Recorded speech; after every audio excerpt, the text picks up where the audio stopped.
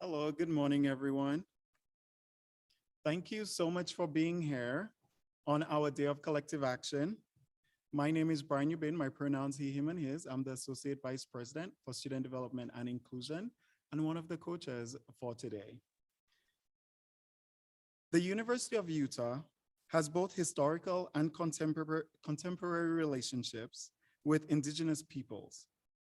Given that the Salt Lake Valley has always been a gathering place for Indigenous peoples, we acknowledge that this land, which is named for the Ute tribe, is the traditional and ancestral homelands of the Shoshone, Paiute, Goshute, and Ute tribes, and is a crossroad for Indigenous peoples. The University of Utah recognizes the enduring relationships between many Indigenous peoples and their traditional homes. We are grateful for the territory upon which we gather today. We respect Utah's Indigenous peoples, the original stewards of this land, and we value the sovereign relationships that exist between tribal governments, state governments, and federal government. Today, approximately 60,000 American Indian and Alaska Native peoples live in Utah. As a state institution, the University of Utah is committed to serving Native communities throughout Utah in partnership with Native nations and our urban Indian communities through research, education, and community outreach activities. Thank you everyone for being here, and I'd like to welcome up President Taylor Randall.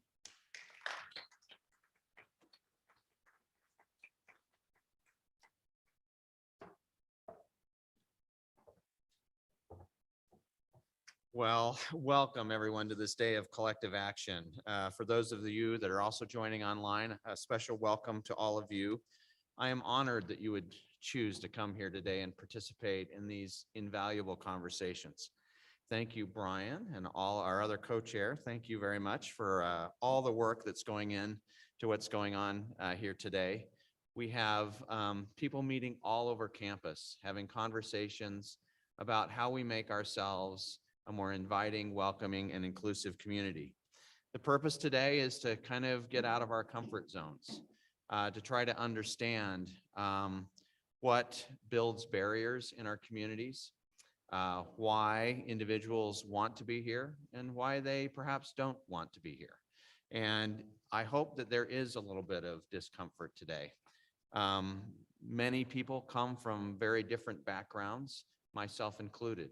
And I think one of the only ways that you actually do learn is by putting yourself into situations that you don't understand and then actually trying to find your way out of them. So what we're asking of you today is to participate authentically, to speak from the heart, to speak from places that you don't understand, and hopefully we'll also all be understanding and empathetic of each other. For those of you that are leaders on campus, I hope you will in particular pay attention, because we do need to learn to lead from places of discomfort and places that I think we have to acknowledge that many of the people that work for us, many of the students that attend here, feel this discomfort every day. And we've got to understand that to be better leaders and to create a much, much better environment. So today is that opportunity to disrupt our own thought processes just a little bit. I hope you'll embrace that. I hope at the end of the day, we will have a set of ideas that will make us a better institution, a better set of individuals, better colleagues, better professors. I'm excited about this. This is why we are an institution of higher learning. It's because we have the ability to adjust, to adapt, and dream of a world that is better for all of us. So welcome, and thank you very much.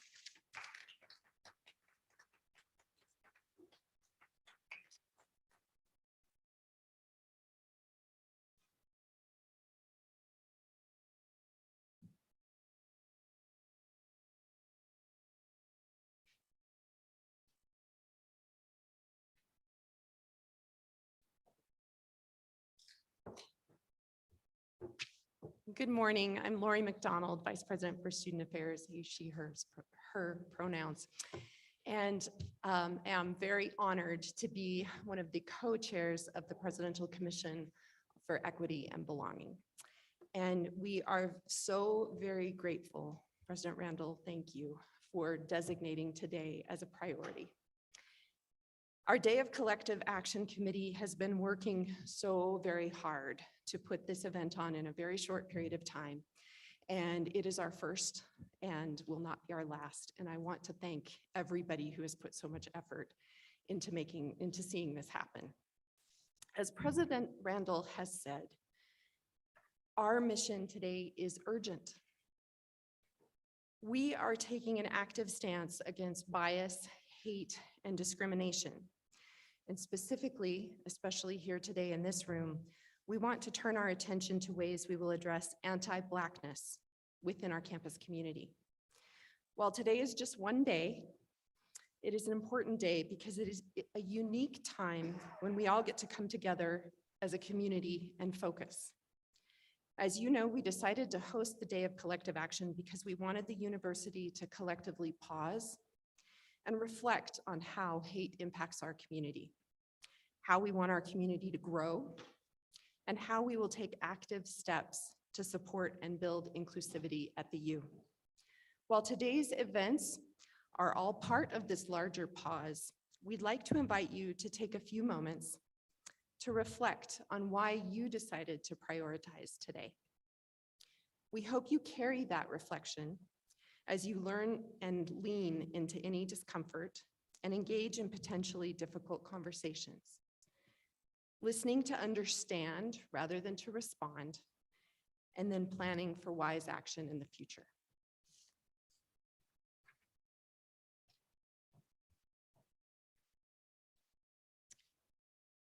Always happens when I follow Lori McDonald, right?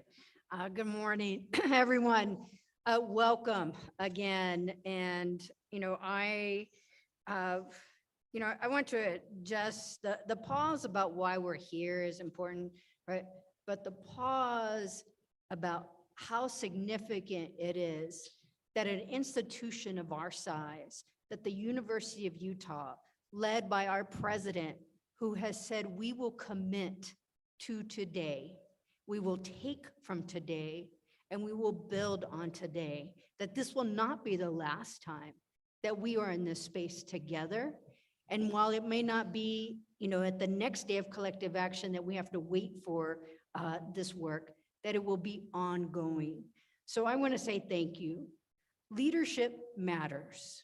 I say that often because we follow the vision of our leader around the work that has to be done. So this is the first time the entire campus has been asked to be part of a university-wide event to discuss, confront, seek solutions for the systemic inequities that exist at the university. The president used the word disruption. I'd like to say that last week I said maybe I'll change us to equity, disruption, and inclusion. Perhaps that trend is in full swing. But this is also an opportunity, and I ask all of you, for those of you who have not met, for those of you who have been committed to the work, and for those of you wondering how you do this work, is to align today with the divisions, with the colleges, with all of those who've been hired to lead in their units with the mission and vision of equity, diversity, and inclusion. We have the President's Commission on Equity and Belonging, and our words, thoughts, your words, thoughts, and opinions today will not only shape how we lead for PCEB, but how our campus moves forward. I want to reiterate that we have a few short-term initiatives that are not only around today, but also with the leadership of Vice President McDonald, the Student Code of Conduct, with our co-leadership across several divisions, including the Chief Safety Office, the optimization of the Arbor process, and all of the sessions that are happening across campus that have either been created and put together by our Committee on the Day of Collective Action, and for those of you who have taken initiative across the campus to host your own conversations, to find your starting place. I thank you. And with that, I'm going to get the signal to move off and inviting Bryan and Christy.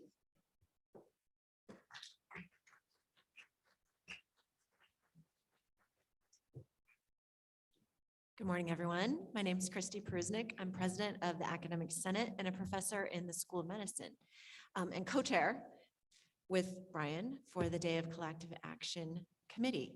I'll take all the complaints about today. You can give all the praise to everyone else, okay? So thank you for coming. Welcome to today. Thanks to the facilitators and other members of the committee for making this happen.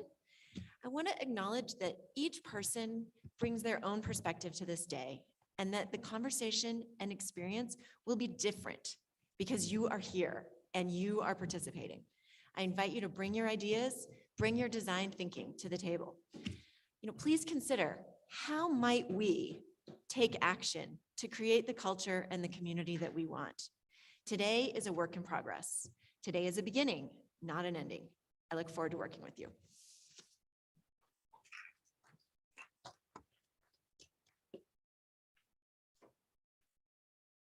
So everyone, thank you again for being here. When I think of the Day of Collective Action, it is an act of community radical love. And I really want us to hold on to that as we go through the day. Sometimes with love, it is difficult, and sometimes with love, it is amazing. And today's might be one of our more difficult days because we will be uncomfortable. And so I really want everyone to echo what the president has said. We need to lean into discomfort today. Oftentimes, when we're coming from privileged positions, we may not really be thinking of the harm that we're causing. And today's the day we get to learn about identifying that harm and really thinking about how it feels. Where do we feel it in our bodies? And, when I think of today, I really think of, and when I think of these moments where we learn the most and when we are uncomfortable, we really, in so many ways, feel that fragility because we actually find discomfort and we have to make a decision to lean into it or not. And so for everyone who will be participating today, if you do feel uncomfortable and you feel that fragility coming up, be okay with it. Because when we don't, we begin to really be manipulative. And if when I say that you're feeling some discomfort, that's okay. Let us keep that manipulative behavior in check. So when it comes time, this is the time to really feel that. So when it comes time for it to really matter, we can show up. And truly be part of our community, because that is how we show real love, real radical love. And so with that, I also want to say that, we might be allies and you might be sitting here and thinking, oh, after this day, I'm going to be an ally. No. Allyship is really coming through all of the actions that we show after today, that we really lean into and call out each other when we're doing something wrong and say, I am doing this as an act of love. And so with that, I really want to say thank you to all of our committee members. Thank you to our PCEB co-chairs. Thank you, a special thank you to Dr. Sheena McFarland. And of course, a big thank you. And of course, a big thank you to our president, Taylor Randall. So thank you again, everyone.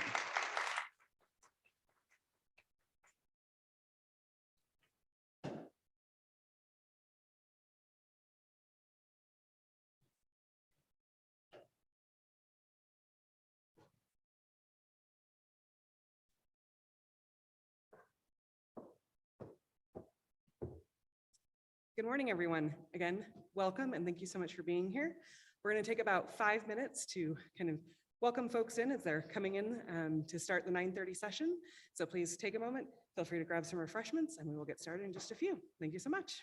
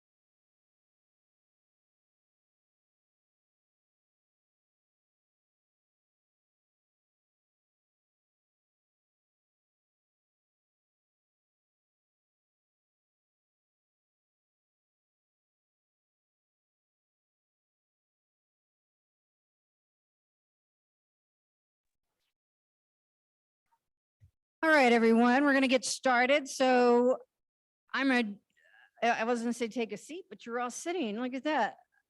So I have the privilege of introducing our guest facilitators today.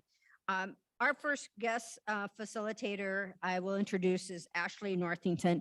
Ashley comes to us from R.W. Jones, and R.W. Jones is a strategic communications firm. And in her work, she's also the chair of the HBCU Success Commission, and certainly works with colleges and universities across the nation, not only around EDI, but very specifically around crisis communication, and when they're not in crisis, communication in general, and has been a great friend and partner in developing our vision and strategy with equity, diversity, and inclusion. So I'm very happy to have Ashley. We've only met virtually, so you know how fun it is these days when you meet somebody you feel like you've known for a long time in 3D and get to give them a hug. Our second facilitator comes to us today from the University of Denver. It is always a privilege to have a counterpart such as mine to share in the vision and the work with the university, to know that we don't do this work alone. What we face at our universities is we face nationally. And so someone who can come in, step in and help guide the work that we've been doing and keeping that alignment. And so Dr. Chris Witt is the Vice Chancellor for Diversity, Equity, and Inclusion at the University of Denver. He was the inaugural Vice President, correct? Or there's a lot of vices here, Vice Provost at Creighton University. And so, you know, I think a number of us have made our way somehow through the University of Denver here, who are here in this room, through University of Denver into here. So we know that the work that he does at the University of Denver is crucial, both to their mission to serve the public good and to ensure that DEI is weaved through the fabric of their community. So I want to say thank you both for sharing your day with us. And if we could give them a warm welcome from the University of Utah today.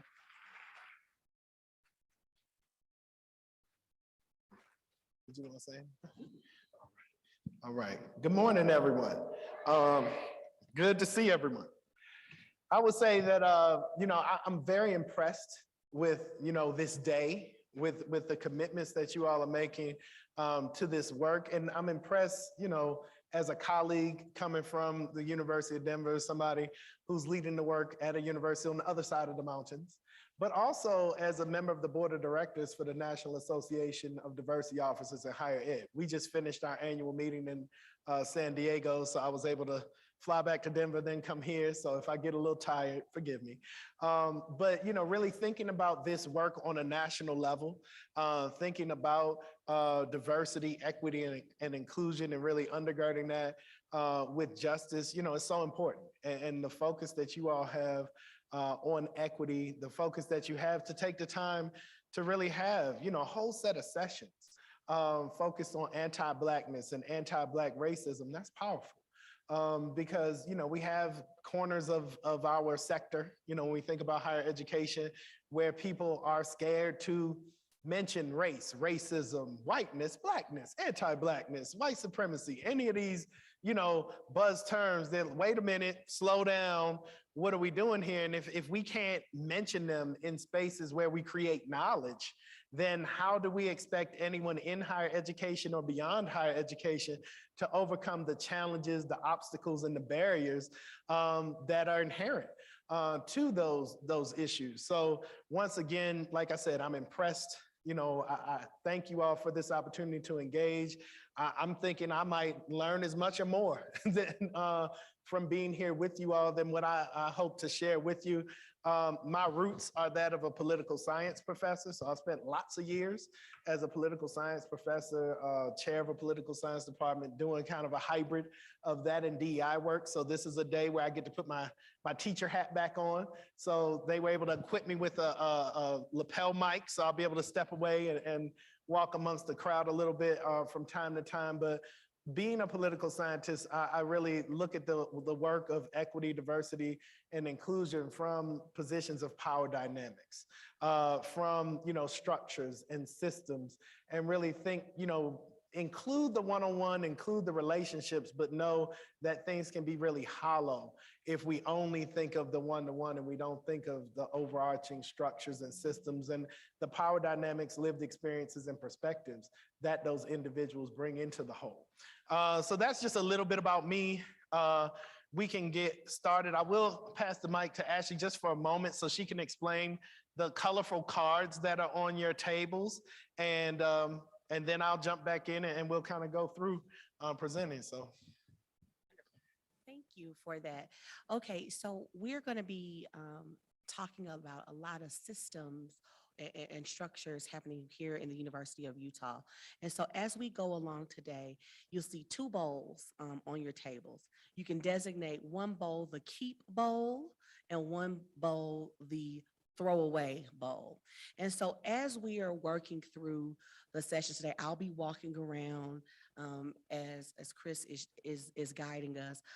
We'll think about the things, the systems, the structures, the policies, the programs, the things that we want to keep. We'll jot them down on a postcard, fold them up, put them in the keep bowl. The things that we want to get rid of or dismantle or throw away, we'll jot those down on the postcard and put that in the throwaway bowl. And so we'll bring those up at a different time. We'll share out the things that we want to keep. And then at a certain time, we'll share out the things that we want to dismantle, change, disrupt, or throw away. So again, we'll let Chris take it away. I'll jump in as needed. I'll be walking around to make sure that everyone understands the instructions. Everyone is on step with what we're doing, okay? So remember, there's a keep bowl, throwaway bowl. As we're working through, jot down those things we want to keep, jot down those things we want to disrupt or dismantle or change. Thank you. And everyone also should have two handouts front and back. And I know that some people can only be at the afternoon session or only be at the morning session. So those questions is kind of like I said, put my teacher hat on, giving you just something to think about. As we make our way through the presentations today, there'll be some spaces that really connect directly to those questions. Other times they'll be a little bit more abstract, but just a space for you to jot some notes of something for you to take away. You don't have to turn this in or anything. And I purposely kind of labeled it with my name on it so you could have a little bit of a disconnect between what we're presenting here and everything that's done. I think that they mesh together well, but I also want to allow the ability for Marianne and everybody to remind folks, well, this is what we do at the University of Utah. What Dr. Witt said was cool, but this is how we do it at the University of Utah. So, having a little bit of respect for the process there. So for the morning session, we have the sessions 1 and 2 sheet, and you'll see as we go through, you'll see some connection there. And then in the afternoon session, if you can't make it, you already have the sheet, so you can have a little bit of an idea of what we're talking about. You'll see that we have these posted easel boards around the edges of the room. And I believe there might be an opportunity for folks online. If not, if it's on Zoom, maybe they can put something in the chat. But the reason for these posted easels around the room is there'll be a couple of times during the presentation where we'll kind of take a break.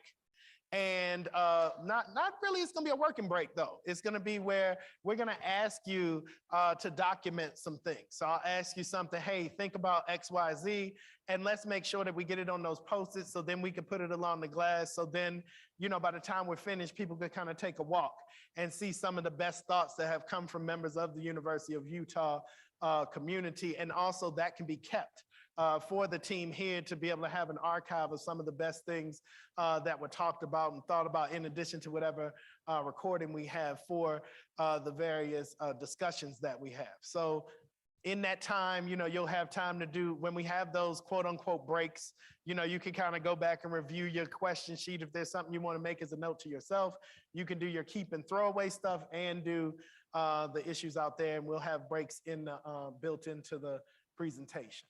All right. So now let's get things rolling. This screen isn't changing. Oh, there we go. Okay. And these are things that you all will have already known about. So here we go. All right. So when we talk about this idea of anti-Black racism, let's just take a minute and think about this question. Why might anti-Black racism be central to American racism or even to American society? So before I run my mouth, take a minute, let it settle. Think about it, reflect. I'm bringing in my experience at a Jesuit institution. Take a moment for reflection, all right? So just take a moment and think on that.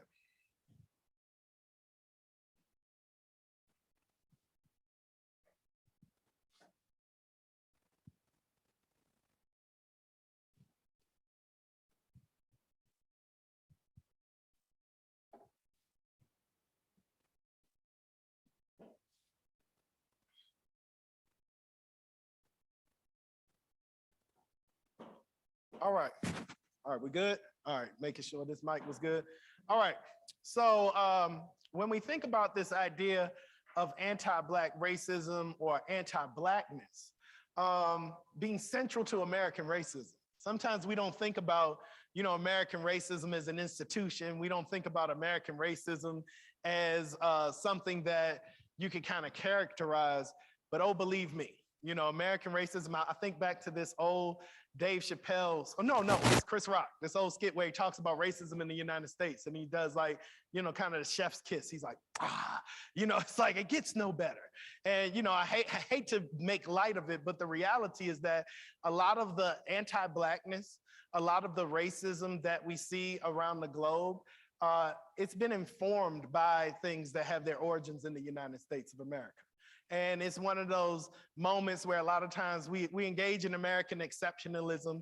And I think it would be odd for us to think that we're only exceptional in the good things. If you're going to be kind of the top of the heap, there's going to be things that if they're permeated through your society, if they're woven into your society, you're probably going to communicate those to the rest of the world. You're going to communicate them as fundamental pieces of the fabric that you have. So we have up here this idea of American society, okay? And American society, when we really think about it, you talk about some of the origins of the construction of race, the construction of what we would have as kind of our class system that we never like to talk about. In America, we don't like to talk about race. We like to talk about class probably less than we talk about race. But part of the ways that we've designated ourselves in the United States, especially in the early days, is we started on this progression towards the construction of whiteness. And when we constructed that whiteness, what it meant to be white, we were taking all these different ethnic groups, all these different categories, these lived experiences, and there were these different points, let me move away from that. There were these different points in our history where we had kind of opportunities to open doors. We had opportunities to kind of a fork in the road or choose your own adventure book. And at each one of those points, if we really look back, most of the time we lean towards constructing more of this, kind of a two-tiered system where we'd lean into the construction of whiteness. And then anything that wasn't going into that construction of whiteness, a lot of times, in the early days will be constructed as what will become Blackness. And in some of the effort to really, build out society and to have some structure and some form to society and to make sure that people of a wide variety of social or economic classes, I keep not wanting to have that give you guys reverb, making sure that people had something that they could hold on to. We started to have this way of upholding whiteness by really taking a lot of time to engage in anti-Blackness. Okay, so if things were Black, they were less than. Black people were given the things that were less than.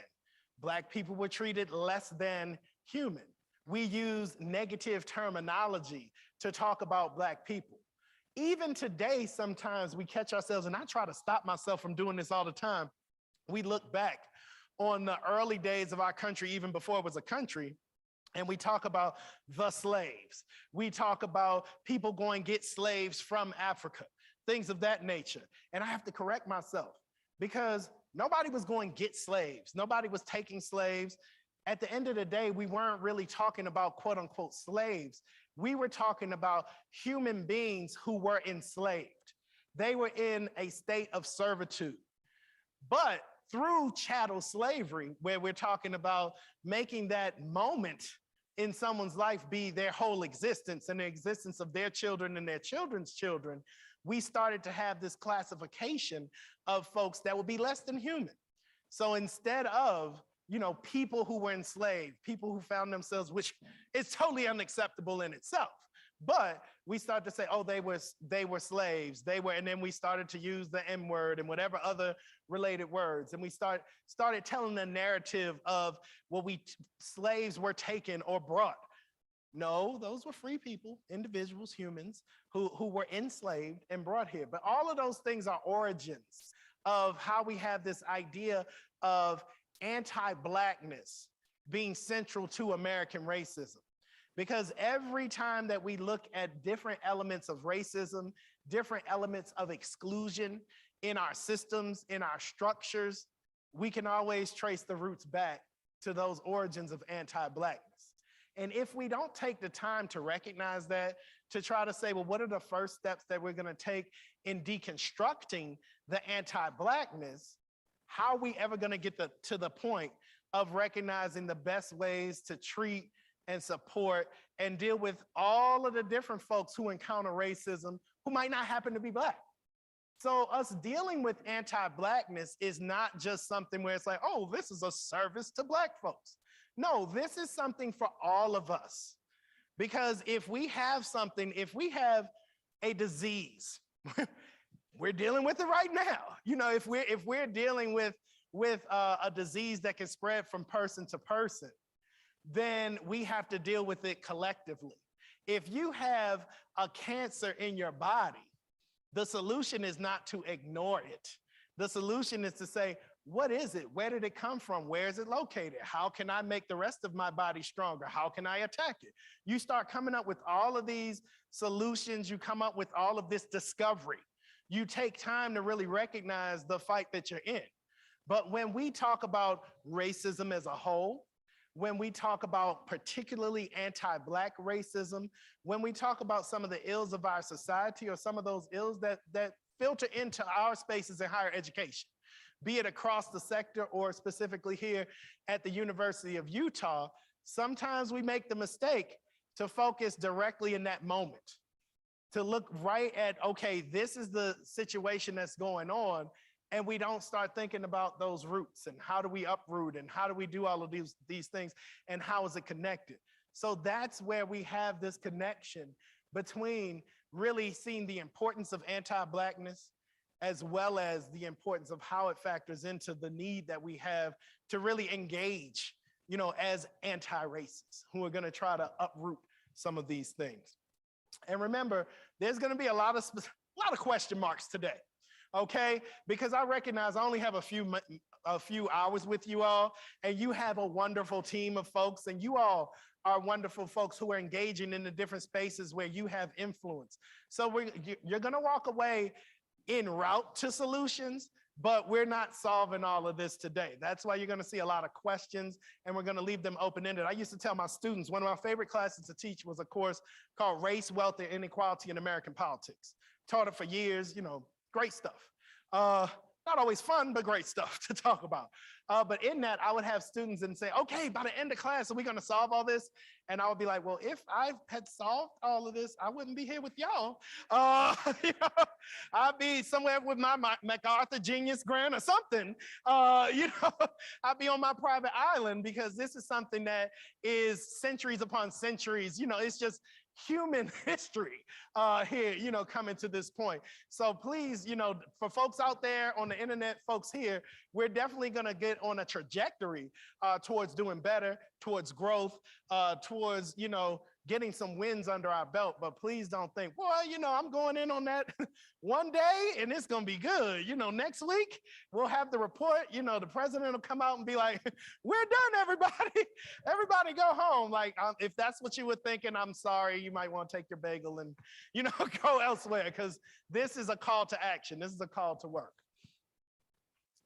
So when we think about anti-Black racism, sometimes we think solely about ways in which some individuals who are members of our communities may end up feeling like they are excluded.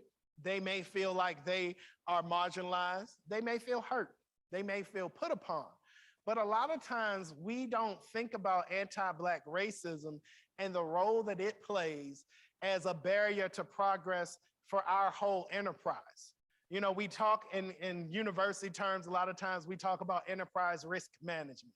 We talk about things that could put the whole enterprise, you know, in danger, things that could really harm our goals, the trajectory that we want to go on. And a lot of times we don't take the time to really think about anti-Blackness or anti-Black racism, something that is woven through not only American society, but through the cultures at our colleges and universities, as something that we need to think about, something that can definitely, in sometimes little bites, little chipping away in different ways, and other times it could blow up in something big as a challenge to all types of progress that we want to make in terms of bringing in the best and the brightest talent among our workforce, our faculty, our students, our community partners, in terms of really being a space of growth and knowledge creation that more people in more spaces feel connected to, you know, across the country or across the world. There are lots of different ways that when we think of progress, we could say,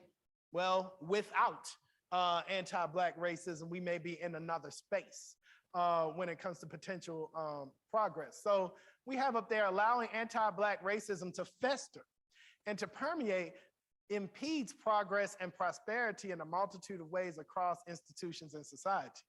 So this is one of those moments where we're not going to go to the boards or anything, but I did want to take another minute of reflection for folks to just think about ways in which anti-Black racism may see itself, you know, perpetuating from, you know, generation to generation, year to year, in the spaces that you find yourselves, spaces at the university, spaces in other places. You know, it could be spaces that you have influence over, it could not be. But just think about the ways in which progress and prosperity either are or could be threatened because we turn a blind eye to racism as a whole and or in particularly anti-Black racism. And as you're taking your moment to think, maybe if you want to jot some of those thoughts down on a Post-it, on one of those postcards or note cards, that might be helpful to help you get your thoughts going.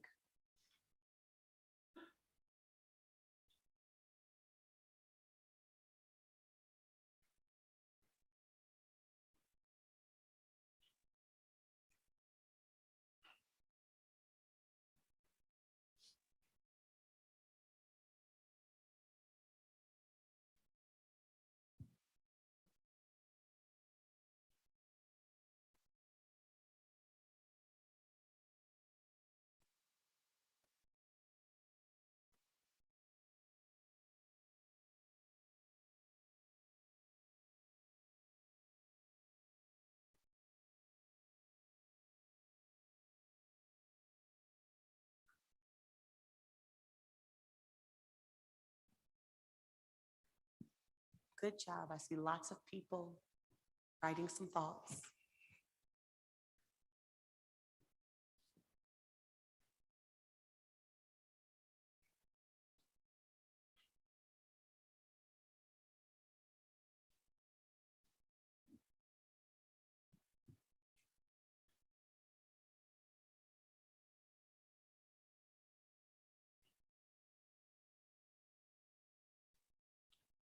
All right, so I'm gonna let y'all continue writing, thinking, while I chat with you just for a bit.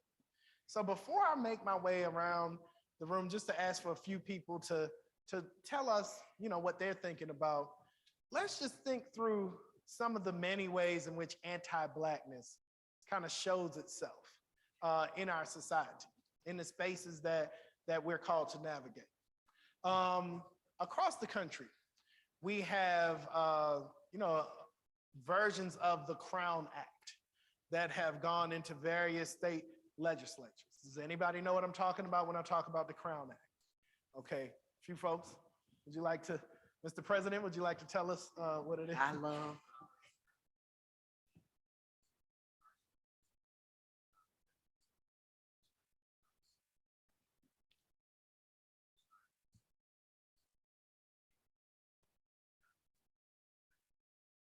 Exactly.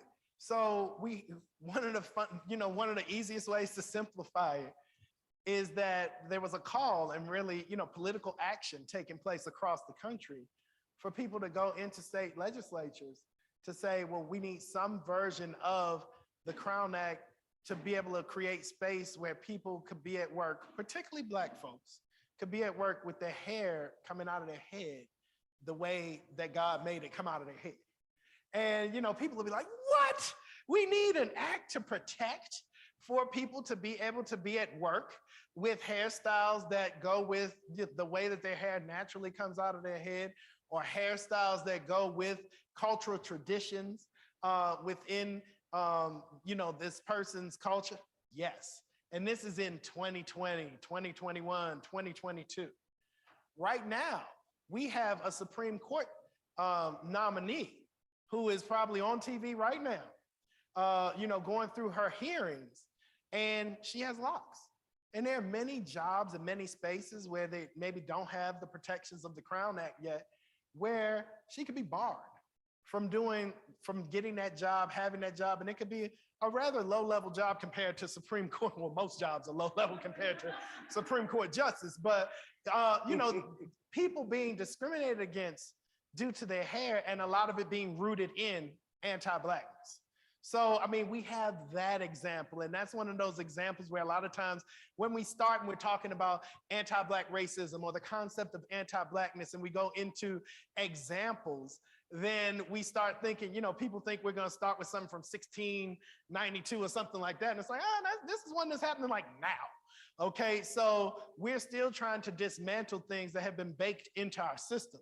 And if people feel the need to go as far as to get laws created state to state to state, that means this is happening state to state to state. This means that it's baked into systems that people have encountered it on a regular basis. Let's go with a global anti-Blackness. Do you know one of the, yes, the fans are clapping for us. So do you know one of the best-selling cosmetic products in many parts of the world is basically bleach? Whitening. So we have skin bleaching. Skin bleaching is a big deal in many parts of the world where you have people with darker skin tones. Through colonization, imperialism, we ended up having, a period in time leading us to this time where European powers really were in command in so many different parts of the world that lighter skin tones were created as more desirable, even though it was the opposite of what people in South Asia may look like, or people in Latin America, excuse me, or in, if somebody could give me a glass of water, that would be really helpful. It might be drier in Salt Lake than in Denver, I don't know. Where you have people who are going against who they are naturally, and they're paying money to not just say, oh, I'm gonna clear up a few blemishes, to go down many different skin tones. I don't know how many people are baseball fans, but if you've seen Sammy Sosa lately, Google it. Sammy Sosa, for the length of his career, he was, a good bit darker than me. And now he's lighter than light. He's bleached his skin to a certain point. And it's not just about, some people will say, oh, well, is that personal preference? And yes, obviously, we're all humans. We have self-determination. You can have personal preferences. But when you really look into the research behind skin bleaching in lots of different cultures, you see that people equate getting that lighter skin with success, with power, with being more successful and having more access. Okay? So when you have those things in place, that shows us that this is deep, this is embedded, that this is something that through policies, through practices, through various cultural indicators, darker skin tones have been looked down on. And we can easily root that, particularly in our United States space, in anti-Blackness. We see it play out in other parts of the world, but certainly here. Let's go with one more global, okay? Everybody's been paying attention to the war in Ukraine, right? 27, 28 days of just horror. And has anyone paid attention to some of the things that are happening on the border, where some people are able to leave and other people have not been? In many cases, and I had to do my own research because I was seeing that there were lots of particularly African immigrants who were in the Ukraine to get their graduate degrees, to get other degrees. There are also students who are there from South Asia and some other places. And I was like, Ukraine? Why would people choose Ukraine? Because, I'm an American, I have a limited view, I need to do better. Okay, so I started doing my research and I found out that during the Soviet era, that the Ukraine, that's where they really concentrated a lot of their best higher ed institutions. So then once you end up having the Eastern Bloc fall, you end up having the institutions were still there. And it's a great value. If you want to enter into the European market, you want to enter into medical professions, a lot of different professions, it's a good place to go. So despite the fact that there is some racism and, and it's very foreign to a lot of people from South Asia or from Africa, they go there. But now that the war broke out, both on the Ukrainian side, they were being told, well, you can't leave, basically you're less than, you're not Ukrainian, all these different things. And then some of the bordering countries said, we don't want to accept Black and brown people. So you have people who were stuck kind of on a proverbial island. And, it's one of those things where you're like, damn, anti-Blackness strikes again. This idea that Black folks in particular are a threat, that Black folks are less than, that wait a minute, we were taking your tuition dollars and all of those things, but now you're on your own. I saw an interview with a gentleman from Cameroon, and he said that he was trying to leave. They wouldn't leave, and they told him, well, you have to stay. We'll give you a rifle. And he's like, well, I got love for y'all, but you're mistreating me. I'm from Cameroon. I'm not gonna stay and fight in this war.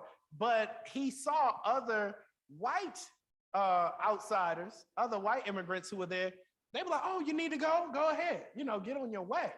So we end up having these international situations that play out where it's not just a general racism. In many cases, we have it be a little bit more targeted, or at least rooted in this idea of Blackness as a threat.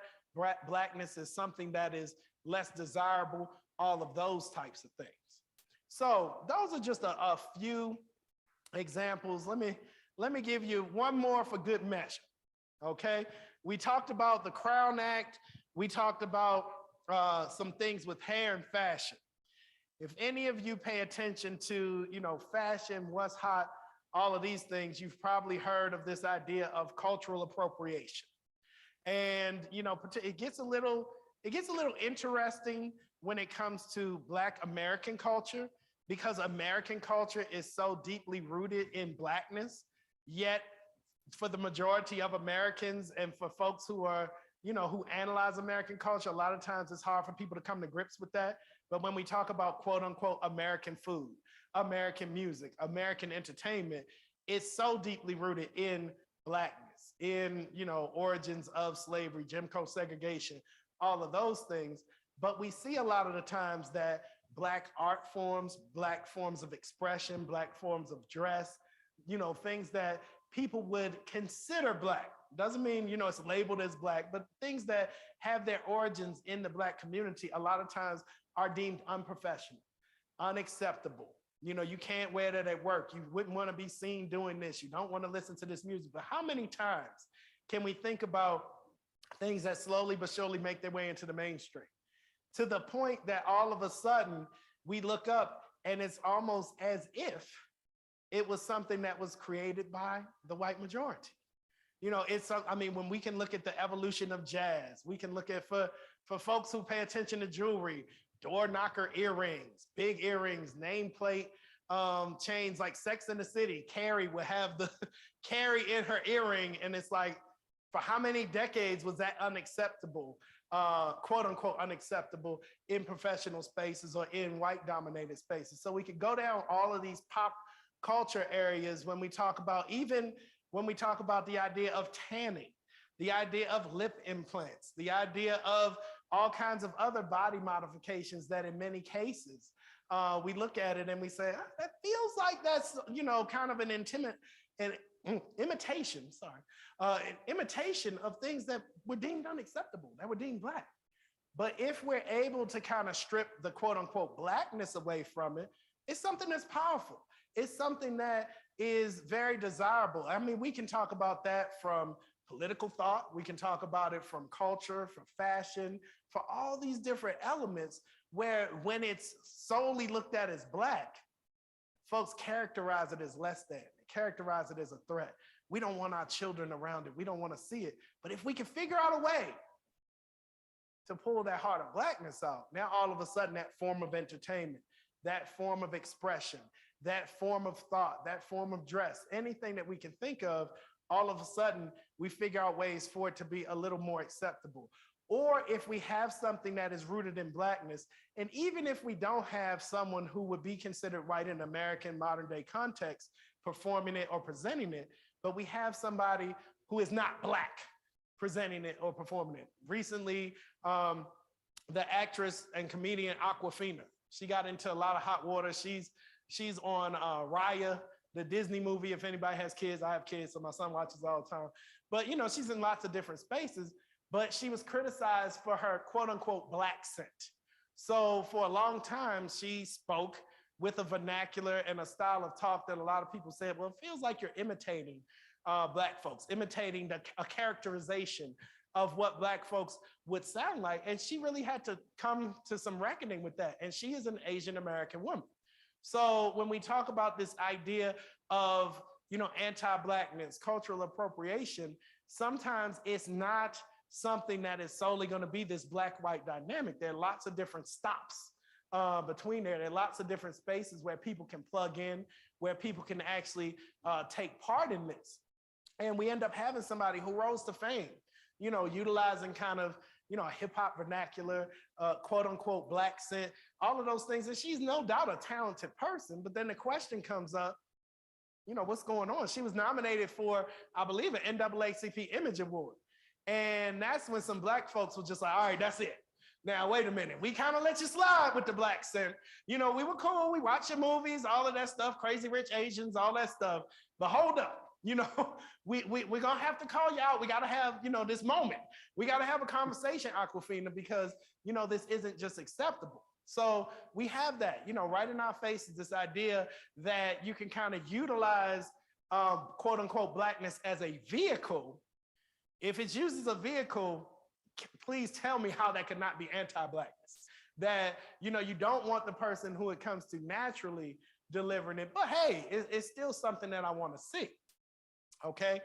Now, when the last thing I'll say before I come to y'all is when we talk about anti-Blackness, I talked about, you know, we talk about this idea of BIPOC, you know, Black, Indigenous, people of color. So I did, you know, I guess the IPOC, everybody else can kind of engage in Blackness. I'm anti-Blackness. So can our white brothers and sisters engage in anti-Blackness. But something that sometimes we forget is that it's so baked in, it has permeated our society so much that Black people can engage in anti-Blackness. That we have situations in Black families, and that's not in a United States context, in a context of the Afro-Latinidad, when we talk about, you know, the continent of Africa, all these different spaces where people engage in colorism.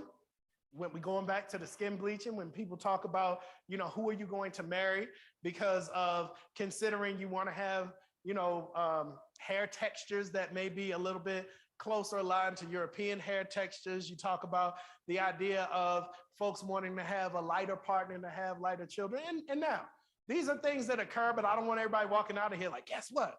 All Black people want these. No, it happens. Just like not every white person is engaging in these things. These are things that happen with some folks, but it's enough of a trend that it's not like two people and then it dies off. It's there. So you have these different elements where even Black folks will tell other Black people if they're doing something that I guess you could consider authentically Black, well, is that professional? The whole idea of code switching, particularly in the United States, is very much rooted in the fact that in order to operate and succeed and to thrive in predominantly white spaces, many times Black folks feel like they have to present a version of themselves in how they're going to speak, how they're going to interact, social cues that they take, the ways in which they will present themselves, the ways in which they will do their hair, everything. They will think about that and they will have one version of themselves that they present at work. And they will have another version of themselves when they're engaged with what I call black time. Because I have spent the majority, if not all of my professional career in I would say PWIs, very predominantly white institutions. So I can't lie, there are moments I get to the end of the week and I'm like, where's the black people? What are we gonna do today? You know, where are we gonna go? What are we gonna do? And you have some folks who heavily engage in this idea of code switching. I've taken a different approach where over the years I said, I can't do it. It's driving me crazy. So I had to figure out, well, how do I take kind of the black time, relax Chris, and kind of get him closer to the professional time, Chris, have them meet in the middle and just be one Chris. I hear y'all talking about, you know, one Chris, because I really don't have time to switch it up. I gotta just be me. I have to do these things. So, you know, I'm like, if I have to go into a space where I have to engage in some high level code switching, that's not the space for me. Right. But that's me. I have a luxury to do that because I have progressed to that point throughout a career. I have the degrees, I have the experience, I have the positions. Whereas if I was 22-year-old Chris trying to start off entry level somewhere, I might not have those types of luxuries. So I just bring those examples up to remind you all that, you know, sometimes for survival's sake and other times just because it's something that's passed down, we have anti-Blackness that even permeates Black spaces. So now I will shut up for a moment. And I really would love to hear, at least from a few of you, when we took the time for you to really think about, you know, anti-Black racism in spaces that you might occupy, what came to mind? Okay, I see some microphones. So, and you know, you don't have to give us like a master's thesis. It's just, you know, whatever ideas kind of pop to mind.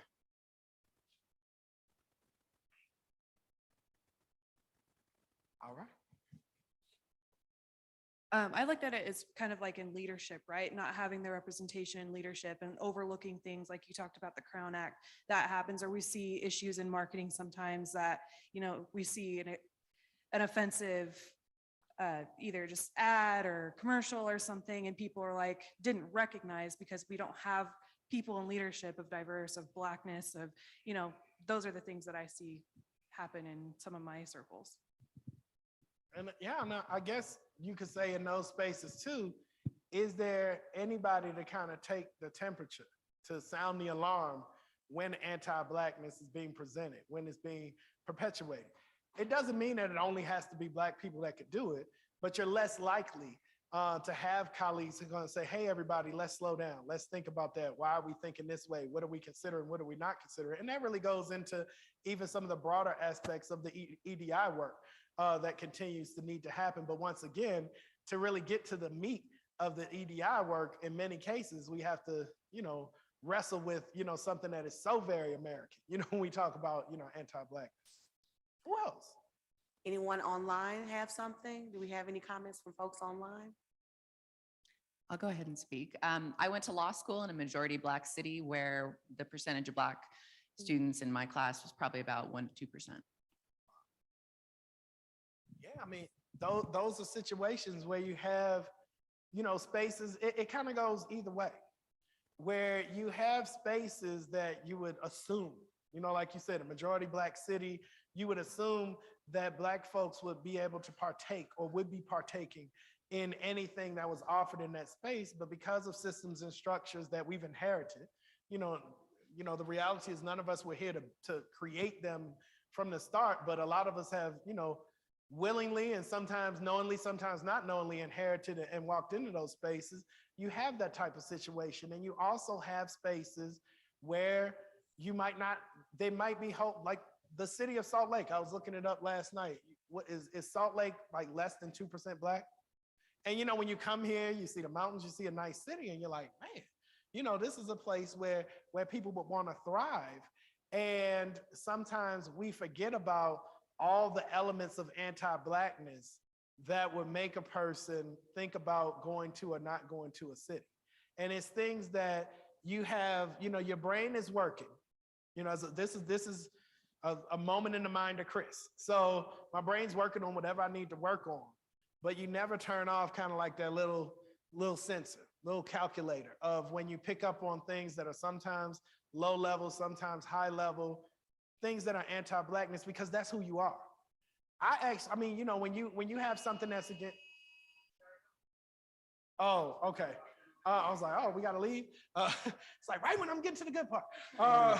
So, you know, when you're navigating spaces and you're thinking about the job at hand, you're thinking about so many different things, but you're also seeing the absence of support, the absence of Blackness. You're seeing ways in which either anti-Blackness is kind of proactive in spaces where people are actively engaged, or sometimes more passively, but it's just something that's been inherited.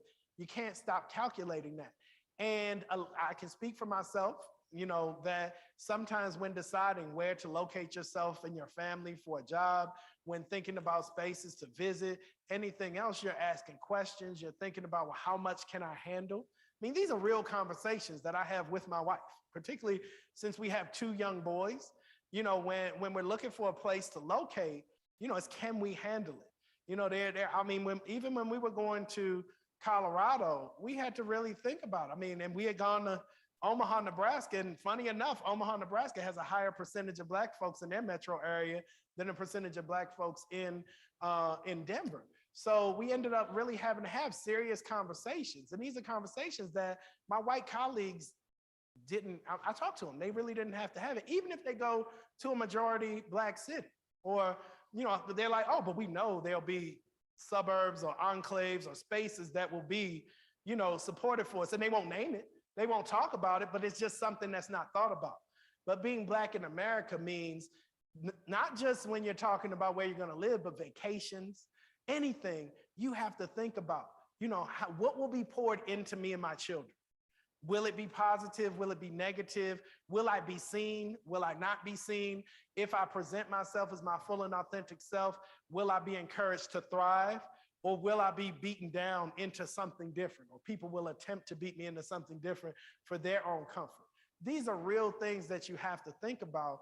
And like I said, having 2 Black boys in America who I want to raise into productive and happy and healthy Black men, these are real things to think about. Because even in areas that are quote unquote predominantly Black, you have issues because it's in an American context. But then when you go into spaces that are not that, you have those issues. So that brings up, you know, a great point to think about when it comes to, you know, anti-Blackness kind of showing itself in spaces. Anybody else? Yes. Oh, did we? Let's do a, Mike, I'm sorry, because the online people might not hear you. Oh, it's right there. Yeah, I had the opportunity to attend a session last month from the Black Cultural Center here on campus, and it was truly eye-opening for me in the regards of how often we don't, as you were sharing, have to necessarily think about those things. But I learned that in the state of Utah, it is not required in school, in esthetician school, thank you for the right word, to know how to work with Black hair. So many salons in our city are turning away clients or saying, or going ahead and ruining people's hair because they have no training, and it is not required in our licensing here in the state of Utah to learn how to do so.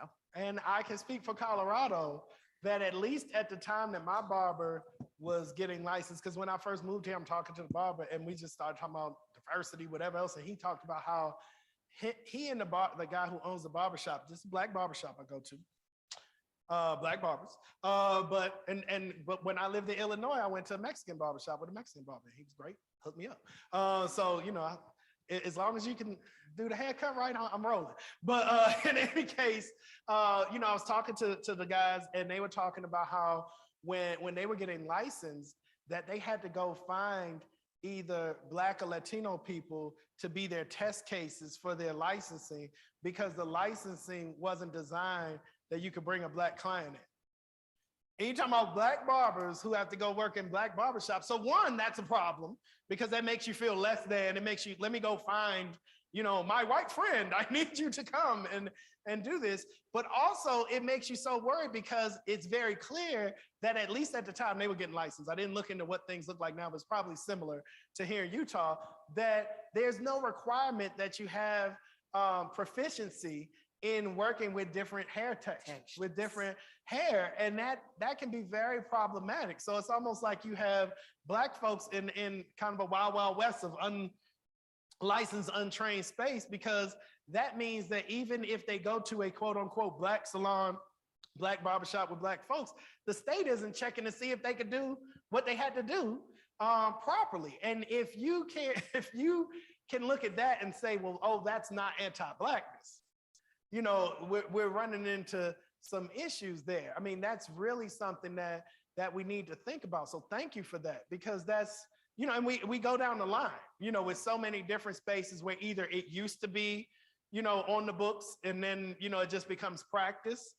When we talk about housing discrimination, when we talk about so many other elements that are so central to our lives, or even when we talk about education. You know, we have big debates brewing, you know, across the country, you know, where folks are thinking that second graders are being taught law school concepts or something like that. We have, you know, debates we just got out of February. People talk about, well, why do we need Black History Month? And I talk about, well, it's the bubble effect. And what I mean by the bubble effect is a lot of times when you look in American history textbooks or you look in American government textbooks, at the end of chapters, there'll be bubbles. And it'll say, well, this is two things that Black people were doing. And this is something that white women were doing. And most of the time it'll be women too, mind you. Because we in the United States, we love to say women and people of color, like there aren't women of color, as opposed to being comfortable enough to say white men, white women, you know, black women, Black men, all of those things, to say, well, okay, there's gonna be some variations in lived experience. Nope, we like to quickly pull stuff together. So women, a lot of times, is a cover for just white women.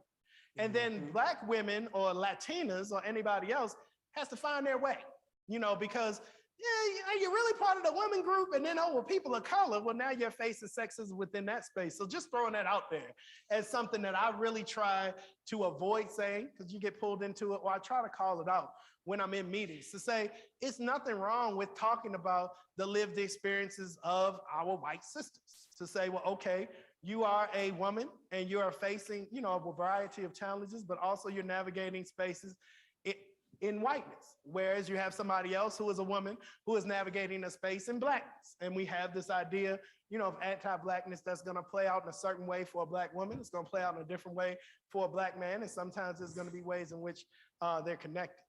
Anyone else?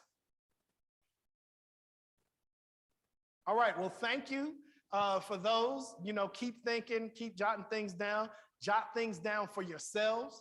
We're going to continue conversing. Moving forward, this idea of missed opportunities, anti-Black racism's legacy. And I'm going to take, you know, I talked about a few things, I'll talk about a few more, but we have to remember that we are creating tomorrow's history today. Far too often we look at history and we forget that we're moving forward. We're getting older. We don't like to own up to it. You know, we talk about, you know, we forget that we're in the pandemic of COVID-19. Why was it called that? It was discovered in 2019. It's 2022. And we still feel like it's 2020 because we're still in the midst of this pandemic. But no, let me remind you that some of the things that we had to do or the things that we did in 2020 are now history. We're looking back on it and we say, oh, remember when this all started? And remember when we didn't have a vaccine? And remember this and remember that? And just think as we go, decade to decade to decade, how whatever we do or don't do now is really the history that the next generations of historians, students, people in our families are going to look back and look at that. And sometimes we don't think of the gravity of the fact that what we do individually and especially what we do collectively goes into the annals of history. You know, we have to think about that. So when we look at missed opportunities in the United States, a few missed opportunities, I was talking with some colleagues last night. You know, we can look at some of the guideposts in American history as missed opportunities. Reconstruction. So we have the United States, you know, founded on, in much case, you know, you're talking about, you know, as we had the land acknowledgement, land that was taken, you know, people that were decimated. We have other people who were stolen from their homeland, used to build the nation's capital, used to build so many other spaces. We have that as a legacy, as the beginnings of, you know, our economic strength, of so many other parts of our history. But then we have the Civil War, you know, huge situation. Civil War ends, we have an opportunity, Reconstruction. But Reconstruction is stunted, it's ended. President that takes over after Lincoln, Andrew Johnson, he's from Tennessee. When he gets in power, he's not exactly, a big fan of seeing Black folks looked at as humans, Black folks, getting close to real citizenship, full citizenship, having assets. He's like, well, they used to be assets. How are we going to accept this? So we see Reconstruction stunted. So we have a missed opportunity there, missed opportunity to really incorporate folks into our political system, our political process, to incorporate Black folks into owning pieces of America, to incorporate Black folks, which you need to be proactive in that space. You can't step back and say, no more slavery, good luck. I mean, that is a space where you need the Freedmen's Bureau, where you need, people to be proactive, to say, well, you were owned, you were dehumanized, you were separated from families, all of those things. How can we proactively start to build something where you're going to remain hurt? We recognize that, but how can we set the stage for the generations to come? We leaned into it for a quick moment, pulled it back. And things got worse and worse and worse for Black folks, particularly in the South. When we talk about the Black codes giving way to Jim Crow laws, missed opportunity. When we talk about Black codes were laws that happened during Reconstruction, right after Reconstruction, where they really were ways that you would give, guidance, boundaries, prescriptions to how Black people would operate. And then there was a recognition that, wait a minute, we have Black codes, but there are a lot of white folks, particularly poor white folks, who are like, I'm cool with these Black folks. We're doing the same job. We're living in the same place. It is what it is. Let's live our lives. So then they said, well, let's come up with these Jim Crow laws. Jim Crow laws told everybody how to act. It put prescriptions and boundaries on white folks as to how they were to not interact or to interact with Black folks. Not only telling Black folks what to do, but also having punishments and, like I said, boundaries for white folks. Missed opportunity. Where we see policy, we see people proactively stepping in for division, for breaking people up. We talk about the early 20th century, particularly bloody summer of 1919, the times around the late teens into the 20s after World War I, where we had Black soldiers being lynched in their army uniforms, where we had whole towns being massacred. When we talk about Rosewood, when we talk about Black Wall Street, where Black folks said, okay, you don't want us, we're gonna go build our own. And then you ended up having white folks through lynchings, through massacres, taking back that wealth, taking that land, taking that space, taking away that progress. Missed opportunity. What if those areas had been allowed to flourish? What if those folks were able to operate in spaces where we were lessening the anti-Black racism instead of ramping it up to the point of massacre? We move into World War II, we talk about the Double V campaign. What we mean by that is that a lot of people who were civil rights activists, Black rights activists in the United States, saw World War I and what happened after with Bloody Summer and all those things is a big missed opportunity. As I said, missed opportunity. They said, well, we're going into another World War, we won't miss that opportunity. So we're gonna do Double V. We're gonna have victory abroad, victory at home. And we ended up seeing World War II as a space where a lot of the folks who ended up being the drivers of the civil rights movement got a lot of their boldness, got a lot of their ideas, engagement by engaging with World War II, either at home or abroad, engaging in the workforce, engaging abroad where people say, well, I've seen something else. It doesn't have to be this way. Have you ever gone, I mean, even on a light level, you go on vacation, you go visit a family member and you see something, it could be the smallest thing. Oh, I went to this city, their public transportation is better than ours. It doesn't have to be this way. Oh, wow, they have curbside delivery of whatever, of goods at Home Depot. It doesn't have to be this way. We should have it in my town. So think about if we have that feeling for little simple pleasures. Think about if you are a soldier in World War II and you help in the liberation of France, and you have white folks in France who actually are looking at you like a human being. Do you want something to eat? Do you want to go to a party? And they're like, wait, who, me? You want, oh yeah, I would like to do that. Those, I like to eat. I like to listen to music. I like to do all those things. And you start to recognize that the world doesn't have to be the way that you've seen it. I mean, I even talk about when my wife and I went on vacation to Ireland. Had a wonderful time. And it was one of the things where I had so many cool conversations with people in Ireland about how they idolize people within the civil rights movement in the United States, because that was a model for a lot of the work that they did in trying to liberate themselves. And just having conversations where people were looking at me, you know, white folks, you know, because I'm conditioned as an American. So I'm trying to see them as Irish, but I'm also seeing white folks. And it's like, yeah, 40 something years, I'm used to that. And it's white folks saying, hey, come on in. And maybe they wanted me for my American dollars. Maybe they didn't see any barriers with race, whatever it was. I don't know what it was, but it felt good. And, you know, it's one of those things where then you come back to the United States, and it's much different than the World War II context. But I felt like, oh, wow, it can be cool like this. I can just go into random white spaces, be accepted, all of those things. And there were times where my wife and I were at restaurants, and the only uncomfortable stares and eyes that we got weren't from the Irish folks. It was from other visitors. In many cases, Americans or other folks who were like, what is this Black couple doing in Ireland? You know, and it's like, and you feel it. You feel it because it's the same eyes that you get at restaurants in the United States. And now you're getting in other spaces. So and that's minor. You know, it's minor, but it's major. But it's one of those things where it's nothing like a World War II soldier. But I'm trying to relate for you all to think about how they felt when they come back. So they weren't going to take it. So you end up having these circumstances that led into the civil rights movement. But while all this is happening, what happens with the GIs when they come home? GI Bill. So we have, you know, access to education, access to housing, missed opportunity. We had so many limitations on what Black folks could do and not do, you know, with that expenditure of funds that really created the white middle class, that created white suburbs. And with that, I'm going to see if we can click to this YouTube clip.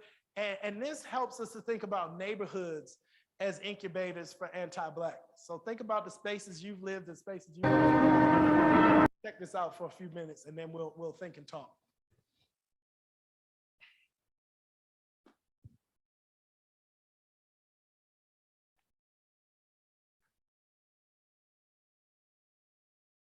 And the folks online, once this gets going, if you have any issues with seeing the video, let somebody know and we'll figure it out.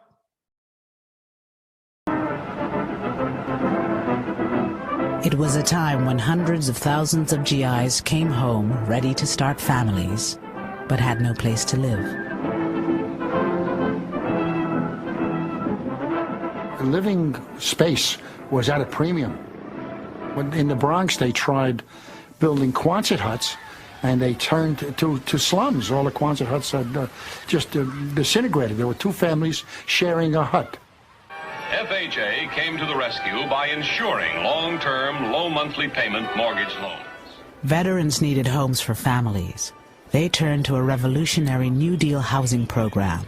It would racialize housing, wealth, and opportunity for decades in ways few could have imagined. In the 1930s, the federal government created the Federal Housing Administration, whose job it was to provide loans or the backing for loans to average Americans so they could purchase a home. Due to the stimulation of the National Housing Act, from every section of the country come reports of vastly... In order to purchase a house in America prior to 1930s, you had to pay 50% of the sales price up front. The new terms of purchasing a home was that you put 10% or 20% down, and the bank financed 80% of it, not over 5 years, but over 30 years at relatively low rates. This opened up the opportunities for Americans to own homes like ever before. The average person could own that home. If these terms sound familiar, they should, because this is essentially the same financing scheme that allows most Americans to own their homes today. Federal programs and banks sank millions into the home construction industry. Their message to veterans: you can afford a new home. Buy a new home now. On the outskirts of Baltimore, Memphis, Chicago, Los Angeles, Denver, and other cities, brand new communities sprang up. One of the most famous was a Long Island potato field, transformed into 17,000 new homes. It was called Levittown.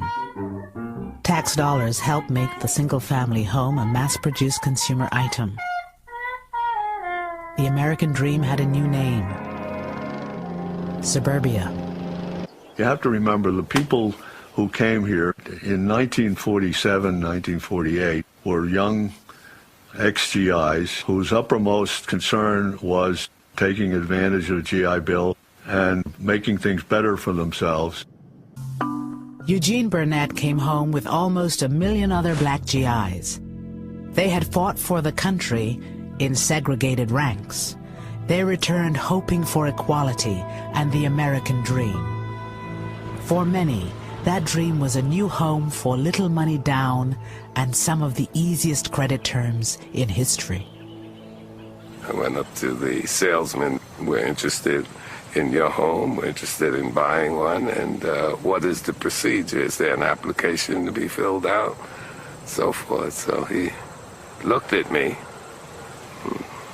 looked around, and he said to me, he says, listen, it's not me, but the owners of this development have not as yet decided to sell these homes to Negroes. It was as though it wasn't real. You can't imagine.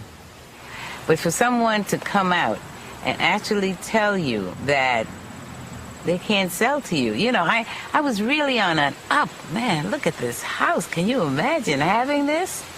And then for them to tell me because of the color of my skin, I can't be a part of it. The FHA underwriters warned that the presence of even 1 or 2 non-white families could undermine real estate values in the new suburbs. These government guidelines were widely adopted by private industry. Race had long played a role in local real estate practices. Starting in the 1930s, government officials institutionalized the national appraisal system, where race was as much a factor in real estate assessment as the condition of the property. Using this scheme, federal investigators evaluated 239 cities across the country for financial risk.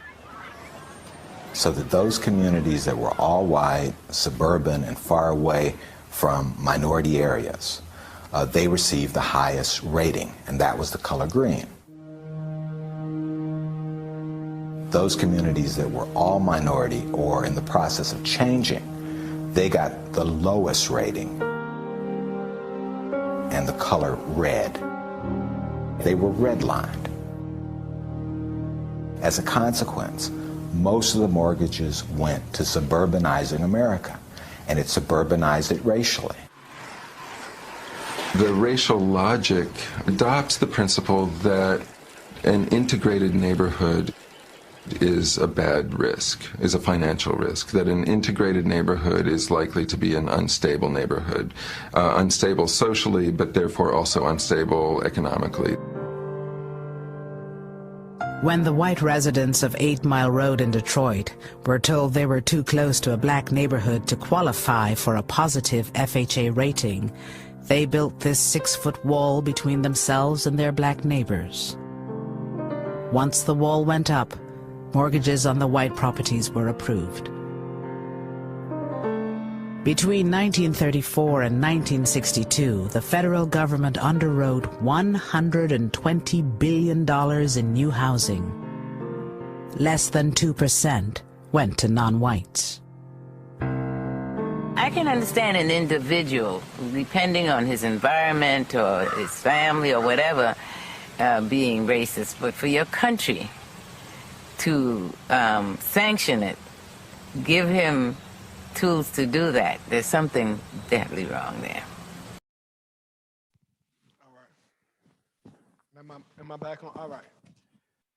So everybody, take a moment and let that wash over.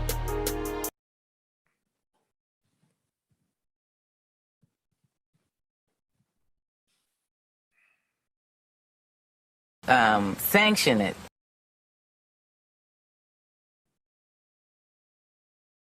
All right. All right, so as you can see, yet another missed opportunity a huge missed opportunity. We think about this idea of neighborhoods as incubators for anti-Blackness. So let's think of a few ways that neighborhoods, the places we live, can really be those incubators. All right, so a lot of times we don't tell these stories. You know, this video's old, y'all. I've used it for years. You know, it's been out for a couple of decades. This research is nothing new. I did a lot of this research when I was in grad school decades ago, you know, looking at the racial wealth gap, looking at the construction of whiteness, the building of white wealth, the building of the white middle class, the ways in which, you know, we had those missed opportunities. All these things are things that people have talked about well before I ever started looking into it. But on a day-to-day basis, we don't have these conversations. I spent a lot of my teaching career in Illinois. Had a lot of students who were from the Chicago suburbs.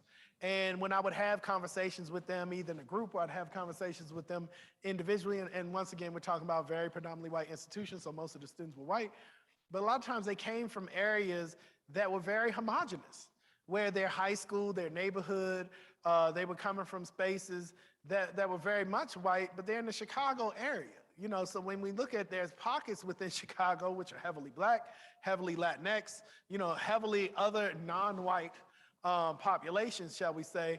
But the students, nobody in their families, nobody in their neighborhoods ever took a moment to say, well, why are these areas so white? You know, it was almost like somebody sprinkled, you know, like white seeds in the ground and white children popped up and families and households, and that was it.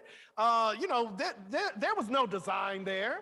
There was no intentionality there. That's just the way it is. We talk about neighborhoods like that in the United States. This just is a Black neighborhood. This just is a white neighborhood. This just is an upper middle class neighborhood.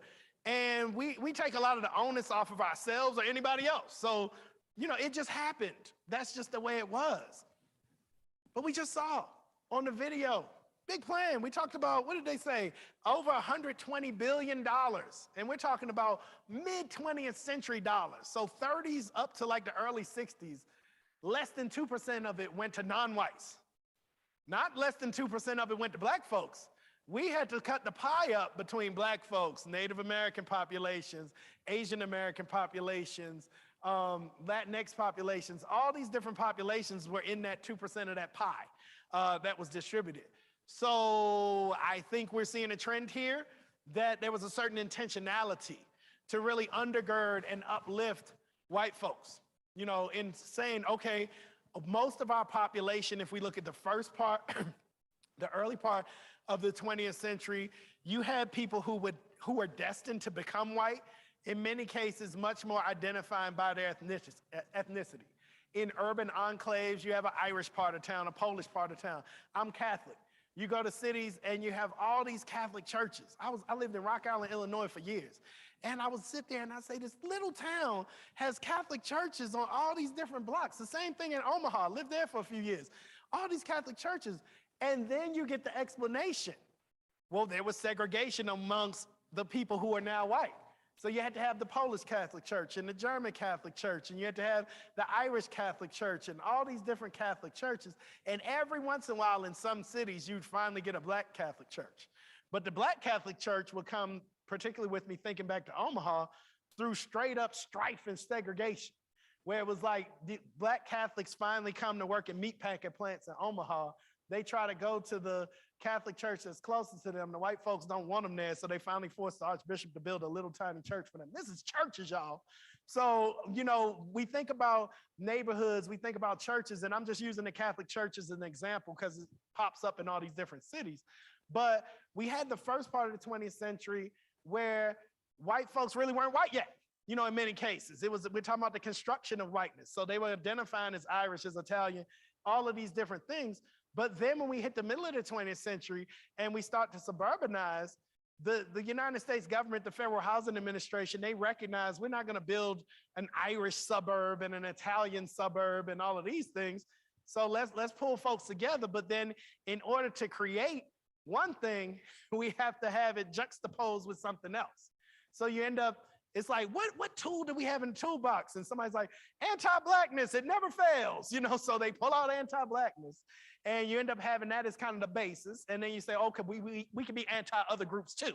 But we're going to create this whiteness. So you start to have these neighborhoods that are full of folks who formerly lived in these ethnic enclaves and even amongst themselves. When we look, with our sociologist friends, we start to look at the construction of whiteness, and you start to see how people started to feel like it was advantageous for them to shed various elements of their, ethnicity in order to move forward. So you end up seeing people create this new version of, who are they going to be? All right. So this is how the big missed opportunity really created space that means so much to us in higher education. Because where do most American families hold their wealth? In their home. And even today in 2022, in a majority Black neighborhood, same construction, same house, everything else, is that house going to be worth the same as an identical house in majority white neighborhood? No. So we end up having barriers to wealth. And wealth is the key to so many different things that we have in the United States. So now, come on, thing. All right. We on the same page. So now it is time for us to think and report out. Okay? And with that, we could take a break. Let's do about a 10-minute break. Does that work for everybody? So let's do 10 minutes. And when we say think and report out, if you need to take time for this to wash over you, do that. If you need to work on your things that you want to keep, things that you want to throw away, you could do that. But also, please make use of the post-it boards around. And what I want you to think about is how anti-Black racism is hiding right in front of us. So what are some ways in which we see anti-Black racism hiding in front of us, but maybe we didn't see it until today, or maybe you've seen it, but you didn't talk about it? Here, it could be at the U, it could be in Salt Lake City, it could be in Utah, it could be in the United States. But if you all would at least jot some idea around there, and then the folks who are collecting those, make sure that we keep those together to match along with how is anti-racism hiding right in front of us. So bathroom breaks, email breaks, keep and throw away boards, and we'll get back together in about 10 minutes. Does that work for everybody? All right. Ashley, do you have anything to add? Nope, that's All right. perfect.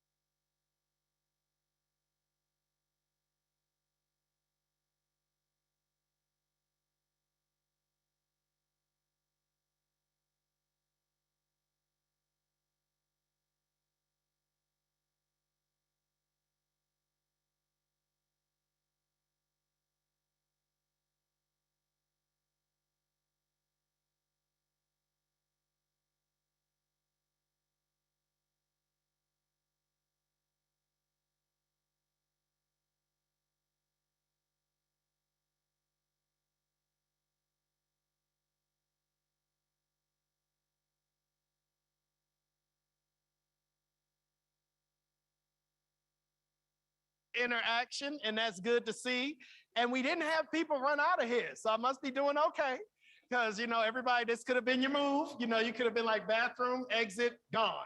Hopefully we still have people online, but I'll give everybody who's with us in person a moment to sit back down and everything. Hopefully you had time to put some stuff on the posters. Hopefully you had some time to jot down your own notes and to do the keep and throw away. But I want to pass it over to Ashley for a little bit so she could just talk to you all a little bit about some of the intentions that they have for, taking some of these takeaways and operationalizing them at the university. Yes, thank you. So we are super excited for all of you to join us today. What we're most excited about is really hearing from you. So on your tables, you have these note cards. And again, you have these 2 bowls. What we really want you to do is to think about the things that are happening. As Chris has been talking about the systems and the structures that manifest anti-Blackness, we want you to think about the things that you want to keep. There are things that are happening at the university that are great and amazing. And so in one of the bowls, we want you to jot down all of the things that you think we should continue to do, that we think are great, that we want to champion, and fold those up and put those in your keep box. If it's more helpful, write keep here or keep on the note card so we can keep up with it. And then we also want you to think about the things at the U that we need to shift or disrupt, the things that we want to stop doing. And we want to write those down and put those in the throwaway bowl. And then at some point, we're going to have an opportunity for you to write, on one board, we want all the things that we're going to keep. And on another board here, we'll write all the things that we're going to shift or change or disrupt. The idea is to take your thoughts and your ideas and help incorporate them into all of the work that's already happening through the EDI division. We want to take your thoughts and see what things are working, what things we think are amazing, and then what things we want to disrupt. So again, as we're moving along, as we're talking and we're reflecting, remember the things that we want to keep, remember the things that we want to shift or disrupt or just completely stop doing so that we can make sure that the U is the place of choice for everyone. Okay, Chris? All right, thank you. So if, when we do get to another one of these breaks, we have one more and it'll be a real quick one this time because we'll be close to the end. But, Ashley's going to write keep on one of the boards. Yep. Throw away or whatever terminology she wants to use for the other. And then the other 3 boards will be open for the question of that break. But we'll have keep and throw away over there. Ashley touched on something. She was talking about this idea that we're talking about systems. We're talking about structures. You've heard me talk a lot about that. We've talked about public policy. We've talked about the accumulation of wealth. We've talked about products in the media, marketing. We've talked about all these different things. And we haven't had a lot of time where we've talked about somebody called me this word, somebody attacked me. That's still racism. That's still racism, but that's a different type of racism. When we talk about anti-Blackness in particular, we're really looking at it from a structural space. We're looking at it from a space where it's harder to escape structures. It's easy for me to choose, well, sometimes easy, sometimes not easy, for me to choose my friend groups, for me to choose people I'm around. Even when we talk about where we work, we can go work somewhere else. We can move somewhere else. It's not that easy, but we can do that. But if you're Black in America, guess what? Anti-Blackness, as soon as you get there, it's like, hey, where you been? We're waiting for you. In the neighborhood, in the school, in the church, in the workplace, all of those things, it takes shape in some form. Because we talked about anti-Blackness among other communities of color. We talked about anti-Blackness in the Black community. We talked about anti-Blackness in media, in workplaces, all of these things. It's going to manifest differently. It's going to look different place to place, opportunity to opportunity, but it's something that's there.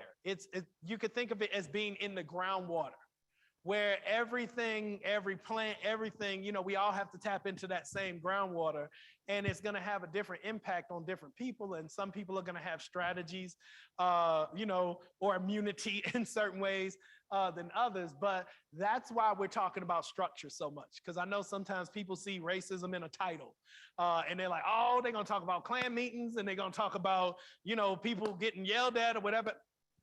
That's all real. Those are all things that we need to worry about. But these are the things that are much more nuanced. These are the things that are just baked into spaces that we have to occupy. We have to have somewhere to live. We have to think about, intergenerational wealth for our families, or deal with the fact if we don't have it. We have to really think about ways in which our kids are going to get educated and all these different things that are part of life. So thanks again for that, thinking on these things, for talking amongst one another, for staying. We actually have, I think, a few more people than we had before we took the break. So like I said, I'll take that as success. I didn't run folks off. Online people, still remember y'all. Hope you're hanging in there, eating your snacks, doing whatever you have to do. Let's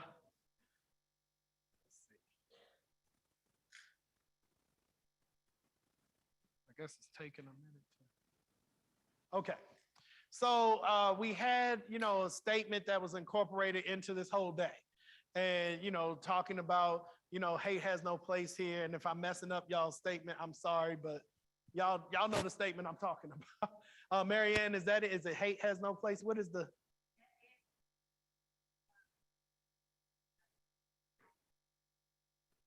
Okay, hate has no home here.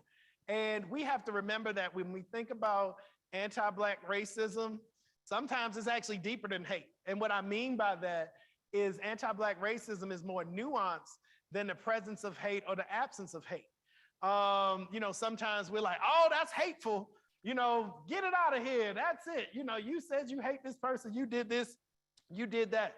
Oh, this is a space where, quote unquote, there isn't hate. We're great. And we forget that hate is nuanced, but also anti-Black racism in many cases is even more nuanced, because one of the tricks of it is to get people not to talk about it, not to notice it, not to recognize it, to actually feel put upon if they do talk about it. How dare you bring that up? Why are you playing the race card? All of the different things that we hear. So how might white supremacy be undergirded by anti-Black racism? Let's take a minute and think on that.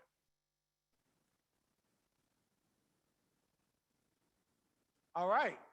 So when we're thinking of, let's start by breaking down white supremacy.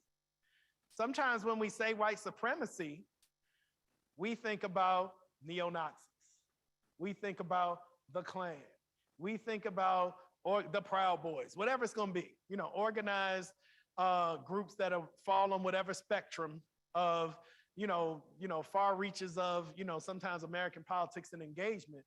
But when we talk about white supremacy in the context of this type of conversation, when we're talking about anti-Black racism, we're talking about the white supremacy that really is woven into the fabric of the United States of America. That's woven into the fabric of the Western world. That opens the door for all the different instances of anti-Blackness that we talked about in the first half of this morning's session. When we talked about how it can show up in the Ukraine, it can show up in, products, it can show up in all these different spaces, because basically, we've been fed a diet of white is white, right? White is right. White is the aspiration. White is the best way to do things, is the best way to look, a Eurocentric approach over the course of many different generations and over centuries of colonization and imperialism around the world. We just happen to live in an era where white supremacy has been fed to folks all around the world. That's not all of human history. There are other parts of history where people are either disconnected or other folks had the most power, but we happen to live in this era of human history where white supremacy, particularly in an American context, where we say, well, if you do it, the way to be professional is to be white. The way to have, really full membership in society and to have full privileges and all of those things is to be white. When we talked about the examples with hair and, how are you even going to license a beautician? When we talk about, examples when it comes to who's going to be the ideal, for a spokes campaign or whatever it's going to be, you have all these different things, sometimes a little more benign, other things that are much deeper that really are undergirded by anti-Blackness. Because in order to create whiteness, in order to uphold white supremacy, we end up having to have an opposite. You have to have a flip side of the coin. So when we talk about white supremacy in the context of wealth accumulation, in the context of housing and neighborhoods, as we just finished talking about with the clip in the discussion before we had the break. Well, what was the flip side of that? Less than 2% of non-white folks ended up being supported by the federal government in building that wealth, in being in those places, in having those benefits. So you end up creating this paradigm. You have kind of a white side, you have a black side, and no disrespect to anybody who doesn't fall into those categories. I didn't create this. This is just the way that we've had this paradigm play out in the United States. And then we have different moments in time where folks are kind of plugged in somewhere on that pretty condensed continuum. But we end up having anti-Black racism being so nuanced that we don't recognize it's there. But it's really that, like I said, the undergirding of white supremacy, but we don't talk about white supremacy. So we don't want to own up, because what we do is we make white supremacy the boogeyman. White supremacy is something we shall not talk about. If we do talk about it, we turn it into something that it's part, but it's not all. So we talk about, like I said, the neo-Nazis, the Klan, whatever else, but we forget to talk about the school board. We forget to talk about the city council, certain ordinances. We forget to talk about when we've all been there, you know, you're in your 20s, you're in your college years, you're trying to go to a little nightclub, a little party, whatever it's gonna be, and all of a sudden there's a dress code. And the dress code happens to hit all the marks of the things that the Black folks in the community like to wear. And you're like, so you just decided that it's gonna be, you know, a team jersey and a hat and a this and a that, but it's made out of fabric, it's covering my body, all of those things happened to me all my years. You know, I got 2 little kids now, don't go out anymore, but back when I used to go out, used to kick it, have a good time. You know, when you're young, you see those things. And, you know, somebody might say, well, that's nothing. You know, that's just a little thing. But when you have that, and then you have this and this and this and the hair and the skin and all of those things, and we talk about microaggressions, we sometimes talk about macroaggressions, but think about how that accumulates over the course of one's life. Think about how it accumulates at chipping away at somebody's core, at your soul, at making you feel other than, less than, and making you get angry sometimes, get sad other times.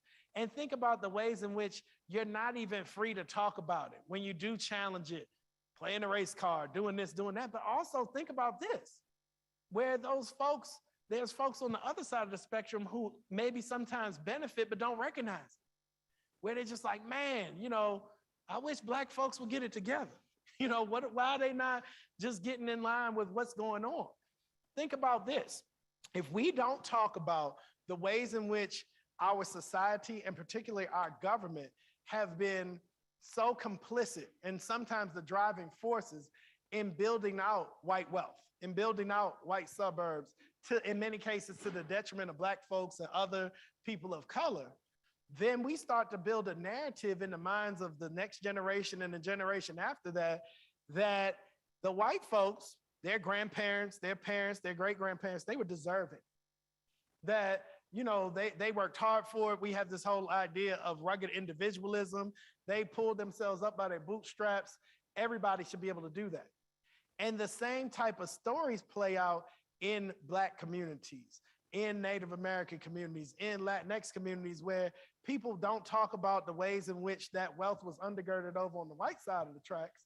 And then people might start to say, well, what were my grandparents doing? You know, Dad, you should have got it together. My buddy down the road, his family has it all together. We over here still struggling. Because when we have this whole idea of silence, we allow a lot of misperceptions to persist. They end up festering and they get into our psyche. They get into the psyche of all of us, regardless of who our identity might be. So that's where we have this idea of anti-Black racism being even deeper than hate, because it permeates all kinds of spaces in our hearts and minds that we might have no intentionality of being hateful. We're not thinking about, we might be the most loving person ever, but we're walking around misinformed. We're walking around perpetuating a lot of these things, and we're engaging sometimes in anti-Blackness against ourselves, against the person next to us, and we're not even recognizing. But that's where you all having this type of conversation, this level of dialogue, taking some of this information and having this be a starting, not an ending, is so very powerful. I can't wait to be in some of the spaces with some of my other board of directors members for the National Association of Diversity Officers and tell them that I was at the University of Utah talking about anti-Black racism. They're gonna say, what? I'm gonna be like, look, y'all, they getting it in at University of Utah.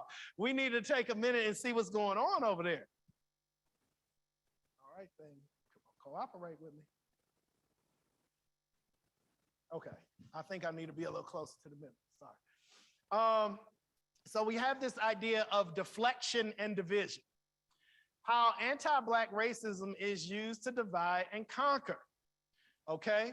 So far too often, as I said, any discussions of white supremacy, any discussions of anti-Black racism, of systemic racism, of institutionalized racism, people aim to squelch those conversations. And I used to talk about this years ago, and I say, oh, people avoid these conversations. People try to shut them down. And it was much more in the abstract.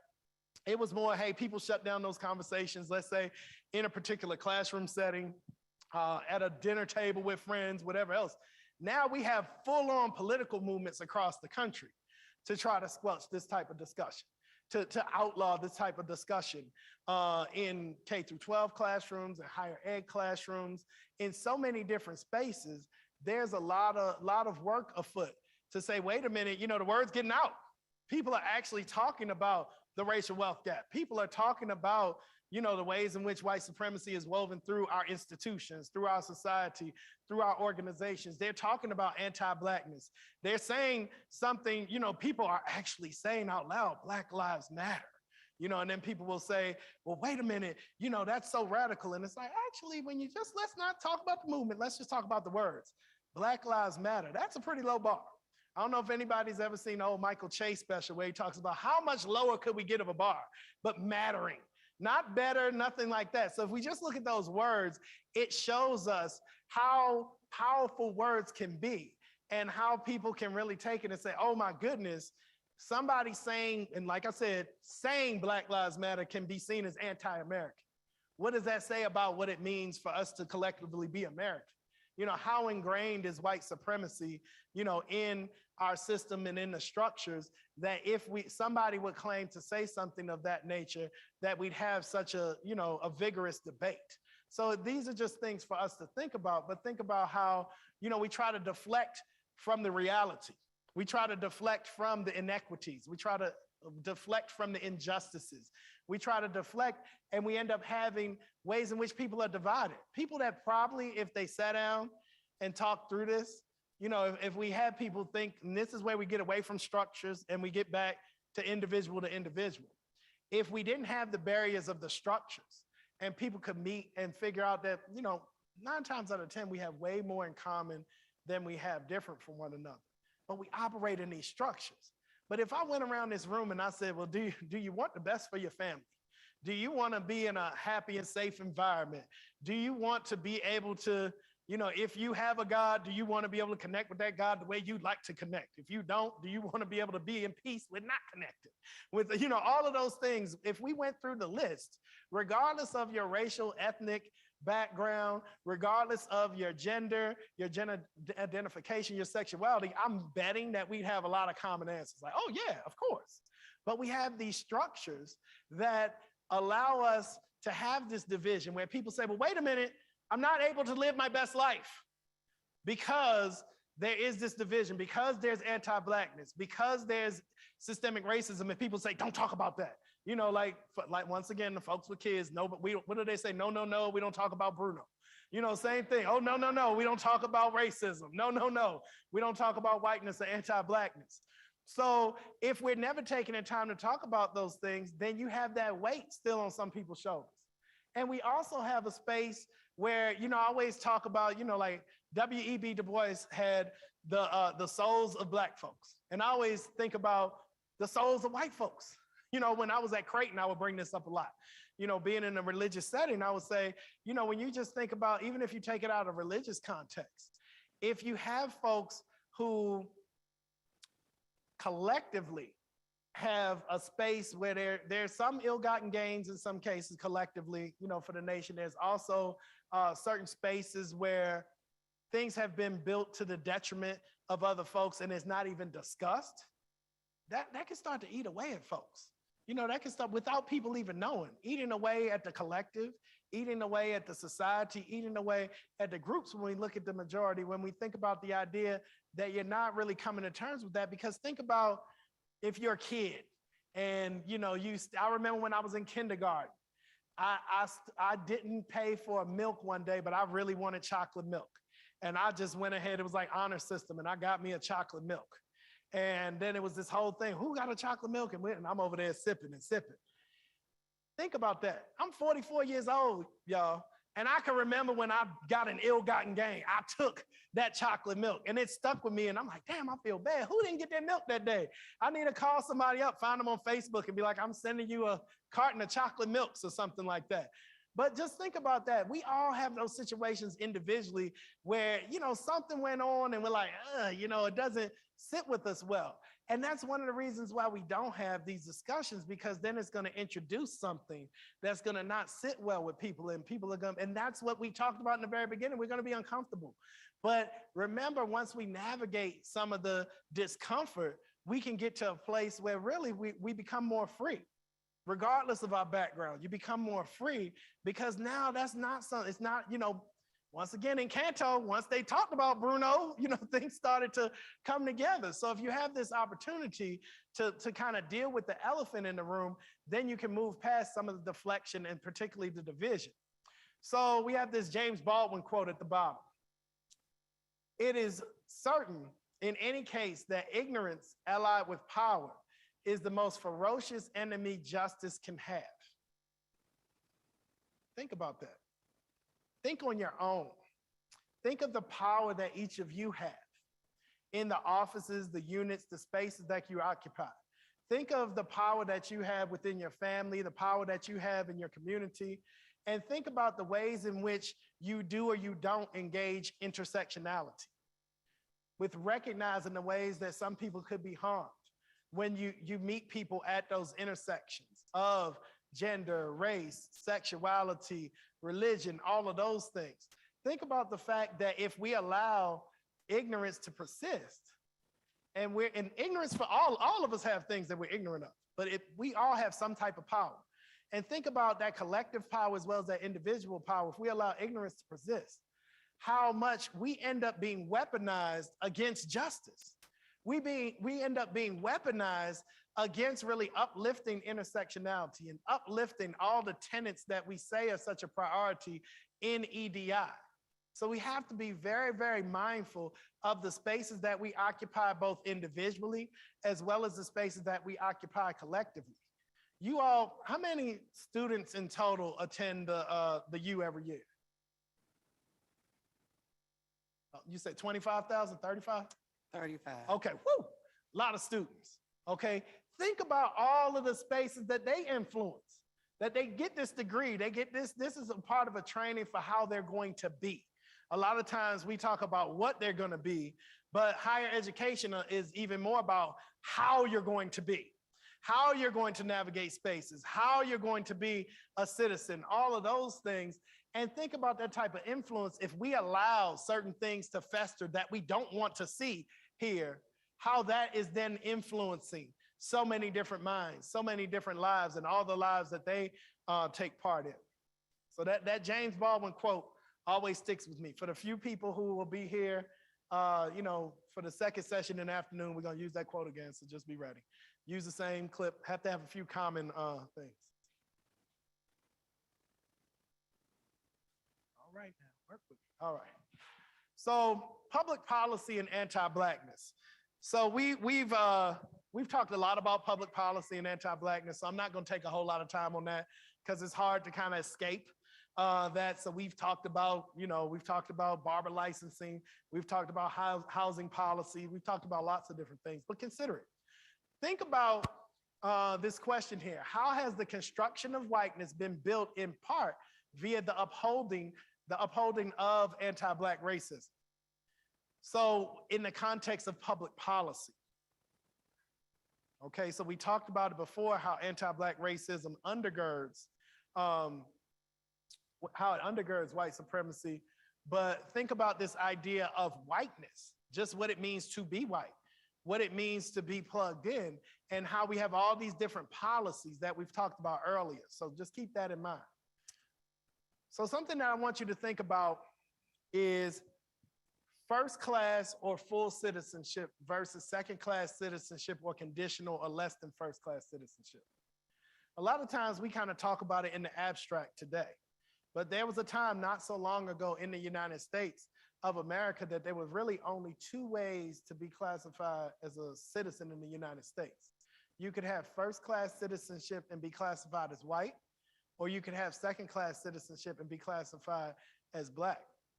And you actually had a number of cases where people from different parts of the world, the Ozawa case with a Japanese immigrant, I think it was the Singh case, and the Thin case with an immigrant from India. There's a few other cases where people came in and had cases that went to the highest courts in the land, where they're saying, well, they were suing to be white. You might say, man, you know, people from different parts of Asia, they suing to be white. They don't love themselves. No, they love themselves. They didn't want to actually be white.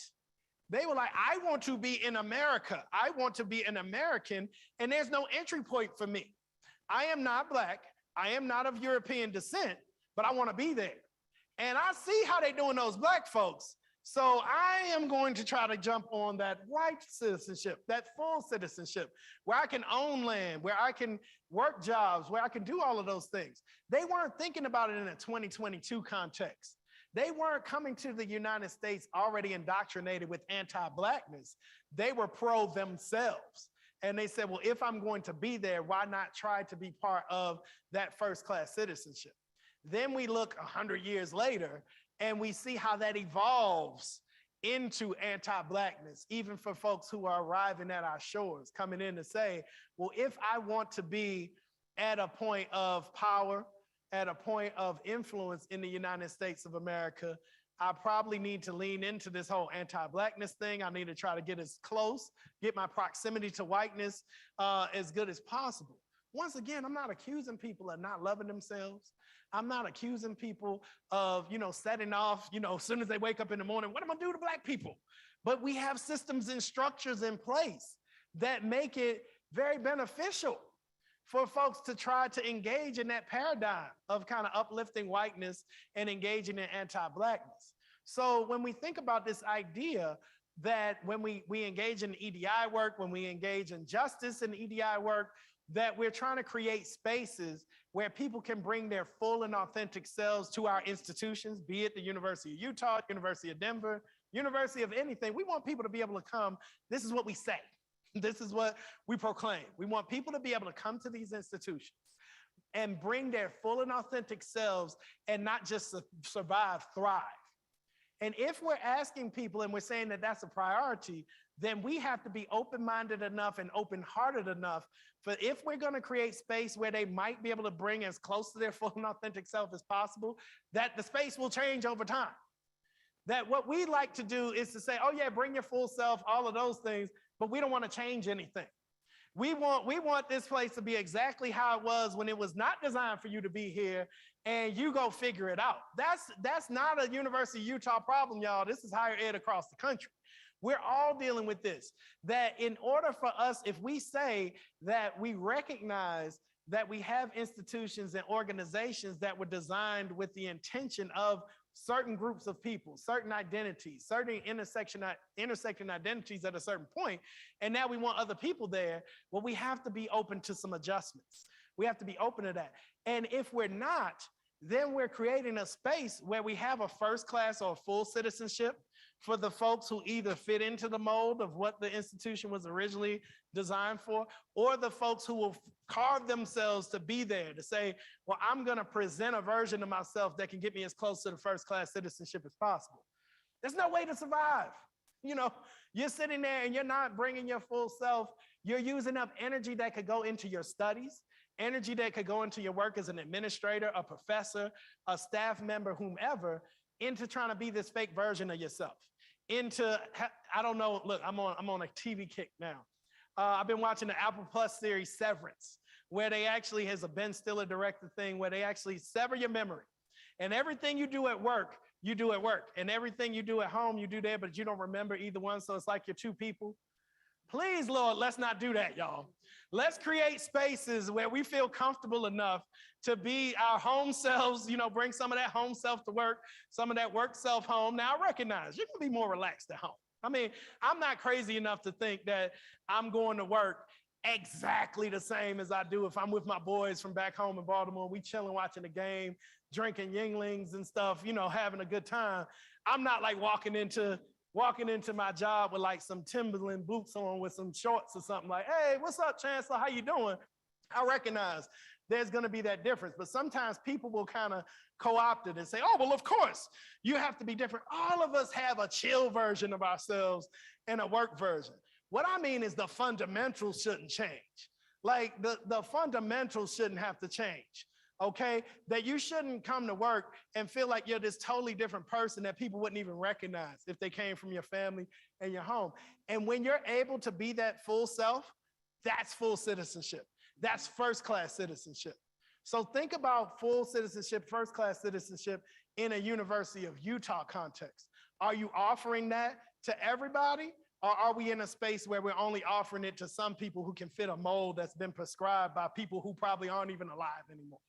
Something that was built generations ago.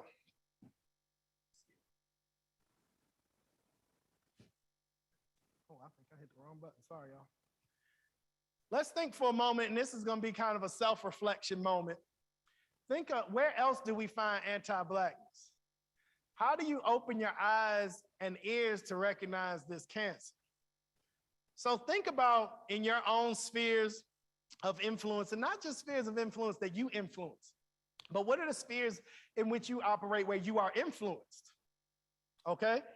Who are some of the people that you could talk to more, that you could listen to more? What are some spaces that you could go to get some information? And now I'm not issuing a challenge for you to find your one Black friend or to find your one Black coworker and quiz them.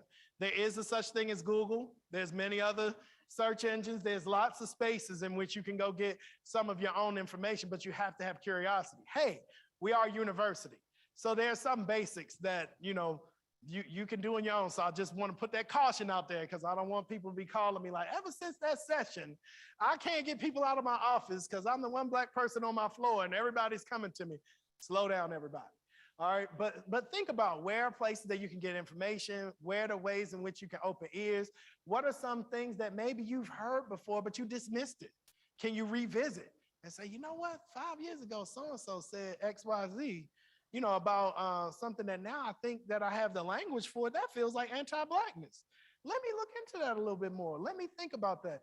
So just take a few minutes to think, not a few minutes, take a minute to think about that. And think about how does anti-Black racism shape the ways in which we view and navigate predominantly white institutions in higher education? Think for a moment about our tenure and promotion processes.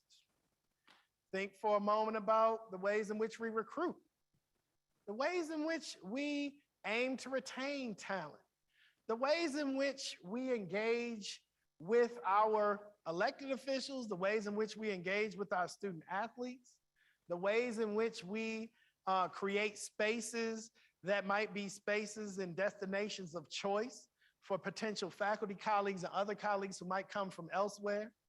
If they're facing any challenges in the broader community, is that something where we say, well, we'll treat you good right here when we have a potluck in our office, but everything else that you have to deal with for the other 16 hours of every day out in the rest of the community, that's not my problem. Think about those ways, in a University of Utah context, in a higher ed context, how anti-Black racism really does shape the ways in which we navigate this space, the ways in which we view this space, the ways in which we consider something professional or worthy of celebration and promotion versus something else. So just take a few minutes on your own with that.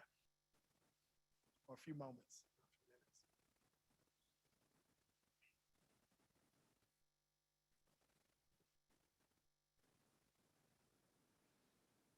And that could even help influence some of the things you want to keep, some of the things you want to throw away.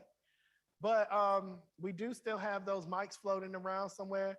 So if anybody wanted to share something, either, ways in which you might open your eyes and ears to this, or ways in which this anti-Black racism shapes, how we view and navigate higher ed, I'd love to hear from y'all.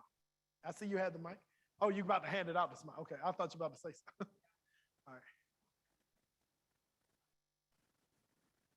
We're coming close to the end, but it's not the end yet, so y'all can still participate. I'm sure someone has a thought they'd like to share.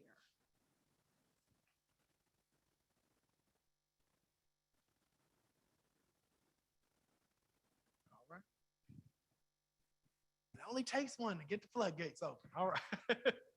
I was thinking one of the ways of related to navigating PWIs would be creation of affinity spaces. So thinking about myself being a member of the Latinx faculty staff group and being able to find locations where we have common experiences and can find that community and center in that community and use that as a healing space.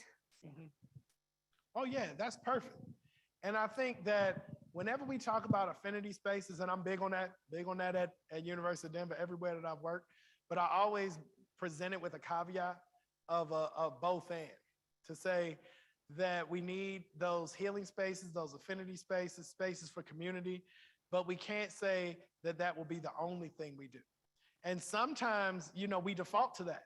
We say, oh man, there's some racism, there's some sexism, there's whatever ism we want to think about in this school, this college, this space, whatever else. We need to lean into supporting the affinity groups or create affinity groups.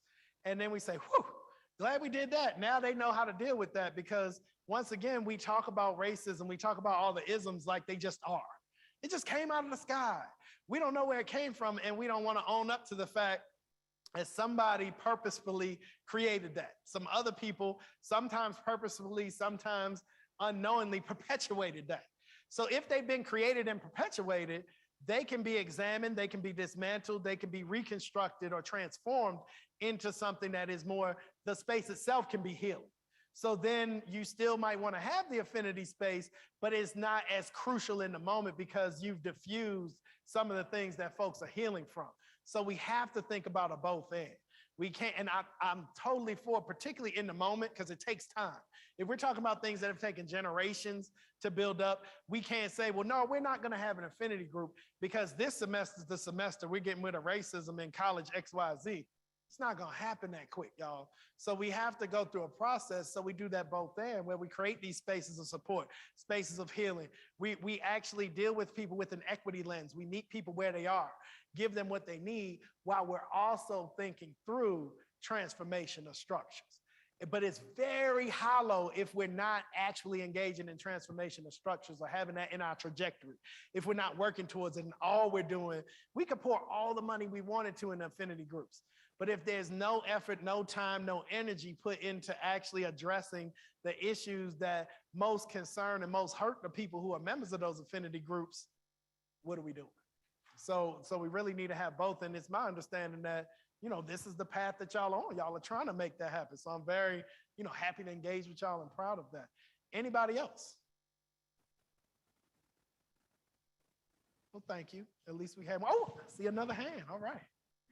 I was about to give up. Hi, my name's Melissa. I teach in the Honors College undergrads, and I think part of it is sort of thinking about kind of pursuing anti-racist practice is as faculty and teaching faculty, being comfortable with being uncomfortable and being authentic about our own identities and processes and creating space for others to sort of share and learn from each other and just really have these authentic conversations that are not othering, but that are inclusive, and realizing that we're all kind of on this journey towards trying to create a better and more just society.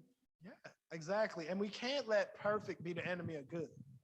Because when we allow that type of thought process to enter in, we have a whole lot of people who check out.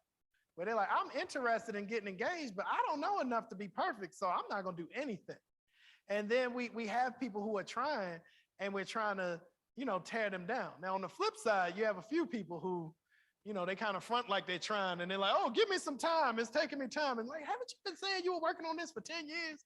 How many books do you need to read? You know, let's engage. So, you know, we have to find a happy medium there. But I definitely like the idea of recognizing that we're all in different spaces of understanding, different spaces of navigating, but also we have to create spaces and really, you know, think of accountability in terms of, a lot of times we'll have colleagues who say, I'm all for DEI, I'm all for anti-racism, I'm all for all of this stuff over there.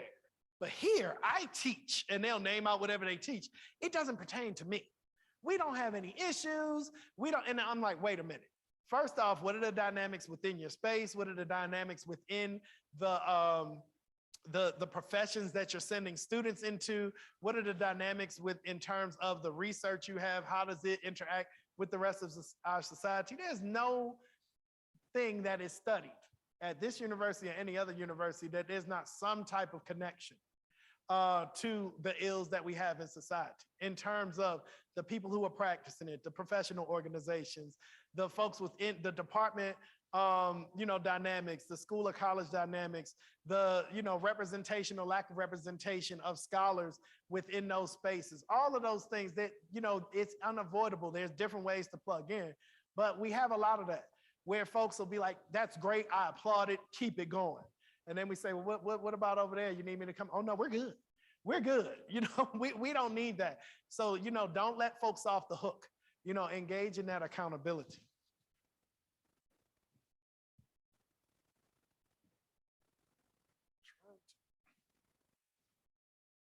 Okay. Now we've come to another point, okay, where we can think and report out. So with this one, for that posted board, and that one, I think, what do we have? It's just, I might be missing one, but I think we have 3 there. For those, please take a moment, you know, to visit and think about putting what first comes to mind when you think about addressing anti-Black racism in your spheres of influence. So take a moment to think about your spheres of influence. It could be your spheres of influence within the office, within your profession, within your scholarly discipline, within the Salt Lake City metro area, within your family, your friend group. We have a lot of different spheres of influence. We are also influenced, but where you interact, how can you interject? Really addressing anti-Black racism. Some of you will be in a space where it's like, I want to engage this group in the pursuit of moving towards being anti-racist. Cool. Others of you will say, well, we just need to identify the fact that there's, you know, anti-racism there, and there's all kind of other spaces between that. So if you would take a moment, and the folks online, wherever they have you reporting, you know, put it there, but on one of these boards, just put the thought that comes to mind as to how you might be able to do it. And if you need to, if it's like, you know, I would hope most of you would think of University of Utah stuff, but it's also important for us to think beyond that. Because when we come here, like I said, we work here for 8 hours a day, but there's 16 other hours of the day that your colleagues have to navigate. So if there are ways in which you can influence the community to be better, that also could be helpful in this. So if we can report there, and then we have the keep and the don't keep boards over there. So after you kind of, you know, go to one of those, put something there that comes to mind out of what we've been talking about. Is there anything specific, Ashley, or more general things that they've been thinking about throughout the morning for keep and throw away? No, that's good. So the things that you have written down on your Post-it notes that, you know, if you all want to come to a consensus around what you guys think the best ideas are for, you know, things you want to keep and things you want to throw away, and share those on the boards, because we want to keep those. Again, this is how we're going to be, you know, thinking about how we plug into the work and how we really, really make sure that we are able to transform the U into the place where everyone can belong and thrive. So jot your thoughts down on those 3 Post-it notes about how you recognize and then that's keep and throw away. And then keep and throw away over here. So this one be a little bit quicker, so let's, you know, kind of spread yourselves out. Don't be doing too much elbowing at the Post-it boards and stuff, but we'll try to do it around 5 minutes. It might go a little over if we need time, and then we'll wrap up with the last few minutes. 12:15, we'll roll into, you know, our lunchtime festivities. So go for it. Right, don't be shy.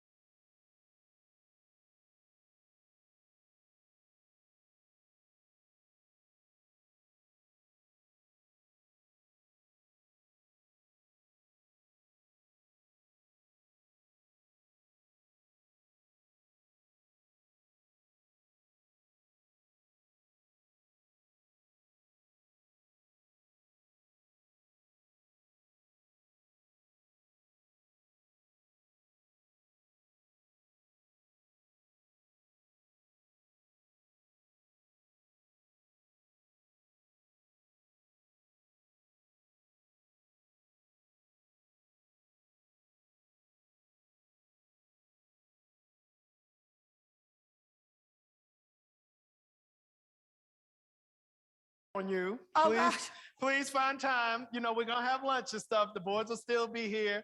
And then as we're transitioning from this morning session, you know, once we feel like the boards have been filled, then folks can start to hang them up.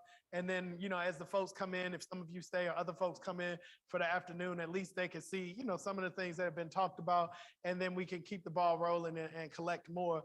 But once again, thank you all for your input, both on the keep and throwaway as well as on the other boards. We only have a few minutes left, but I did want to make sure that we covered a few things, and I kind of send you off into the atmosphere with a little bit of homework. I know that, you know, Marianne and everybody else is going to keep y'all busy, but I want to give you a few things to think about, because remember, I'm started as a professor. So we think about this idea of disrupting anti-Black racism. And one of the first things that we've talked about it, but I thought I'd reiterate it as we start to come to the end, is that we really need to step in and we need to name it. I know you're like, well, didn't you kind of say that? Yeah, I probably did, but I'm saying it in a different way right now. Step in and name it, okay? That's one of the challenges. If you've taken the time to be here with us this morning, I'm assuming that you want to put some energy in there. And we have to have folks stepping in and naming it.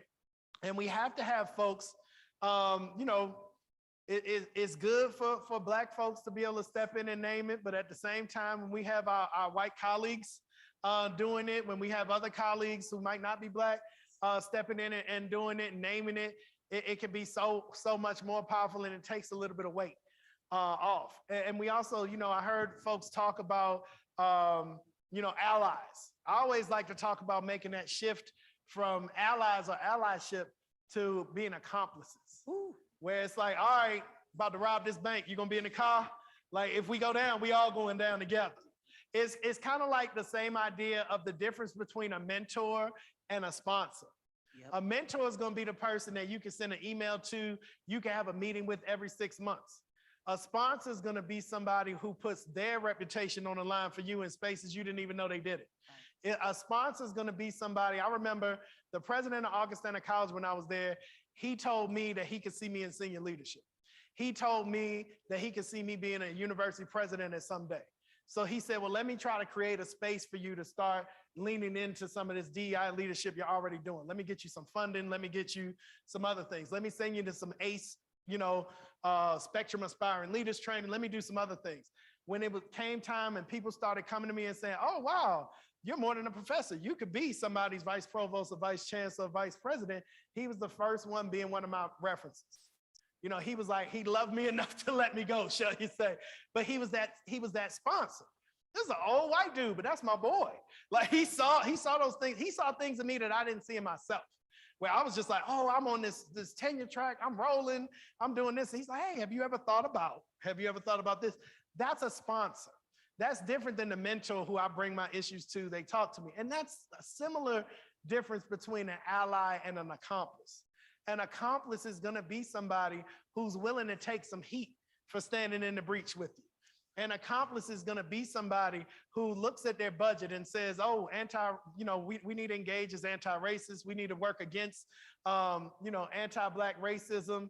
Let's team up. You don't have enough in your space. Let's find some space in my budget. Let me give some of my time. Let me do all of those types of things. So think about that. So really going beyond relationships and aiming for structural transformation. So making sure that we never take our eye off the relationships as that accomplice, as that sponsor, but the actions that we take within the framework of those relationships is towards structural change, is towards systemic progress, as opposed to saying, well, I was really nice to somebody who looks different than me. I feel good. Give me my gold star. I'm out of here. Okay, well, you leave, they leave. Does the institution look any different? Right. And that's what I'm always talking about at the University of Denver, because University of Denver is very relationship heavy, policy like. I think I said it to you all earlier. And I'm like, well, how can we establish structures, systems, create new positions and figure out the ways in which we can create spaces that we're talking about the system, the structure, the program, the position, as opposed to the person that holds it. Because I could get hit by a bus, somebody else could leave, whatever else. And if we've only done things on a relational basis, we're kind of stuck there. So think about ways in which you might want to provide even more feedback. You have this QR code, you have other ways, but we still have these boards up here. We still have lots of ways in which you can engage with different folks. And I really want you all to think about ways in which you can disrupt, what is already happening. The ways in which you can make something look different than the way it did look yesterday.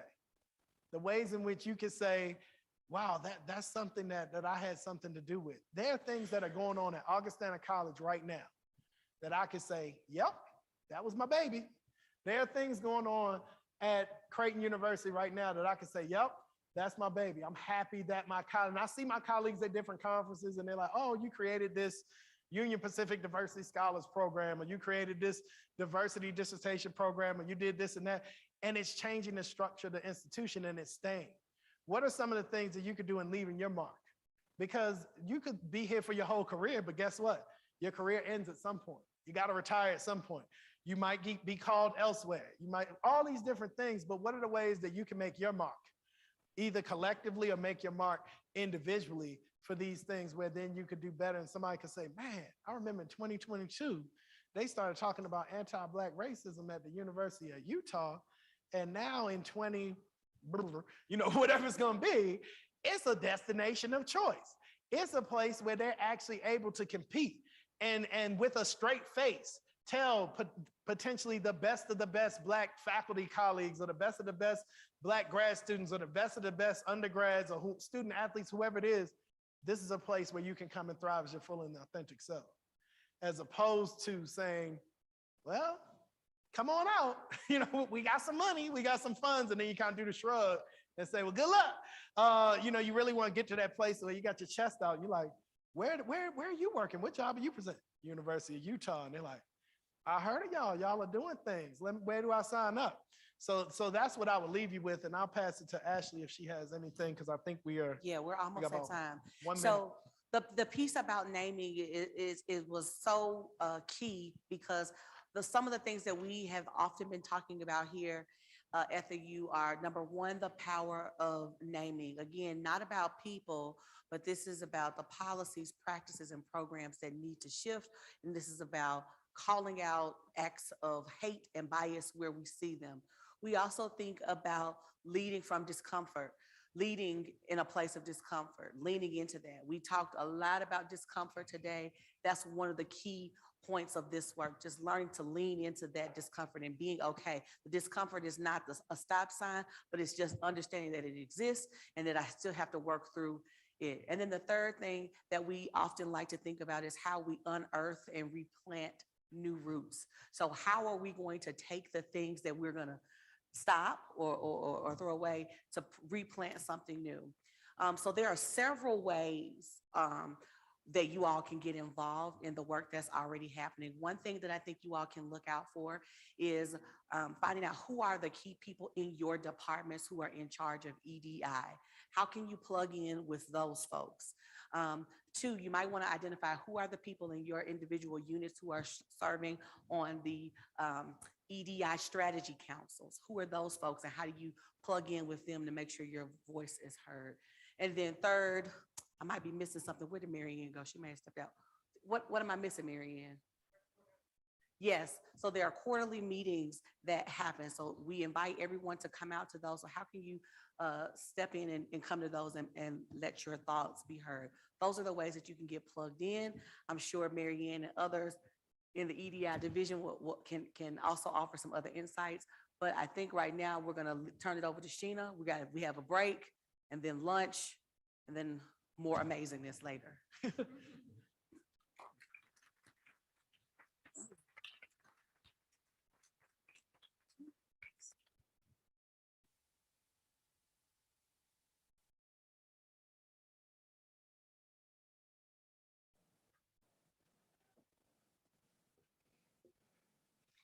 All right, thank you all so much for spending your morning with us. It's been a pleasure getting to hear the conversations at the tables, to see the chat going on online and folks engaging there. So much appreciated. It is now my pleasure to introduce Dr. Martell Teasley, who is our interim Senior Vice President for Academic Affairs. He stepped into that role and started doing that in just January, but we've had the benefit of his leadership at the University of Utah since 2017, where he has served as the Dean of Social Work and then was named the Associate Provost and Special Assistant to the Senior Vice President for Academic Affairs. On the national stage, he recently began his second term as President of the National Association of Deans and Directors of Schools of Social Work, and he co-leads the Grand Challenge to Eliminate Racism, which is part of the National Grand Challenges for Social Work Initiative. Please help me welcome Dr. Teasley to the stage.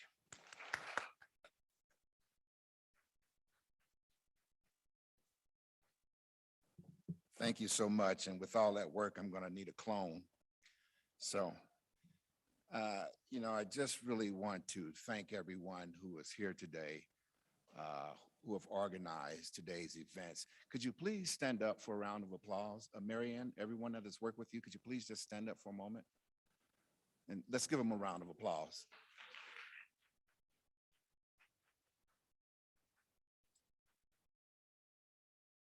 Thank you so much. Now, the committee asked me to cancel classes today, and I thought about that, but my insurance company told me they could not cover me if professors attacked me, so the class goes on. But let's hope that that may be in the works for the future. I'm going to be short because I know it's lunchtime. So thank you for that introduction. I'm honored to be here with you today. Before we go on, I'd like to thank the President's Commission on Equity and Belonging for planning the events of this day of collective action. Their committee has had a short amount of time, but they pulled it together, and the events of the day will be meaningful. I also want to thank President Randall for his thoughts and considerations of how to stay the course and proactively create a better community within our university and just not put out fires when there are problematic issues. Already, we have had opportunities to discuss anti-Blackness, building inclusive pedagogies at the U, design justice, and other inspiring topics. I hope you'll continue to participate in the other discussions planned this afternoon. I believe this day is an opportunity for reflection for each of us and a way of stepping outside of ourselves and considering others. It is important for each of us to be genuine in our attempts to understand people who are before us and who we come in contact with before we pass judgment upon them. If I could give you one piece of advice, it is get to know people. That is, other people outside of your inner circle and your comfort zones. People who do not look like you, who do not share the same space as you or the same life as you. Get to know them. The university is a rich place with people from all walks of life. While you are here, engage with as many people as you can. That's particularly important for students from different backgrounds. It will enrich your educational experience. This is the minimum that we can do for each other. In fact, we hinder ourselves in our freedom when we do not share and cooperate with each other. Please remember that freedom means cooperation, and we cannot do so unless we know each other. No matter who we are, or what we become, or what we achieve in life, we should always remember to be kind to people because it is people who make us who we are. And I really, truly mean that. This day of collective action is a day of consideration and reflection, but there are 364 other days within the calendar year, which we should continue this dialogue to create the type of university and society that we all want to live in. So I challenge you to take the lessons and insights you've gained on this day of collective action and bring them forward to other people and continue to dialogue.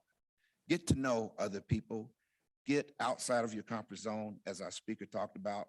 Let's keep the dialogue going. Thank you so much for your time. And now you have the opportunity to work and talk with each other. So please enjoy your lunch. Thank you.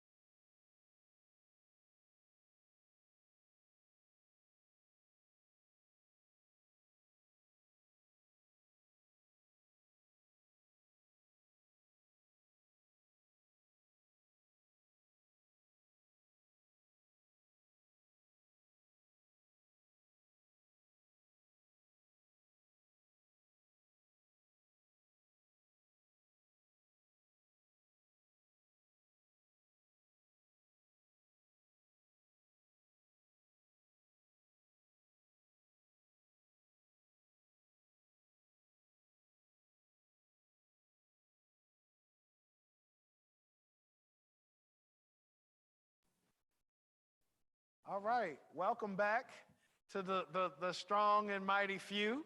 I would ask that if we have like one person at a table, if we could kind of have all those folks maybe combined to a table or something like that. So, because being that we have a smaller group, we'll have a little bit more of an opportunity to engage across the table. And then for the folks online, hopefully we have lots of people online. But as folks are kind of making their way to not be the only at their table, I'd like to introduce myself. I'm Christopher Witt. I am the Vice Chancellor for Diversity, Equity, and Inclusion at the University of Denver. And I was here for the morning session facilitating, and I'm happy to be here for the afternoon session as we dig a little bit deeper into anti-Black racism, anti-Blackness, taking more of an anti-racist perspective and looking at structures. And as the title says, we're really looking towards some tangible change. And as I said this morning, we're not going to walk out of here with everything fixed. But hopefully we begin on a trajectory towards being able to identify issues and start to address those issues in the context of the University of Utah. And since we have students here really thinking about the fact that they have a limited time here at the University of Utah, but at the same time, there are things that will be impressed upon them here that will stay with them for decades to come. There are things that were impressed upon me in my undergraduate and graduate education in terms of particularly the ways in which I was made to feel in those spaces that still stick with me. I probably don't remember everything that was taught in a particular course. I probably don't remember everything that was on a syllabus or in a textbook, but there are moments, for good and for bad, where I remember how I was made to feel, how my friends were made to feel, how we had to navigate structures and systems and things of that nature. And those are the things that we want to impress as much good onto our students, as well as try to minimize the bad, but we can't eliminate any of that, but we want to move in that direction today. Also joining me, Ashley, would you like to introduce yourself for the new folks? Yeah, hello, I'm Ashley Northington, and I'm with the R.W. Jones Agency, and we have been working with the Equity, Diversity, and Inclusion Division on how we activate many of these ideals that we'll be discussing today. So happy to see all of you and excited about getting you involved in this work. I'll just be supporting Dr. Dr. Witt today, and I will be walking around, so you'll see me popping in and out of your tables and peeking over your shoulders at what you might write down. We have postcards on the tables, and what I've been asking folks to do is for one bowl, write down the things that you want to keep. When I think about things, I mean like systems, policies, programs, the structural things within the U that you want to keep that you think are working well. And then in another bowl, you can jot down on other index cards the things that you want to shift or disrupt or get rid of that are structural within the university. So that's kind of what we're doing today. And I would suggest on those cards to write the keep or throw away somewhere on the card just in case it gets switched into different bowls. Yeah. And also we have over there, as we finished out the morning session, we had one pad that was people were putting down things they want to keep, another pad with things they want to take off. So while I'm talking, if a few folks could maybe move those to a window or something, that'd be helpful. And then we also have some highlights of ideas that we did at different points in the morning session that we can put up on the window, and then we'll do a similar activity with you all, in addition to kind of talking amongst yourselves. For the folks online, I think we have some ways in which you can contribute through the chat. So now we will get started. Let me see. So this is from earlier. We had the land acknowledgement. You all know the U's land acknowledgement. We have this whole theme of hate has no home here. You all have heard about that in the context of the U. And then here are some of the community agreements that you all have agreed to here at the U for our day of collective action. So thinking about this idea of disrupting anti-Black racism. This is how we kind of finished with the morning session. And we wanted to take a moment to start with this new fresh group and people who have stayed, have been able to eat and think a little bit. So I want everybody to just take a moment And I was telling the morning session that, you know, being that I've had experience at Jesuit institutions, you do a lot of reflection. You do a lot of ideas where you're trying to figure out where to go next. So I want you all to take some time for reflection and engage in some discernment to figure out, you know, what might you think of in terms of anti-Black racism before we even start defining it and talking about it in the context of this session. How might you step in and really name it? And then how might you aim in doing that to really go beyond relationships and really go in the direction of structural change? So we're going to talk through this, but I want you all to kind of think on it on your own for a moment. If you want to jot notes down, anything, that would be fine. Oh, and one other thing, there are handouts on the table. And if you don't have some, somebody can get you some more. I think we made a lot. But there's a morning handout for sessions 1 and 2. And there's an afternoon session for sessions 3 and 4. I mean, a handout for sessions 3 and 4. And if you all, that's not homework. You don't have to turn that in. That's just things to think about. You may jot notes while we go through. There's going to be some areas of the presentation that match pretty directly with the handout. And there are going to be others where it'll be more loosely put, but we wanted to make sure that you had something to take with you. And I was telling the group earlier that, you know, I purposely had my name listed on there to give freedom to the folks at the University of Utah who do EDI work. I didn't want them to be like, well, we had this handout and it came from y'all and you're going to do focus here, there. But these are the things, these are the words of your guests. This is Dr. Witt talking and not them, but there's a lot of match between the different perspectives. But make sure you have those 2 handouts so you know some of the things we asked in the morning, some of the things that we're talking about in the afternoon. And you'll also see both in the handouts and in our presentation that there are lots of spaces with questions. And that's part of the direction that we're going in. We're going to discuss, we're going to think of ideas, but we also want to take the time to have some of those open-ended questions so you all can continue the work, because I was told that this is the beginning.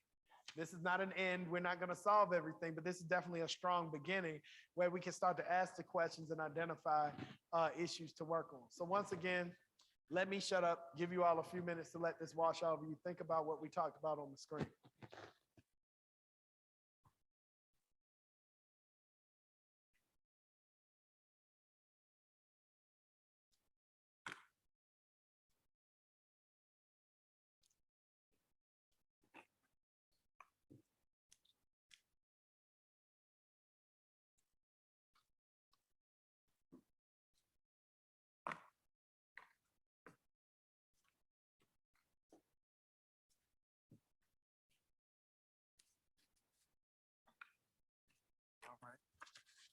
So you've had a moment to kind of think it through. In another moment, I'm going to give you some time to talk across your table on this, but I want to take a few moments. You know, we don't want to go too deep without really thinking about this idea of anti-Black racism or anti-Blackness.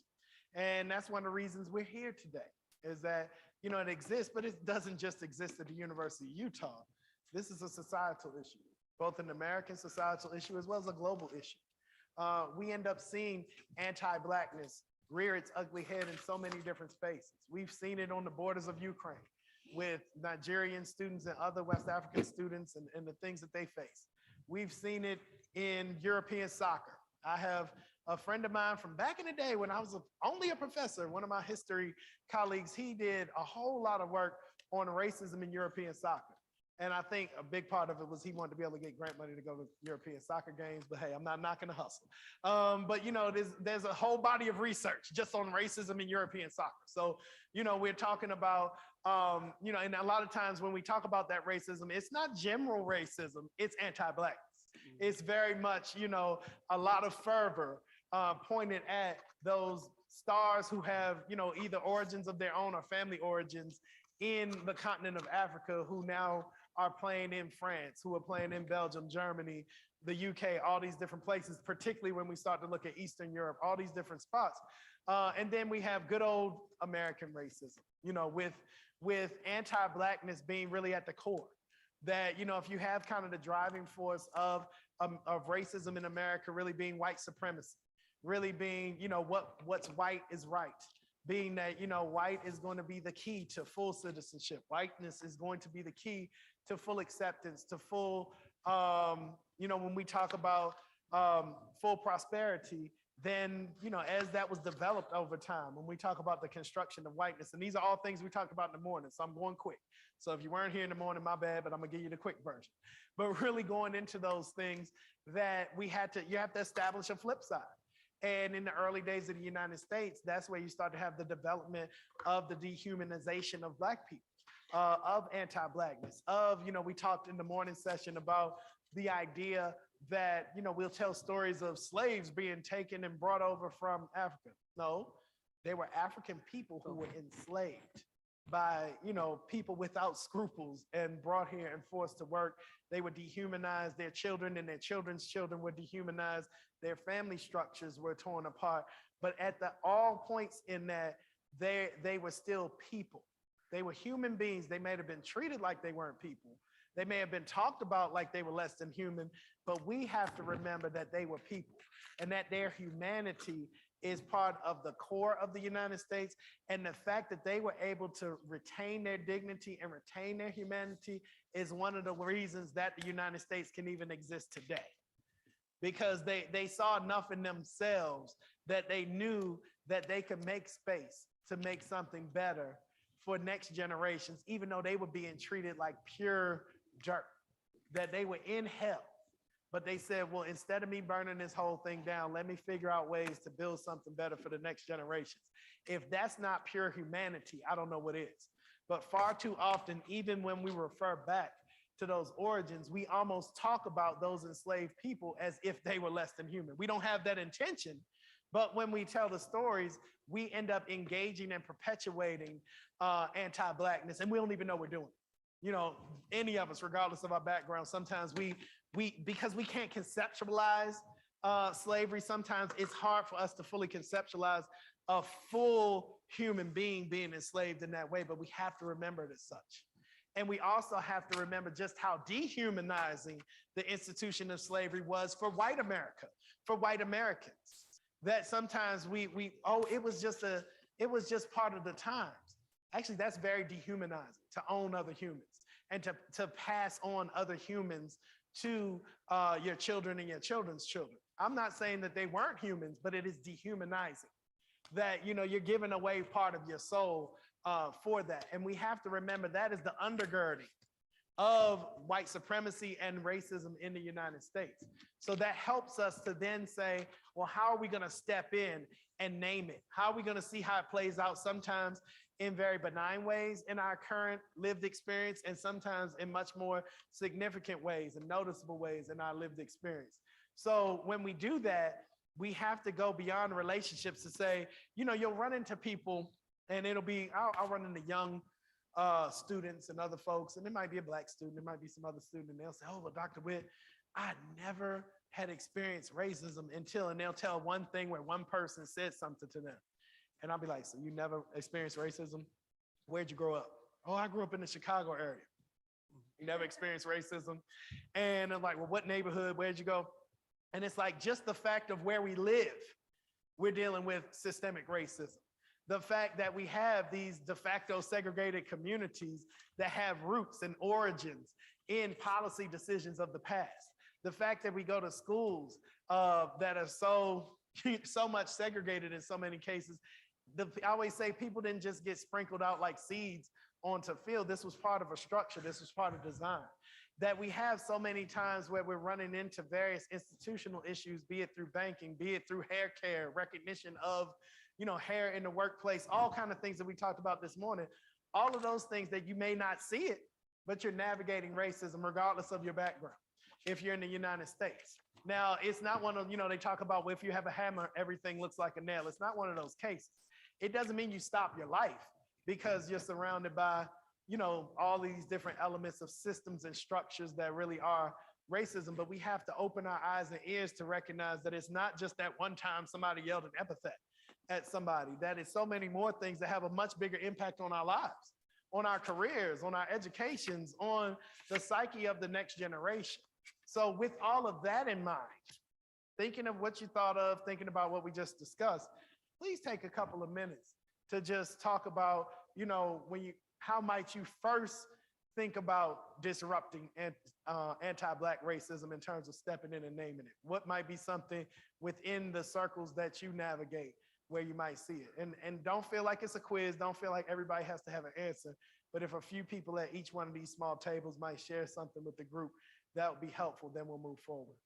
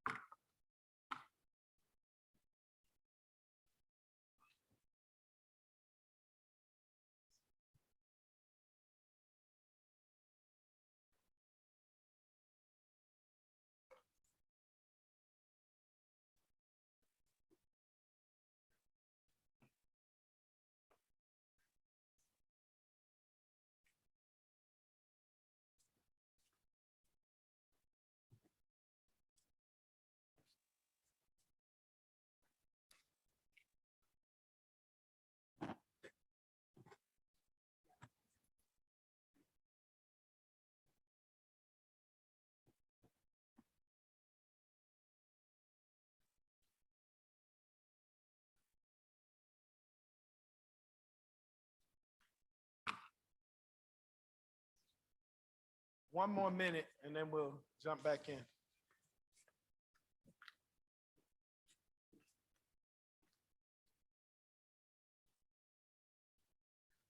Real good discussion.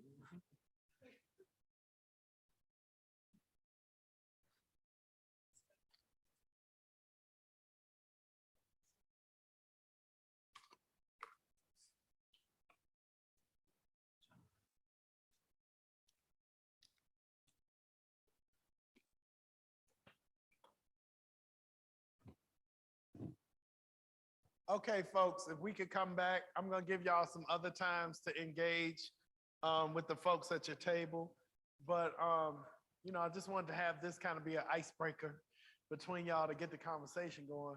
And I want us to take a minute to kind of think about anti-Black racism locally.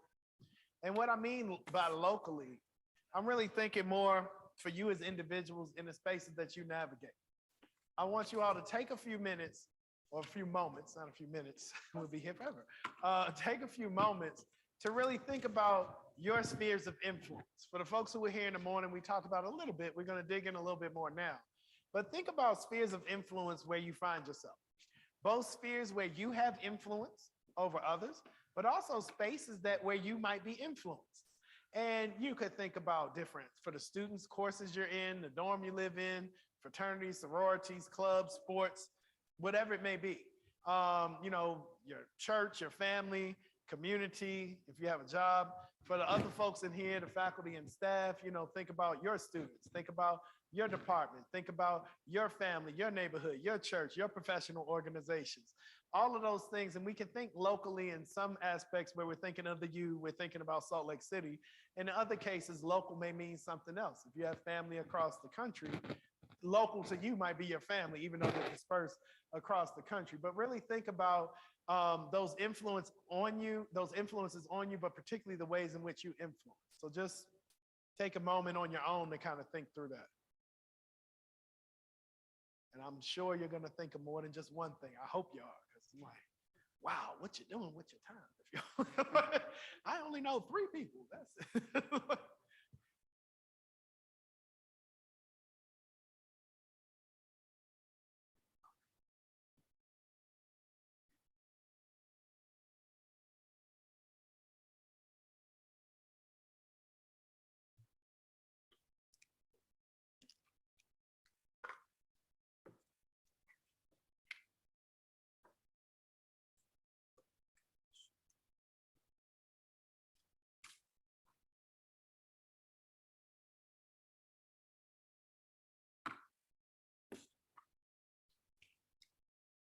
So as we took some time to really think about kind of anti-Blackness, in various contexts you're familiar with.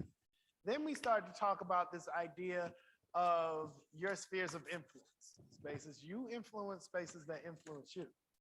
So now let's start to put those together and think about ways in which, white has been upheld as a standard, as better than, in ways that maybe something Black, something, when we think about Black culture, we think about, Black appearance, when we think about Black people being in space. What are some spaces when we have that intersection of anti-Blackness and your spheres of influence? What are some spaces where anti-Blackness or anti-Black racism may have crept in? So we talked this morning about the fact that anti-Blackness can appear in white populations, it can appear in populations of color that aren't Black, and it can appear in Black populations or Black communities. It appears in different ways, but it appears in those spaces nonetheless, because we're talking about something that is generations, if not centuries in the making. When we talk about this idea of preferences around the globe for lighter skin, so people bleach skin. When we talk about, like I said earlier, issues on the Ukraine border and other spaces, when we talk about, various attacks, when we talked about European soccer, when we talk about housing in the United States of America and having the exact home in a majority Black neighborhood be valued as less than the exact same home in a majority white neighborhood in the same city. So things that in many cases, some things have a little bit more of a minimal impact to the opinion of some, and others have very big impacts when we're talking about family wealth, family resources, a safety net for hard times. When we talk about ways in which we saw ebbs and flows of this during the pandemic, where we had some moments where due to so many other factors, the wealth gap, access to healthcare, racism within our health system, we saw the COVID-19 pandemic in some cases in the United States at certain points in time hitting Black communities hard. And people had to live with that. But then we saw backlash where we saw some public figures, some politicians and others alluding to the fact that the pandemic was Black people's fault. So we're so quick to jump to, or some people are so quick to jump to anti-Blackness because it's this well-worn tool that people have used, that we see it in the case of the pandemic, we see it in other spaces, but we see anti-Blackness come up in all of those broader spaces. So I want you all to think about within those spheres of influence, the ways in which anti-Blackness may show up. So once again, we have, we're doing, because we have such a small group, and this is the kind of getting ourselves primed to do the work, in the University of Utah space. I want you all to take a minute to think on your own and then share across your table just for a moment. And then this time, we're amping up. This time I'm gonna go around to the tables and you all kind of collectively give me a highlight or two of what was discussed in terms of that intersection of your spheres of influence and anti-Black racism. So the idea of localizing anti-Black racism. So take a moment to share and then we'll kind of talk amongst the tables.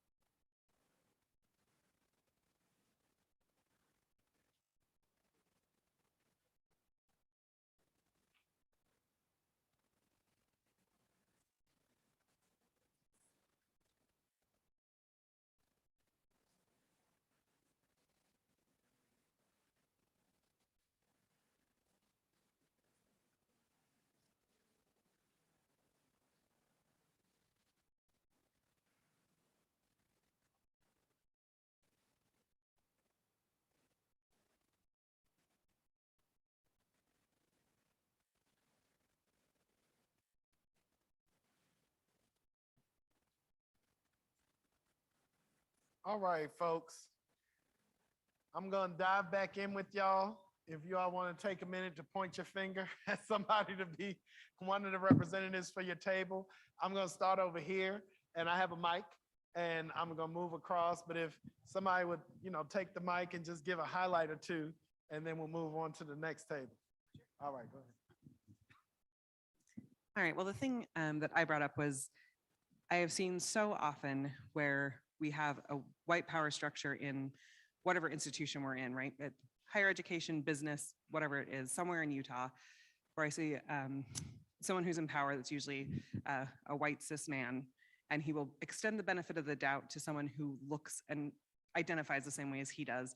And so you see folks who are wildly unqualified getting opportunities to move forward, but you never see folks of color, and Black folks particularly, getting that same opportunity, or you see folks who are wildly qualified being leapfrogged for giving that other person the opportunity. And that's really frustrating. And so I see that happening sometimes in my sphere of influence, where I really get frustrated because I can't influence it, or it's folks that I know, right, where it's a hard thing to do. So you see that. Thank you. And I would say, just to build on that before we go to the next table, sometimes we'll hear conversations about you could call it the adultification of Black women, where you over-sexualize, Black women. People think I shouldn't say Black girls. They think Black girls are women. They, over-sexualize them, all of these different things. Or when we have, a young victim of, of various violence, like a Tamir Rice in Cleveland, or Trayvon Martin, I can't believe it's been 10 years, where all of a sudden this child is now a grown man, a threat, all of these different things. Yet on the flip side, we have folks like, remember when President George W. Bush talked about drinking during his young years, as he was growing up, but he stopped drinking at like 39 or 40. So we have this extension of childhood and adolescence, a benefit of the doubt, the ability to make mistakes, to mess up, to really be given those chances to grow up, to make all those mistakes, given, when we talk about kind of this uplift of whiteness and white folks, whereas Black people, many times, and this plays out in Anti-Blackness, it's expected. Something is expected totally different. And I mean, that's something that I have to say, for me, raising 2 Black boys in America, wanting them to see them be healthy and, positive Black men, to think about the fact that there will be a time where I have to snatch their childhood away from them earlier than some of my white counterparts may have to. But I have to do that for survival, for them to actually make it. And that's very disappointing, but that's the world that we live in. That's the world of navigating anti-Blackness within our structures. So, that just what you were talking about really kind of opened the door, for that type of thought process that we have to keep in mind, because that's so real. It's so real for our students, for the children of the folks in the room, for when the students here, maybe parents themselves or anything, that there is a difference in the ways in which you're going to socialize your children, the way your children will be seen, and the way that they may even see themselves based on some of those elements. So thank you for that. I think you all have your own mic, so I don't have to pass it to you. Hi. We didn't get a chance to talk super in depth about our topic, but I brought up, obviously, working in undergraduate admissions and scholarships, constantly being reminded of the students who, like, what does academic preparedness mean? Number one, what access have students had to even have the chance to apply to college? And then having this power and responsibility of advocating for students, and also of fulfilling an obligation for the institution of academically prepared individuals that will succeed in college, and the fact that so much of that has been shaped for them before they even started school. So on either side, whether Black or white. Yeah, and I think that opens the door for this whole idea of how we socialize people in our society and in our education systems. That a lot of what we mark down as academic preparedness might not be that. It might be, do you have experience and aptitude in doing stuff the way we do stuff. So do you start your email the way I'm used to people starting their emails? Or do you look at me the way that I'm used to people looking at me in a meeting? I mean, it could be as simple as things like that. And sometimes we start to idealize what is the standard, or the standard is equated to whatever would be quote unquote white.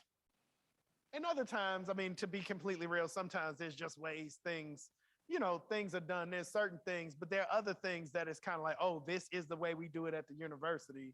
And there's going to be a nice portion of people who, because their parents have connections either to higher ed or to the university, or they have people around them who've had those experiences, they also are socialized in the same spaces as the majority of the people who are the administrators and the faculty and all of those things. They're going to be ready for that in ways that some people who might be just as smart, if not smarter, people who might be as talented, who might have a trajectory, maybe they haven't been socialized in those spaces in the same way. And sometimes we don't want to make that extra effort to say, well, let's make sure that we have a baseline. Some of the things like today, there's a number of things that I've talked about that the few people here who were with us in the morning are like, here he goes. He's talking about the same thing. He's using the same quote. He's using this, and there'll be a few more times where we do it. But I'm doing that so we have a common understanding, where I'm trying to be fair to the people who weren't here before. Yes, I'm repeating. Yes, I'm taking time, but it's like, hey, some things bear repeating. Some things need that. But also, we all have to have enough patience with one another to recognize that there are people who we need to make sure that we're saying, hey, are we on the same page? You good here? You need that. And that doesn't take a lot. But sometimes we have that where we decide there's certain things that we'll tell everybody. We'll do it over and over again because the majority sees a need. But if we have anybody who finds themselves as part of a minoritized group within an institution, then all of a sudden, sometimes we collectively, sometimes we individually start to feel like, oh, this is putting us out of our way, because we have to take a moment to make sure that person's up to speed on something basic. Like I said, an email, whatever it is. I used to do all this stuff when I was in the classroom. For y'all who don't know, I introduced some stuff earlier. I used to be a political science professor, all that stuff. But being in the classroom, over time, there'll be things that will frustrate me. I don't like how students are emailing me on this. I don't like how they're talking in class. I'm like, so guess what? I would start to put it in the syllabus. I would talk about it when class would start. I would give everybody fair warning of the things that were needed to succeed in that class and explain why. So then it wasn't me just saying, well, there's some students who really get me and get what I want. They're going to get an A. And there are other students who don't get me, but I never told them what me was, but I'm expecting them to be proficient in Chris Witt. You know what I mean? It's like, no, if I don't tell you what I'm looking for, how can I expect it? But far too often in higher education, because we have enough people coming through the door that somebody put them on to the game, they recognize it. Then we think the people who have not been put on to the game are somewhat deficient, as opposed to, well, let them know what's going on, tell them how to do it, give them the support. And after you've done all that, if somebody chooses not to navigate, well, that's a little bit different circumstance. And in other cases, we take the time to look at, well, what are they navigating? Is it necessary that we test them on it? Or is it something where we need to check ourselves, where we need to make some adjustments? So that brings up, some excellent points in a more general EDI space, as well as you can really boil that down into more of an anti-Black racism or anti-Blackness space in particular circumstances. So you all need a mic. Yeah, so I guess one thing we were talking about, we were sharing, so all of us are freshmen, we live on campus, in housing here. And one thing we were talking about is that I guess there's a difference and an importance to be put on that, when we're in these groups and the people that we know on our floors, if few or any are individuals who are Black, then when things like this happen, I mean, there's one aspect of it that then hopefully someone would say something if there's comments being made that negatively affect how we're thinking about these things. But the bigger thing we're almost talking about is that what also happens then is that there's, I guess, a lack of interest or investment in sort of having these types of conversations before it starts, because if in your circle nobody's experiencing those things, then it's really hard for there to be a reason to spark those conversations in the first place. Yeah, I think that's most of what we were focusing on. Thank you. I mean, I would just add, segregation of housing, segregation of social circles, and the importance of diversity in order to be aware, be able to have these conversations, be able to be comfortable having these conversations. Yeah. And I would say that, you bring up an excellent point from that student perspective. Think about the weight and the energy that has to go into surviving, not just thriving in that type of environment for the few Black students who might be there. That you feel like people don't see me. If I show me, will it be accepted? Will I be able to thrive? Will I be, and that's not just in the classroom, it's among the peer groups. And then you have other 18-year-olds who are like, well, I'm not trained in this. I don't know what to do. I don't see anybody. And that's why it's so powerful that the University of Utah is saying, well, hey, let's engage in these conversations. Let's start this process, because then we start to equip people with the tools, or giving people the green light to look around and see it and say, hey, wait a minute, we can talk about these things. We can find resources. We can figure out a better way forward, because it is immensely taxing to go through not just years of your life, but decades of your life with that. Believe me, we were talking about earlier, I'm 44. I've been through, I'm not old, but I'm not young either. I've been Black the whole time. And I've been in America the whole time, and, and I've been in predominantly white spaces just about the whole time. Predominantly white elementary, middle, high school, predominantly white undergrad, predominantly white grad school, predominantly white career spaces. Now, I've always sought out, spaces of refuge. I've sought out other Black professionals, networks, getting my quote unquote Black time. Got to get it, got to have that time. But at the same time, when navigating these predominantly white spaces, it does take a little something out of you when you're encountering anti-Blackness, and it takes more out of you when it's baked into the system that you're supposed to trust than when it's an individual. Because you're like, that individual, maybe they'll be fired, maybe they'll leave, maybe I can avoid them. But when it's the system where you're trying to get your degree, where you're trying to make the money to feed your family, when you're trying to, get that home loan or something, going back to being an undergrad, I can remember going to look for off-campus housing. And one of my friends was biracial. He called and did what he called his white voice. Hey, we were kids. I know there's no Black voice, but that's what he called it. And he did his voice. We go, they're like, oh, we got plenty of spaces available. And we're like, cool. We go to Salisbury, which Salisbury University is a predominantly white institution on the Eastern Shore of Maryland. On the Eastern Shore of Maryland, there's also a few miles away, University of Maryland Eastern Shore, which is a historically Black college or university.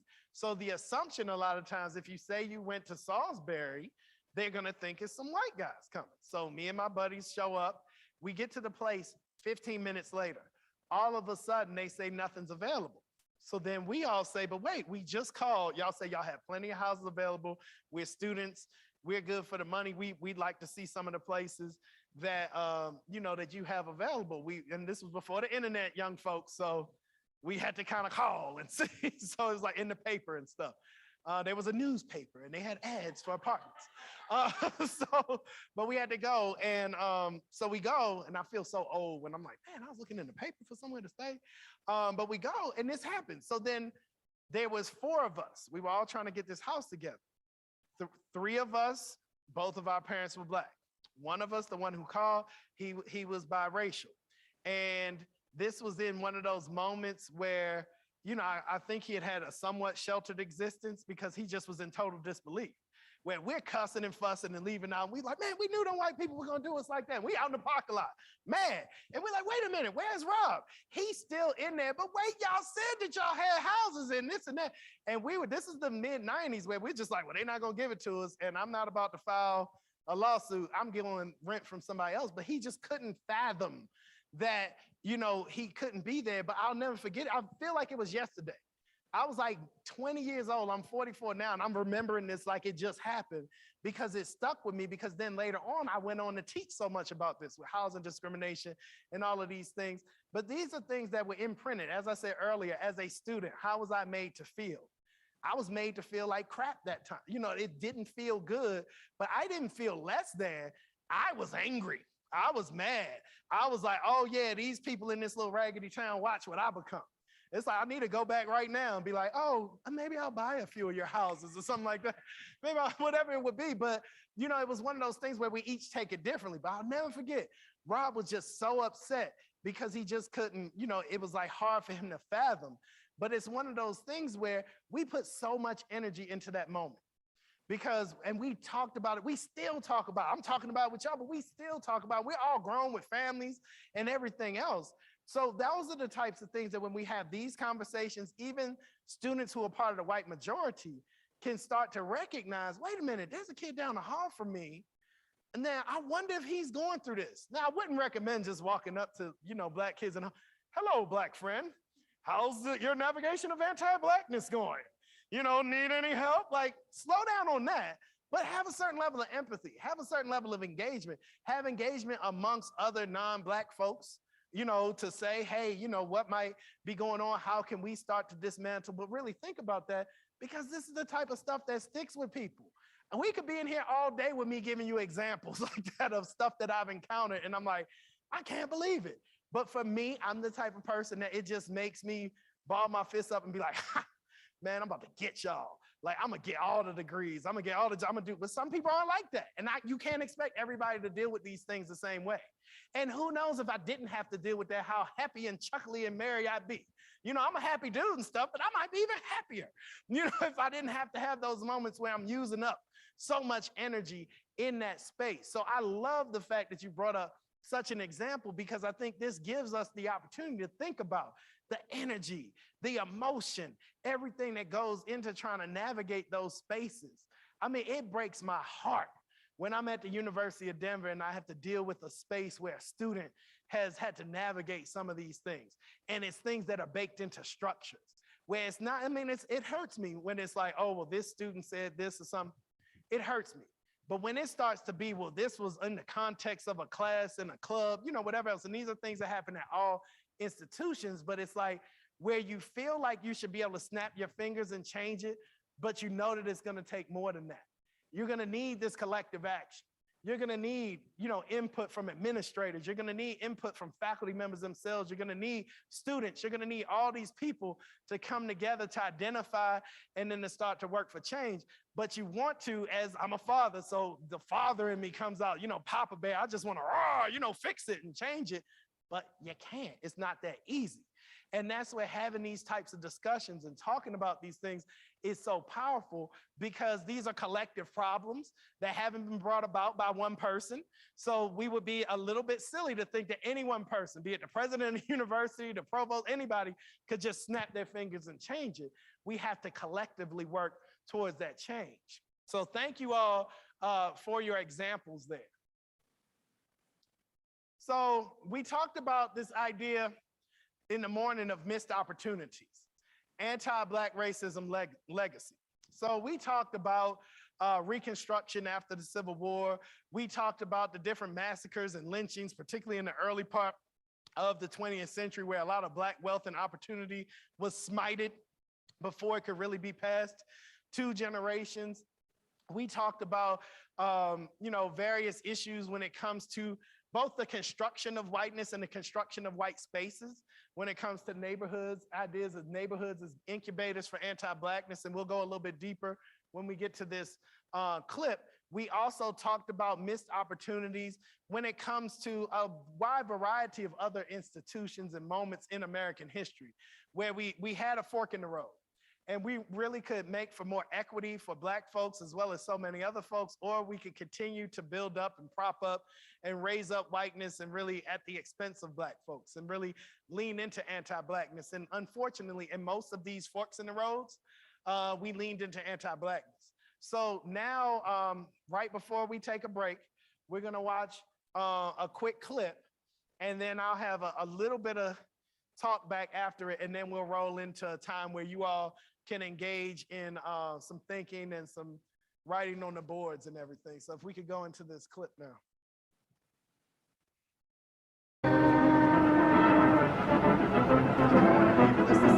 It was a time when hundreds of thousands of GIs came home ready to start families, but had no place to live.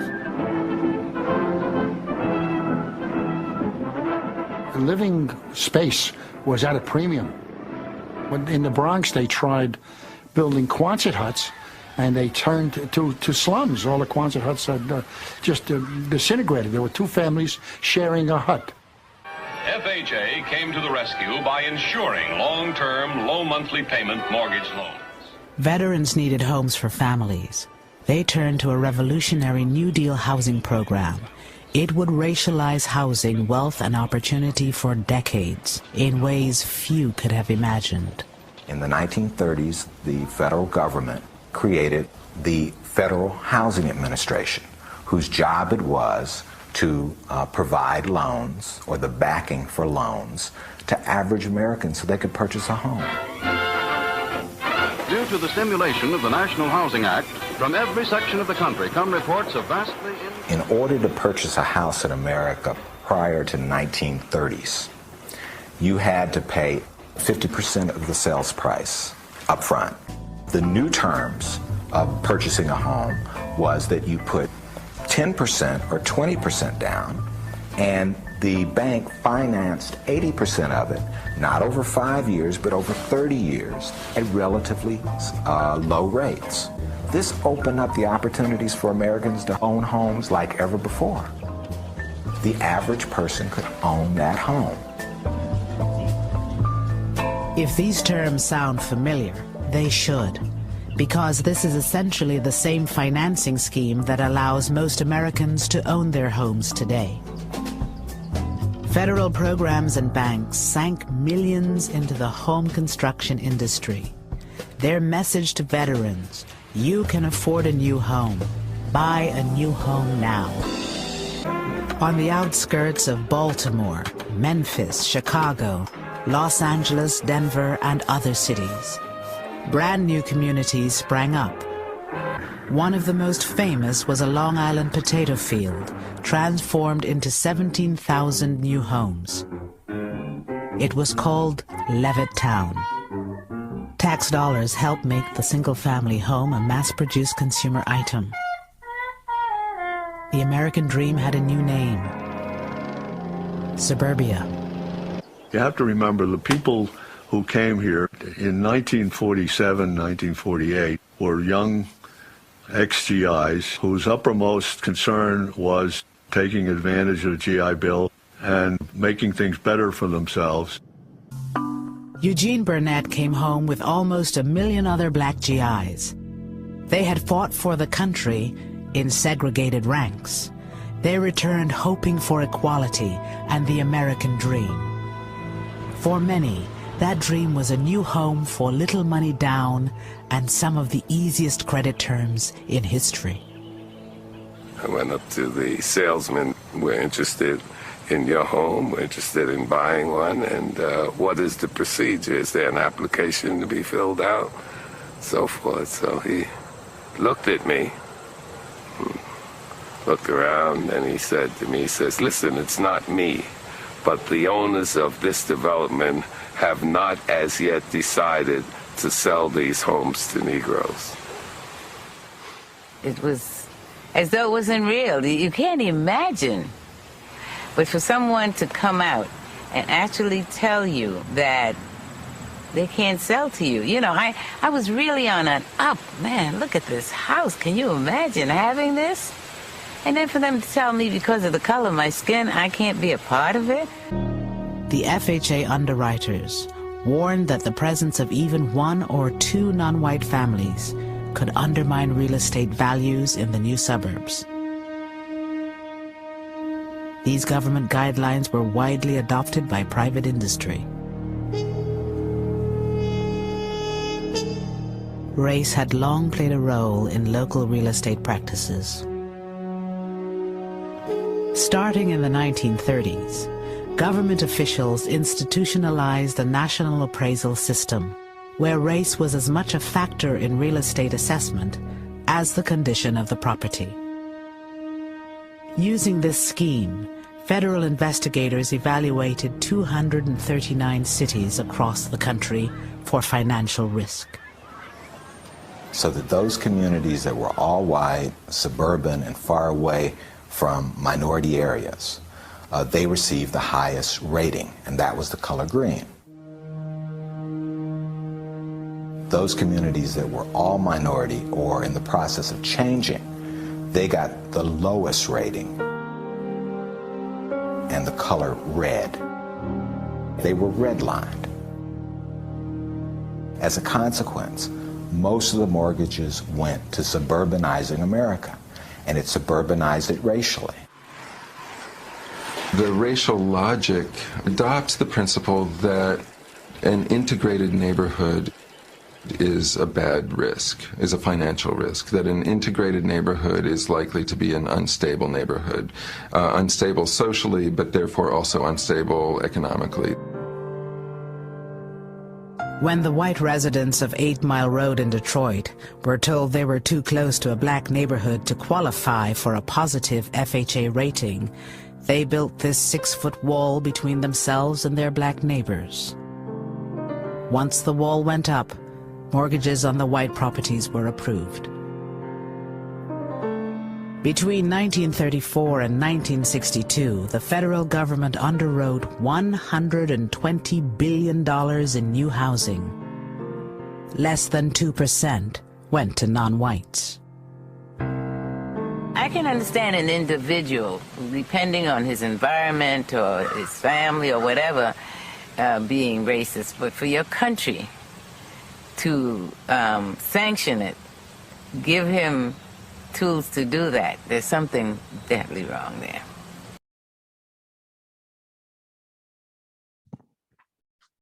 All right. So let that wash over you a little bit. Think about that for a minute. Think about $120 billion and less than 2% went to anybody who was non-white. Not just less than 2% to black folks, not just less than 2% to Native Americans, black people, Native American people, Asian American people, anybody at the time who was classified as non-white. That was the only amount of money of that was given out. So think about that whole thing as a missed opportunity. Also think about it as a building block for what we deal with today in terms of where we live, where we reside. A lot of times we think about these spaces as, well, that's just the way it is. Well, these are the spaces that are feeding us our students. It's the spaces that we grew up in. It's the spaces in which our institutions are in. It's the spaces that our faculty and staff have to live in. And, you know, they're rooted in many cases in anti-Blackness and anti-Black racism and overall, you know, racism in an American context. So we'll talk a little bit more about some of the things that we gathered from this clip next, but now I want you to take some time, take a break, think and report out, okay? Think about anti-Black racism in your unit. Where might it have, you know, reared its ugly head within the space that you occupy? If it's your major as a student, if it's the space that you work as an administrator or a faculty member, within your space here at the university, how might you have seen an example of anti-Black racism? And then think about first steps to dismantle it. And think about both of those, but on the boards out here, the ones that are on this side, if you could sometime in the next few minutes, we'll take about a 10-minute break. If you could go and write down, you know, how something has reared its head in terms of anti-Blackness or anti-Black racism.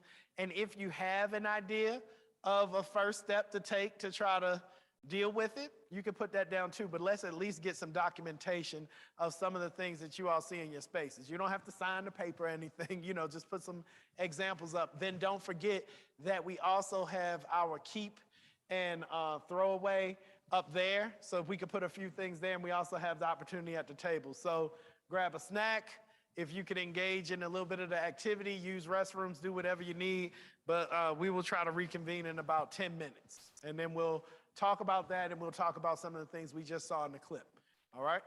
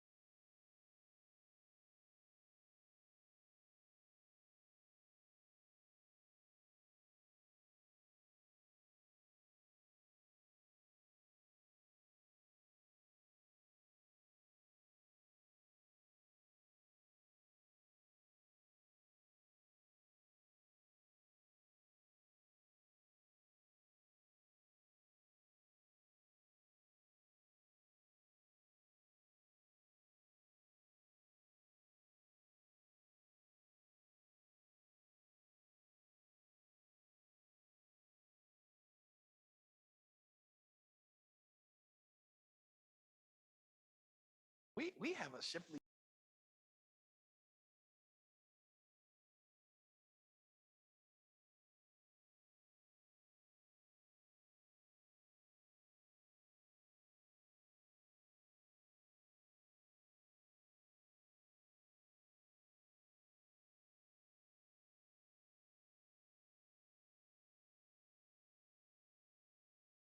Thank you for the few who are here, for however many people we have online. Thank you for joining us. We're gonna end up having a little bit of extra time at the end. So we're probably gonna use that for anybody who hangs around to make our way around some of the papers and kind of talk through those just a little bit more. And we'll probably have a little bit of time to talk about some of the input that was given from both the morning and the afternoon.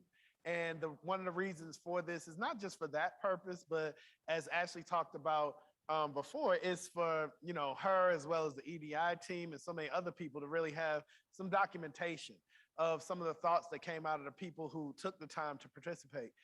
Today is really a baseline to begin engagement across the university. So once again, thank you for your involvement. Thank you for your feedback. And we'll have another one of these think and report out sessions times before we're finished. So if you need to get another donut or whatever else, we got some time coming, and we'll move on from there. I was telling Ashley I got one donut, but I mean, they're good and they're in convenient packaging. How can I resist another donut, y'all? Oh, my wife's gonna be like, have you been eating donuts?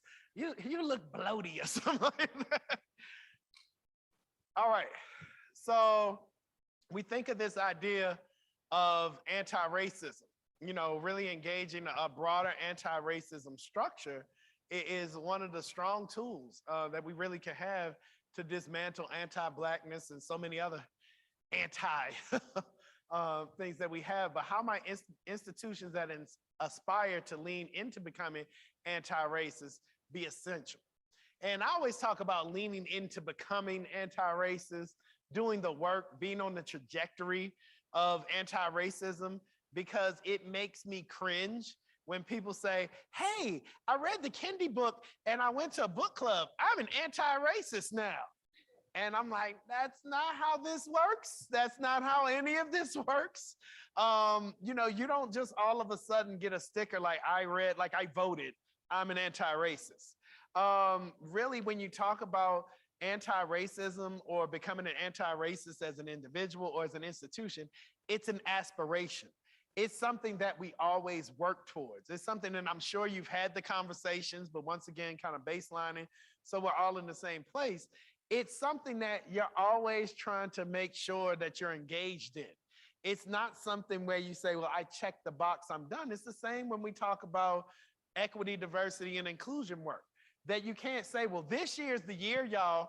We're gonna hit all of our goals for EDI, and then we're good. So we're gonna hit those goals. We're done. We're gonna start. Everybody can go off and do whatever they want because we're finished. No, that's not how any of this works. It's a process. It's an ongoing process. You're really aspiring. You're trying to work towards something. We don't say something like, remember under the Clinton administration when they had balanced budgets in the late 90s, they didn't say, well, the budget's balanced. I guess the United States is good. We've had a long time without balanced budgets since then. The same thing when we think of fiscal responsibility within the context of a university, they don't say, well, last year was the year that we really cared about the bottom line. We cared about the budget. We did so good last year that this year and the next 5 years, we don't have to care about it anymore. We'll be good. We'll pay the bills. We won't even keep the checkbook, even. That's not the case. Can't do it at home, can't do it anywhere. But when it comes to diversity, equity, inclusion work, when it comes to anti-racism work, far too often, people feel like it can be a checkbox. People feel like it can be a checkbox for them as individuals. They feel like it can be a checkbox for the unit that they occupy within the university. They feel like it can be a checkbox for the university as a whole. And I am here to say, I said it and I'll say it again, no, no, no. That is not what we can do. This is something where you're deciding to engage in a journey. The same thing can be said for dismantling anti-Blackness. Y'all heard what we talked about in terms of not just generations, but centuries in the making. is this anti-Blackness that we deal with. That it's fundamental to the fabric of our society. It's fundamental to our history. It's something that has been with us longer than we've been the United States of America. Yet, there are going to be some people at this university, I guarantee, when somebody brings up anti-Blackness, they'll say, oh, you talking about the thing from March? Oh yeah, we handled that, right? Didn't y'all do something over by the football stadium? Y'all handled that, right? I missed it, but I thought y'all took care of that, right? No more, we don't have that. And you'll be like, no. That was a beginning. We started having the conversations, but we have to be equipped and ready to tell people that and to try to gently, and sometimes a little less gently, educate colleagues who take that mindset. Some people might not say those exact words, but they may say something to that effect. Oh, I thought we brought that up. And actually, I will say, as I said in the morning, big kudos to the youth for doing this. I'm a member of the board of directors for the National Association of Diversity Officers in Higher Ed, and I have not heard of colleagues in that space talking about, oh yeah, we're gonna have a whole day where we're focused on anti-Black racism in particular, and we're gonna start the process of dismantling. So we have, I remember at Augustana College, we had a few years where we had a white privilege summit. We've had, different things when I was at Creighton that we engaged in terms of truth and racial healing and transformation and anti-racism and all of those things. But I had yet to see real deep dive university-wide on anti-Blackness. And in Utah, big stuff. So, I mean, these are the types of spaces where it really can be powerful, for this to happen. So definitely, take the moment to feel like, hey, we're on to something, but then get yourself together and it's time to work. All right, so that's where we're at with that.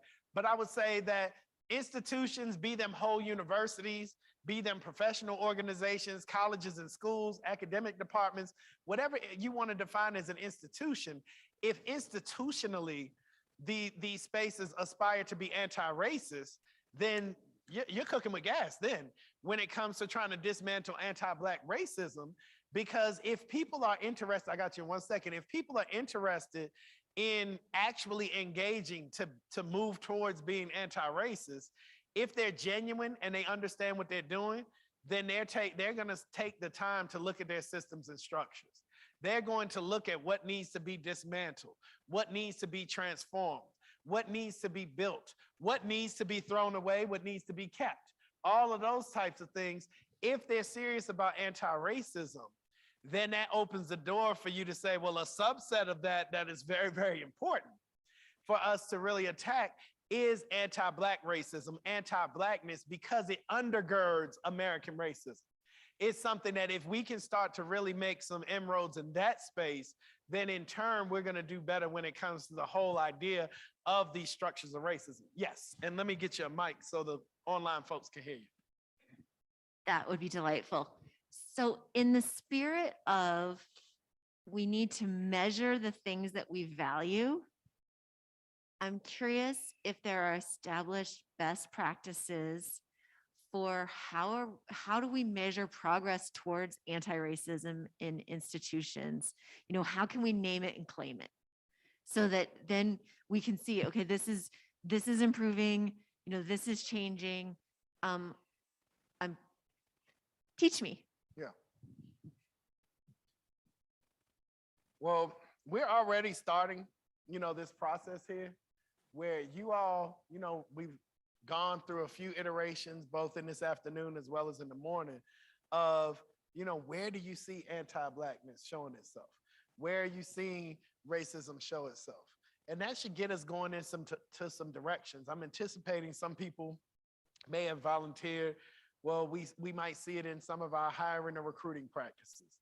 We may see it in some of our promotion practices. We may see it in the ways in which we may market ourselves or communicate. We may see it in the ways in which, we engage with, big money donors or whomever it may be. There's lots of different ways in which you can start to say, well, all right, we see it in these spaces. And when you're able to identify for yourself in those spaces where you might see something, that's where you start the process of saying, well, okay, how is that infused into a system of structure? So if it's in our hiring practices, let's say that, all right, I'll give you an example from the University of Denver.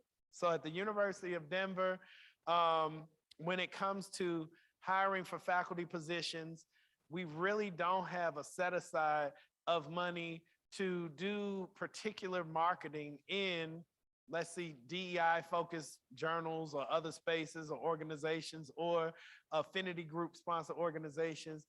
In our division, we'll do some matches with different academic departments, but we don't have something that's instituted that HR or the university is really going to say, hey, this is a priority to the point that we want to have a presence in these spaces. So then when we identify the fact that we're talking about taking money away from other DEI measures and we're not really having this as a standardized practice, that's something that then we can look at and say, well, we're really not engaging in a way, that's not really an anti-racist engagement. That structure is set up to basically perpetuate what we've dealt with before. And I'm talking about something rather benign, but something pretty basic. I won't give away all our secrets. But in any case, if we take a look at that, we say we identify that as a challenge, well, then we start to say, well, how can we do better in that space?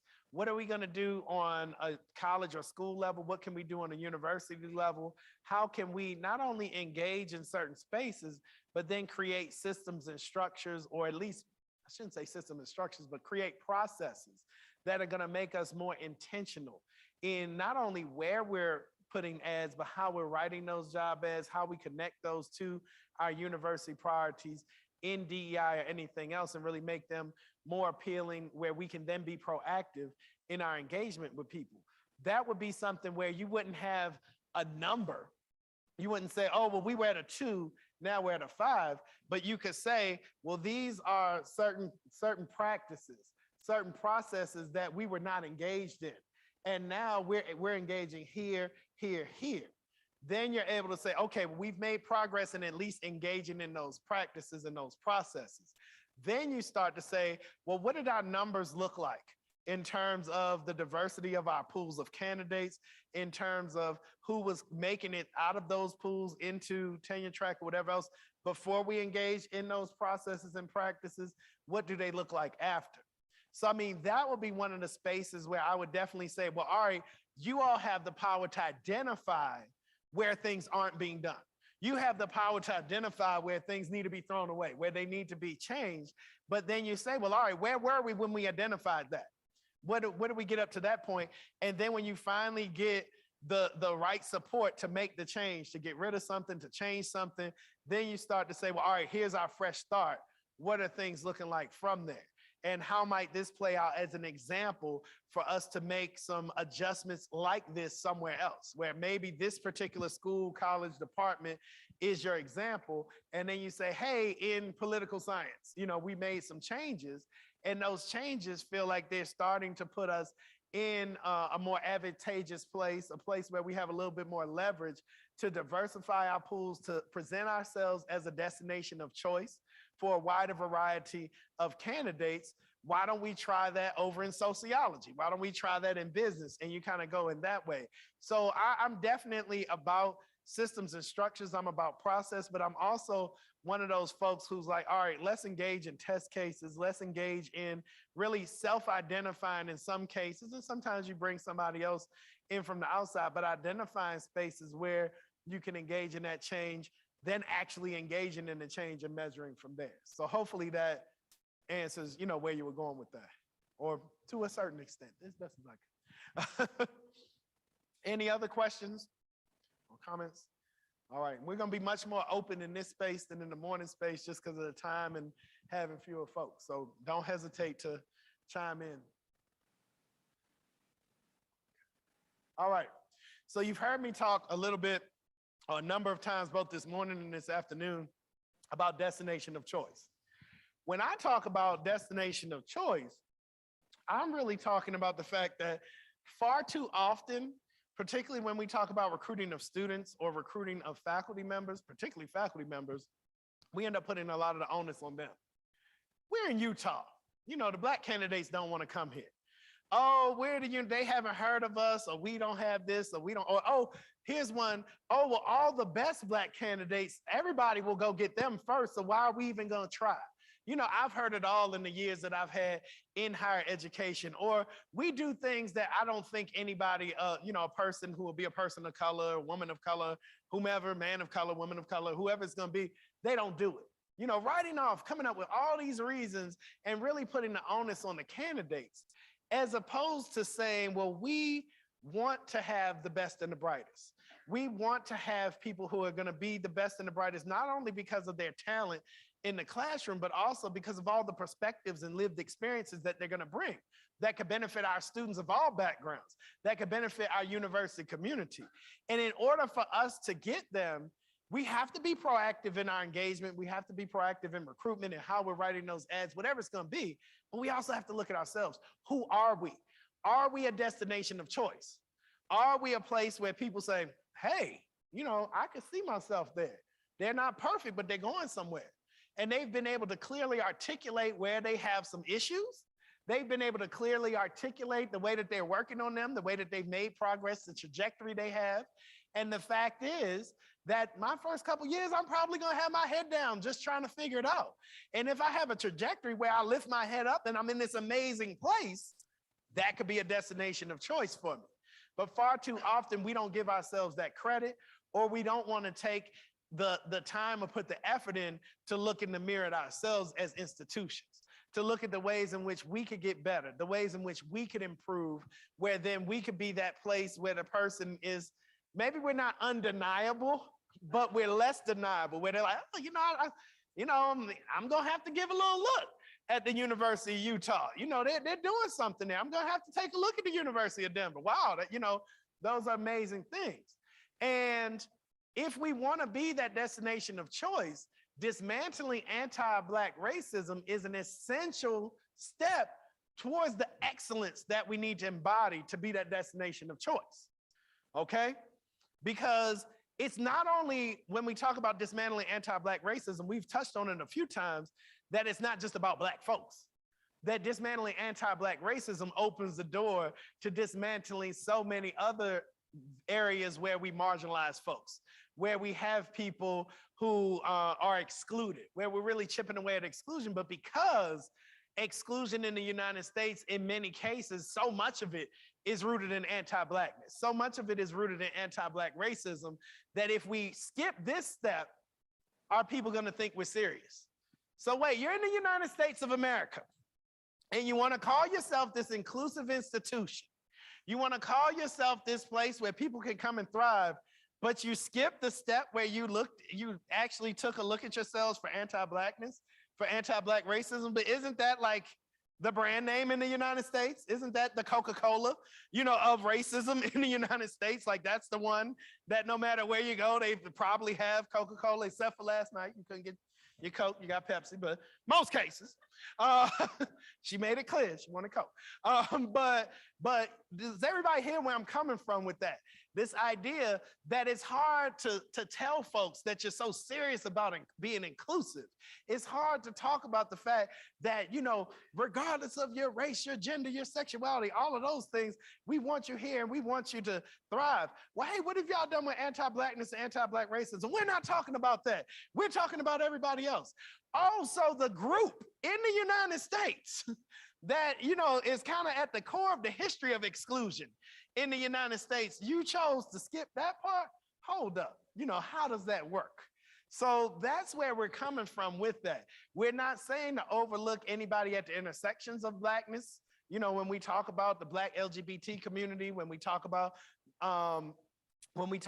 people who may be of biracial or mixed race backgrounds, when we talk about Black women with the issues that are particular to being Black and a woman in the United States, when there are issues that are particular to being Black and a man in the United States. We can go down the list of all these intersections, and we can also look at the various intersecting identities that don't have anything to do with Blackness, but this construct of anti-Blackness really informs the ways in which those folks are excluded. So that's what we're talking about with becoming that destination of choice.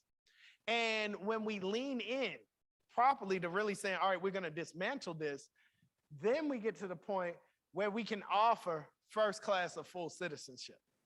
And earlier in the morning session, I brought up this idea of first class or full citizenship. In the United States, there were moments in time where really there were two ways to be a citizen in the United States. That you could be, first class, full citizen, which equated to whiteness, or you could be a black citizen, which was a second class citizen status, but you still were a citizen. And there are a long list of court cases, many of them have made it to the Supreme Court, of people who were neither black nor white, who were coming from East Asia, South Asia, other parts of the world, who were suing to be white. And I talked about it with the group earlier. I said it wasn't that the people hated themselves. It wasn't that they actually wanted to be white. It wasn't that they thought they were white. They wanted to come to the United States. They wanted to thrive. They wanted all the benefits that being a member of this experiment would afford them. They wanted to be a full citizen. And they looked at the landscape and they said, well, there's two ways to be a citizen. There's really no way to be a citizen at that time as an Indian American or Japanese American. You had to either be black or white. And they're like, well, I'm looking at how y'all are treating the black people. I'm good on that. I don't want to volunteer for that treatment. So can I get some of that white treatment? So then they ended up in courts. And I know it sounds crazy to us with our 2022 ears, because it just doesn't make sense. But about 100 years ago, this was what was going on. Okay, so we've had that experience as the United States of America, and now we have control over policy. We have control over kind of quote unquote citizenship status within our university communities. We have control. Remember the end of the video where the lady, and I'm forgetting her name, she talked about, well, it's one thing for somebody to be prejudiced or racist towards you, but it's another thing for your government to back that. For the country that you're a part of, this is where your citizenship is, everything else, to not only back it, but really like push it on people. Where if I have a house to sell, in many cases, even if it was 1940 something, if you had the money, and that matter, be like, okay, I'll sell it, but you have powers that be that are like, no, we're not gonna back those loans if you sell it to somebody who's black. So we're at a moment now where we're making a history of tomorrow. And we talked earlier about these spheres of influence, but within a university context, do we want to be in a space where we're allowing systems and structures to perpetuate, anti-Black racism or anti-Blackness, or do we want to be in a space where we're playing some role in some shape, form, or fashion of dismantling that, of trying to say, well, these are the first steps towards being that destination of choice for so many different people. And it's not to say that there aren't people who already consider this a destination of choice, but if you want to expand and be stronger and be more dynamic as an institution, if it's here in Denver, in LA, Alaska, wherever it's going to be, then you want to have as many people as possible feel like that's a place where I can thrive and be myself while thriving. So that's where we're going when we think of this idea of destination of choice. So that's something that I talk about a lot at the University of Denver, because like I said, it puts the onus on us, as opposed to saying, well, they're not coming, we built it and they should have came, or something like that. No, it's, well, who are we? Who are we in terms of, are there things that we could do better? Are there things that we can't do better? And there are gonna be moments where it's just like, the budget won't allow, the space won't allow, that you can't pick the university up, move it somewhere, but you can say, well, who are we and how can we influence the area around us? And that's where we start to say, well, okay, how can we be influential to make not only the U, but the rest of the area of a destination of choice? And that's something that each of us has a little piece of in the areas that you have your spheres of influence, both in the spaces that you are influenced and particularly in the spaces that you influence.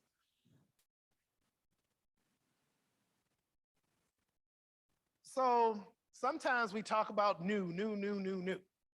And I'm so glad that Ashley has everybody putting the things that we keep, because we have to also take time to build on success. Y'all have a whole lot of good stuff going on. I've learned a lot in a short time about the University of Utah.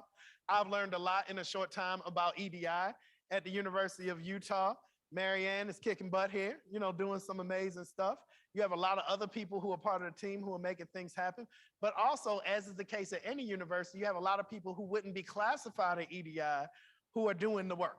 And the only way that you succeed is by having people in all the different corners of the university, in the classrooms, in the dorms, you know, in the sports arenas, wherever, also engaged in this work. I always tell people at the University of Denver, as much as I would like an infusion of 10 more employees and millions of dollars of more, you know, funds to work with, if I got that, but I didn't have any more buy-in by people across the university, we wouldn't make any change. I would just have a bigger payroll. I would just have a bigger budget. I'd like to try, but you know, in the meantime, I really would want to have that come along with commitments from across the institution. And to that, I think that it's so important that as you all move forward, particularly out of today into really getting into the trenches and doing this work, that you take the time to identify, celebrate, and celebrate and incorporate progress at EDI across the university to continue towards dismantling anti-Black racism, where you talk about, well, what's going on in athletics, what's going on in, you know, the law school, College of Arts and Sciences, whatever it's going to be, what's going on in the provost's office, what's going on in communications and marketing, whatever spaces that you occupy, you take a minute to say, well, you know, where might there be progress? Where might there be some people who we could celebrate? Some issues that we could celebrate, some things that we could take an idea from one part of the university, try it out elsewhere. That's so important because it's not all about flying somebody in from Denver, you know, go and check somebody out. That's part of it. But you also want to make sure that you're taking the time to say, we have some things going on that we can build on. We have some things going on that they end up dismantling anti-Black racism and we didn't even know it. We didn't name it that. We didn't call it that. Just like we took so much time to identify areas where there was anti-Black racism here or anti-Blackness within our systems, our structures, our community, there are very much areas, I'm sure, where people are working against it and they don't even know they're working against it. So we have to help people to be able to have the language, to have the knowledge, to be able to identify, oh man, you're really doing the work. How can we amplify that work? How can we hold that work up? How can we replicate that work and actually make it be even more impactful for more people for a longer period of time? That's so very important as we do this work. So with that, I want to take a minute, and we don't need to talk amongst ourselves in the groups, but is there anybody who would like to volunteer anything that might be going on across the university that as of yet maybe hadn't been identified as important work in dismantling anti-Black racism, but now that you think about it, you're like, hey, we need to hold that up. And I mean, if you can't think of anything, cool, but I'm sure somebody has something percolating in their heads. We have a much smaller group, so it's more pressure on y'all, but hey, you're here, so.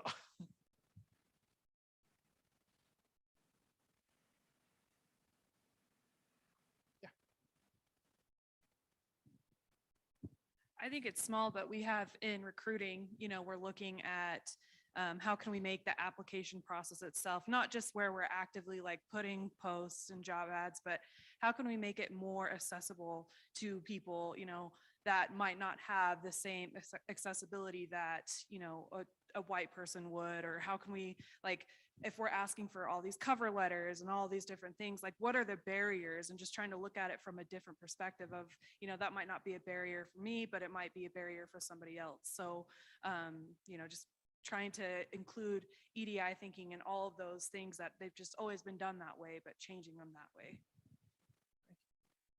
And I think when it comes to that, like I was part of the push when I was at Creighton for us to go test optional as an institution. And it was, you know, it was both strategic for admissions, but also strategic for DEI.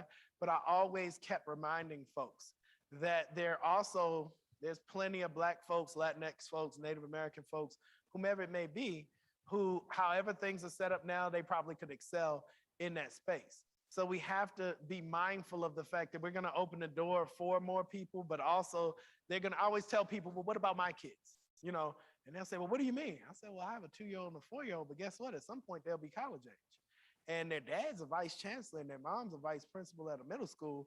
So I'm guessing, however, whatever barriers you got, they can probably overcome it. You know, when you talk about finance, you know, access to knowledge of education, all of those types of things. So now we go back to the previous slide with destination of choice. So, you know, we keep in mind that we want to break down barriers, but we can't stop there. So I love what you brought up, but we also need to think about, well, how can we work to be better for, like right now, at the University of Denver. I don't know if you all have ever heard of the billionaire Robert Smith. He's one of the few famous Black billionaires in the United States. He's from Denver. His son is a freshman at the University of Denver.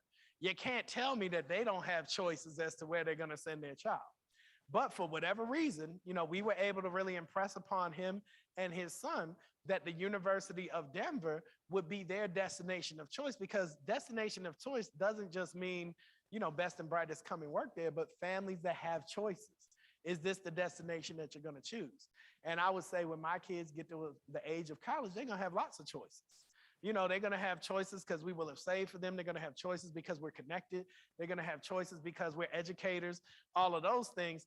Is the institution, be it, the U or any other institution, a place where that family is going to choose, where they're going to say, and we're going to have a higher level of discernment. I'm going to be able to see through any smoke screen that they give me when it comes to, oh yeah, we're all about DEI.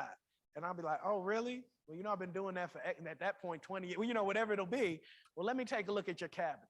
Let me take a look at, where your budget's going. Let me take a look at your full professors. Let me take a look at, your tenure promotion. I'm probably not going to ask all that for the schools, but you take a look casually at those things. And we forget that there are people out there that have high levels of discernment. But we also sometimes forget that if we're able to get ourselves to that level of excellence, where the person who has all the choices in the world still wants to send their child there or go there themselves, then you've only made yourself better for all the other folks who don't have as many choices, as opposed to saying, well, we're not going to change, but we're going to go find some money, or we're going to adjust a standard, and then we'll get people in the door in that way. It's that you need to do all of it. We need to figure out ways to fund folks coming in. We need to make sure that we're not adjusting standards, but really breaking down barriers to access, but at the same time, engaging in really lifting ourselves up in excellence so people can make that choice. And that's one of the pieces that sometimes kind of gets lost in the shuffle, and particularly when we're talking about this idea of dismantling anti-Blackness, that you have more and more folks, and I always tell people there are plenty of Black families out there writing checks. They're just not writing checks to us. They're writing checks to, the Ivies. They're writing checks to the elite, historically Black colleges and universities. They're writing checks to other places where they have connections. But what can we do to appeal to those families too, in addition? So definitely, I love that you brought that point up. I really appreciate it. Is there anything else that comes to mind in terms of spaces where folks might actually be engaged in de facto dismantling of anti-Blackness and we just haven't named it yet?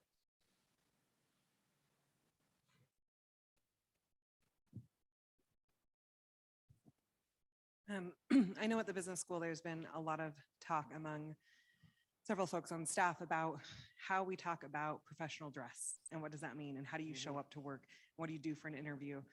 Because that's often very much rooted in whiteness, right? We were talking about the Crown Act earlier this morning and those moments, and trying to figure out how do you show up authentically.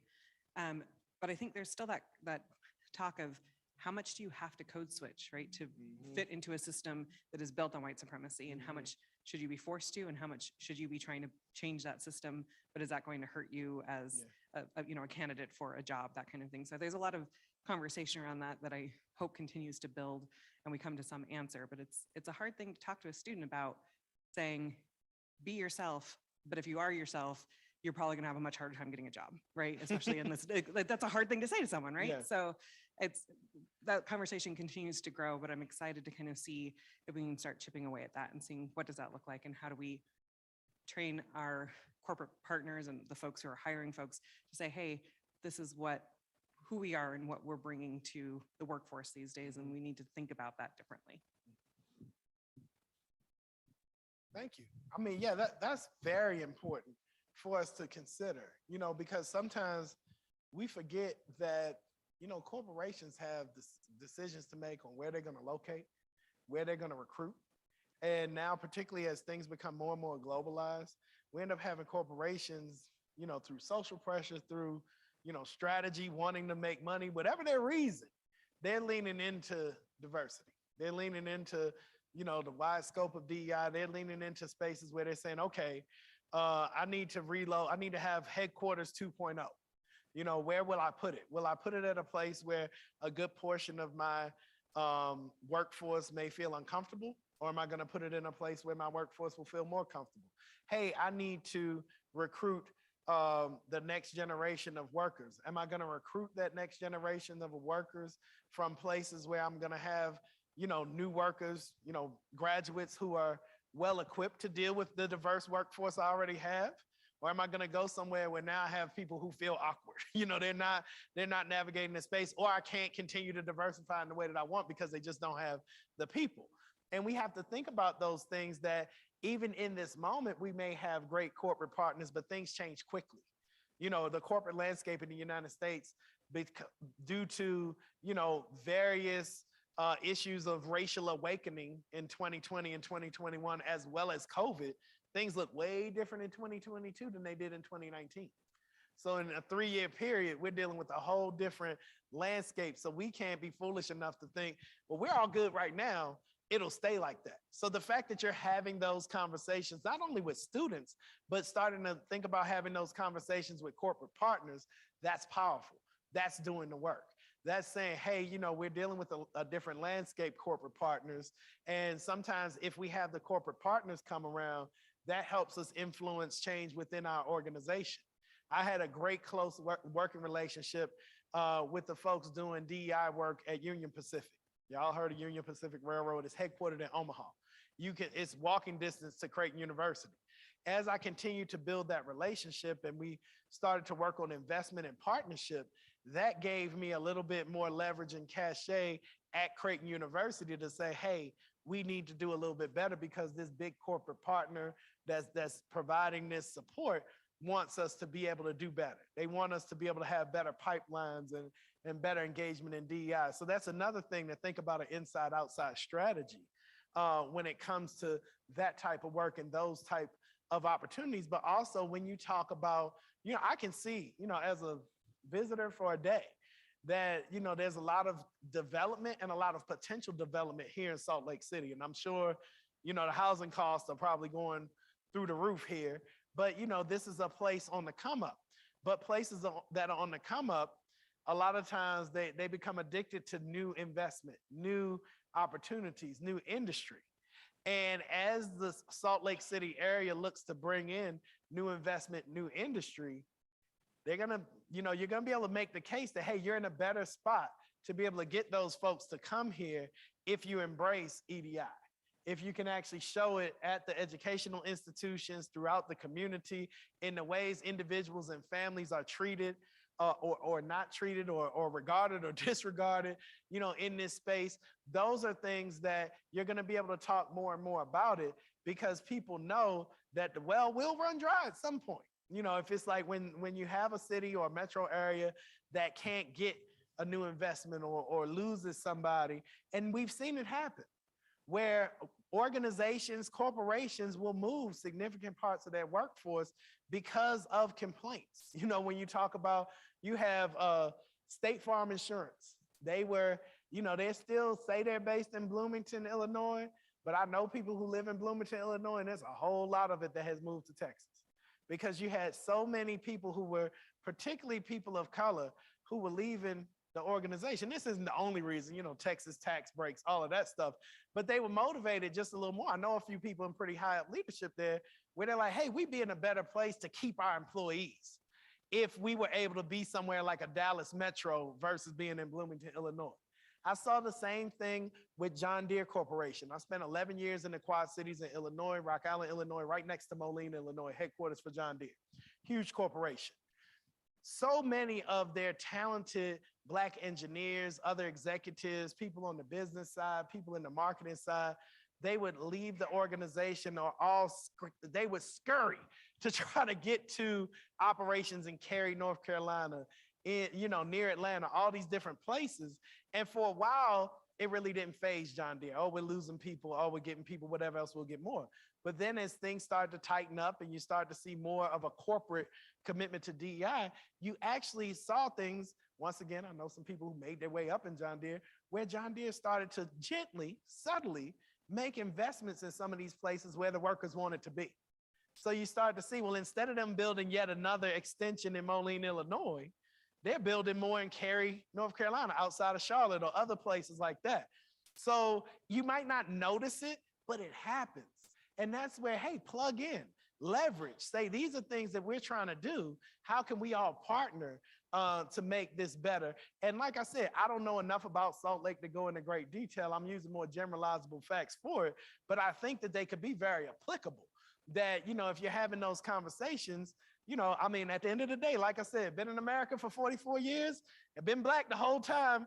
And amongst my circles of peers, there's not a whole lot of Black people being like, you know where I need to get to? Salt Lake City. You know, and then there's a lot of people I know because I have an ambitious group of friends who've considered, who think about it, who probably would come for a short time, but I've never heard anybody say, what I need to do is relocate fully to Salt Lake City. They may say, you know, and I'm not saying, I'm not knocking the folks who are here, but I'm talking about in those spaces where I'm among a lot of people who move around the country, that I've heard them talk about the possibility of an opportunity, but a lot of times they talk about it in the context of temporary. Whereas when an opportunity sprouts up in Atlanta, an opportunity sprouts up in the DC area, they're like, okay, we moving, we're gonna be there, you know, permanent address, you know, kids going to school, all of those types of things. And that goes into a broader thing of going back to the whole idea of destination of choice. And that's a lot of work and that's a long way away, but that's something that you think of in terms of something to aspire to. So like we said, you know, if you come up, before we move on, any other examples? We had some good ones. All right. So now it's time for us to think and report out. And this is my favorite one of the day. A lot of times we don't use our imaginations. A lot of times we envision things as they are with tweaks, as opposed to saying, clear your minds, kind of do like, wazah, whatever, however you do that, rub your temples, you know, get in a yoga pose, I don't care how you got to do it. But take a minute to think of the University of Utah minus anti-Black racism. So imagine what it would look like, not if we took care of it over here a little bit, we made a little bit of progress here, there, whatever. What would the University of Utah look like in an alternate reality where you had the power to just grab anti-Black racism and pull it out of the equation? What might it look like? And really think about it probably from the perspectives that you occupy. You know, how might your job look different? How might the institution look different? But I'm gonna give y'all some time for that, to do that. And let me see, what are we doing with time? Okay, so I'll give y'all about 15 minutes. And with that, you know, don't forget that you have the take it or leave it bowls on the table, you know, the keep it or throw it away. We have keep and throw away over there. We also have some boards up where you can go and talk about what the U would look like minus anti-Black racism. All right, so please take some time. Please share on the boards for that one, because that's one of the ones that hopefully can spark the most conversation later on. But take some time, like I said, clear your minds. If you got to go to a corner, go outside, get some air, whatever.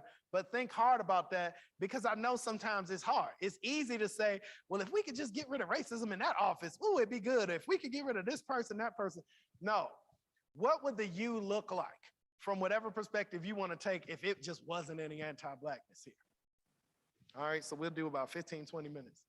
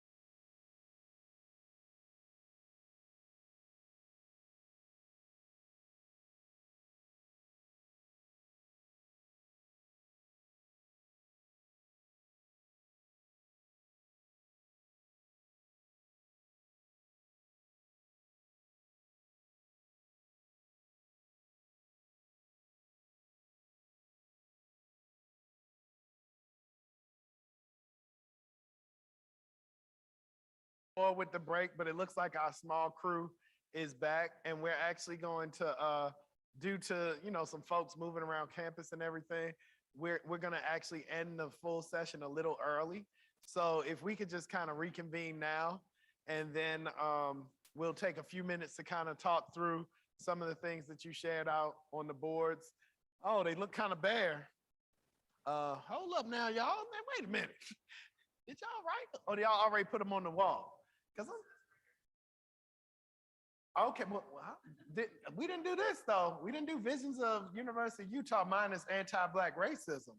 Did we didn't ask about that this morning, did we? We did not. Okay, all right. So I'm gonna finish real quick to see if folks can put something on those boards, because that was supposed to be the piece de resistance. All right, so but hopefully y'all have thought about it and you're putting it, we're getting it in some form of feedback, and people online feedback too. Come on. Oh shoot, now I'm going too far. All right. So we talked about kind of celebrating folks. Something that hopefully we can think about is the best ways in which we can recognize the work and celebrate it. So how might individuals be recognized, rewarded, and supported in these crucial efforts? Because, one of the things that I really learned as a faculty member, particularly for so many years at a small liberal arts institution, is that the institution was big on putting new things on our plate. New learning objectives. We're going to put a fourth leg on the stool. Advising, we're going to put that into the tenure and promotion process. We're going to do all these things. And I would always be the one like, what y'all taking off the plate? Because the plate's already full. And I'm going to drop this plate if you keep putting things on and not taking things off. So I think that this is crucial for you all within your spheres of influence collectively as a university. If this is a priority, if, dismantling anti-Black racism is really a priority, if, engaging in some shape, form, or fashion to move towards being an anti-racist institution is a priority, if all the other things that you're doing at EDI are priorities and you want everybody to be involved, well, how do you figure out ways in which each one of these individuals can be recognized? How can they be rewarded? How can they be supported? How can we take something off the plate or adjust the plate? Whatever it's going to be, we have to figure out ways to make room for this.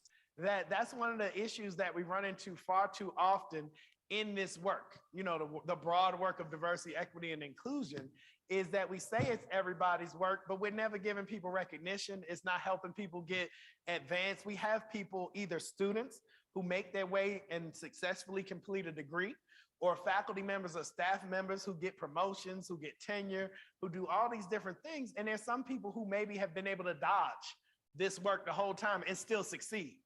If we're serious about these things, how do we transform our institutions into spaces where you can't dodge this work and still succeed? If you dodge this work, you won't be here for long. That's the type of goal that we really want to think towards. And it's not anything that's punitive. It's just saying that every other priority that we really prioritize, we end up holding people accountable to say, well, if you're going to be a successful member of this institution, we're going to need you to engage. But then we end up being kind of optional in these spaces. But we have to think of ways to support people in leaning into this work, taking things off their plate, rewarding them, recognizing. So that will be something that, we touched on a little bit, but I definitely wanted to make sure that we keep in mind. And as you all go into taking some of the things, from the sheets and everything else, that's something that you keep in mind as very important. Because if you really want to have that buy-in, even from people who are hardcore, they're already believers, they may make decisions on self-preservation. I believe in this, I think it's so important, but I need tenure. I believe in this, I think it's so important, but I need to get promoted to full. And in my school or my college or my department, they're not trying to hear about EDI. They're not trying to hear about anti-Blackness, whatever it is. So as much as I'm here with you in spirit, maybe my identity makes it where you would think I would be here doing this work. I'm going to take this identity over the full professor. I'm going to take this identity wherever it's going to be. And we have to figure out ways to come up with ways to make adjustments to structures where people can do both, where they can engage and they can still succeed. And then as we have people who engage and still succeed, we also put ourselves in places where the next dean, the next provost, the next president might be somebody who is engaged, they've succeeded and they've made it to that point, as opposed to somebody who maybe had it in their heart, but they had to cast it to the side for a while to advance. We don't want people to kind of have to make that selfish choice. We want people to be able to go straight forward. So, you know, we talked about this idea of naming it, calling it out, working on it, talking about it. I mean, these are important first steps. And we have to really consider two big concepts: silence and ignorance. Silence and ignorance are the primary tools used to build up and perpetuate anti-Black racism. In terms of ignorance of who Black people really are, ignorance of the power that is held, you know, in Black culture, in Black people, ignorance of the ways in which white supremacy has been held up and anti-Black racism has been something that's been on the flip side of that coin. Ignorance of the ways in which it hurts all of us to help having this perpetuated, the ways that it hurts our institutions, the ways that we end up excluding individuals who might bring amazing talents and treasure to our institutions. The whole idea of silence, when we see it, we say, you know, I might not be ignorant to it yet right now, but if I speak up, I'm gonna be shot down, I'm gonna be knocked down. All of those different things really play into the ways that we look up. And this has been something that's been with us, like I said, before we were even the United States of America. So we had this quote up early in the morning, and we're gonna go through it again. It is certain, in any case, that ignorance allied with power is the most ferocious enemy justice can have, by James Baldwin. Think about that. Does the university have power? Do you all have power within the university? Are there other people with power? Does the university have the power to take these thousands and thousands of students who are with you every year and put them out into the world as the next generations of leaders? That's power. That's real power. And if we have that type of power, but we allow ignorance to reign, if we allow silence to reign, we don't talk about these things, we don't create a space where we can really have change agents developed. And we just allow this to be a space where we aim for the status quo and we produce generations of folks who are gonna aim for the status quo, then turn around and say, man, I sure don't know why anti-Black racism is still with us. I don't know why all these other ills still plague our society. Then we're really trying to fool ourselves. You know, we're really not looking at these things in reality, and we really don't have a commitment to equity. We don't have a commitment to diversity, to inclusion, which when you bring all those together, they really undergird it and they build out to justice. That we really aren't in a space where we're thinking of, you know, what are the issues of justice or injustice that got us to the point we're at today? And what are the ways that we can plug in and engage to really create justice for the future? We're not committed in any of those spaces when we remain silent or we allow ourselves and others to remain ignorant of these things. So we are now to the end. I will cut a deal with y'all. We were gonna end at 4:10 and then have a 5-minute closing, but we didn't have a lot of participation on those posted boards as much as really we could have. So what if we end right here? We have our closing, and then you have a little time with some snacks to at least write something on the poster before you get out of here in terms of what could the University of Utah look like if we had this, we were able to imagine this is a space minus anti-racism. I know it's kind of hard to think of, but something, you know, even if it's in your space. So I'm gonna stop. I'm gonna thank y'all. This has been great. I want to thank the people online. I want to thank all the people who were here in the morning. I want to thank the folks at R.W. Jones. I want to thank Sheena. I want to thank everybody who's just, you know, helped put this together. This has been fun. It's been great. I've gotten a lot out of this that I'm going to steal from myself and do back at University of Denver that we haven't hit some of these points. So, you know, I appreciate all of those things. And, you know, we're on opposite sides of the mountain. Let's figure out ways to collaborate more in other spaces. So I think there's lots of people at both of our institutions that would appreciate ways that we could collaborate, because we're in the general region, but I also don't think we're in like a lot of direct competition, so we can be partners. And I always say in the work of EDI or DEI that we don't have as much competition as other parts of the university anyway, because we're all, you know, in most cases, we're a little bit like underfunded, undersourced to do a lot of work. So we're all trying to lean on one another to do this better. So looking forward to ways in which we can find to collaborate. Once again, thank you. And now I will I forgot who's doing the closing, but it's not me. So, okay, Marianne, I thought so, but then I was like, maybe it's somebody else. Please put stuff on those posters.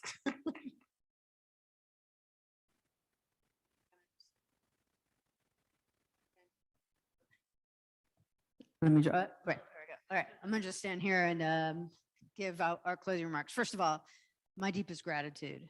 Your time, your expertise, your talent, your words, your energy. This work takes energy. So my gratitude to the both of you for sharing that today, for allowing us to record you.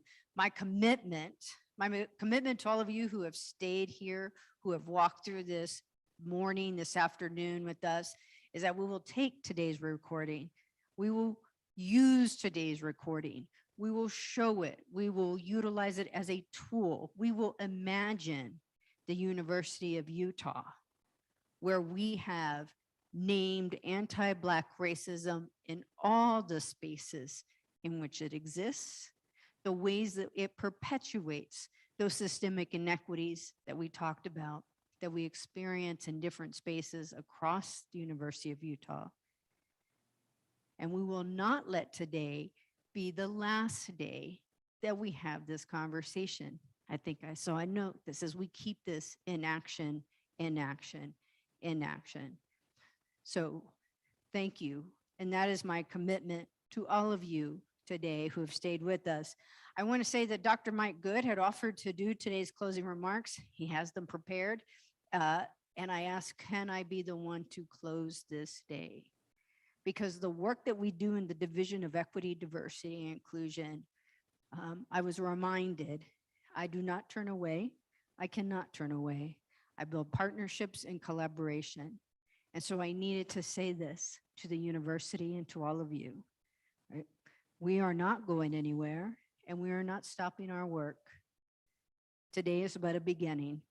And if you are for the first time recognizing, understanding, or thinking about, know that there's a whole team of people doing this work who welcomes you to partner with us and to stay with us throughout this work. So with that, you all have some work to do on the white paper. I don't want to get in your way of that. And I want to say again, my deepest gratitude to everybody who did this incredibly hard work, to the Day of Collective Action Committee, to all the, it took every ounce to make sure everybody had everything that they needed. So thank you all again, and we'll just vamonos and we'll call it a day.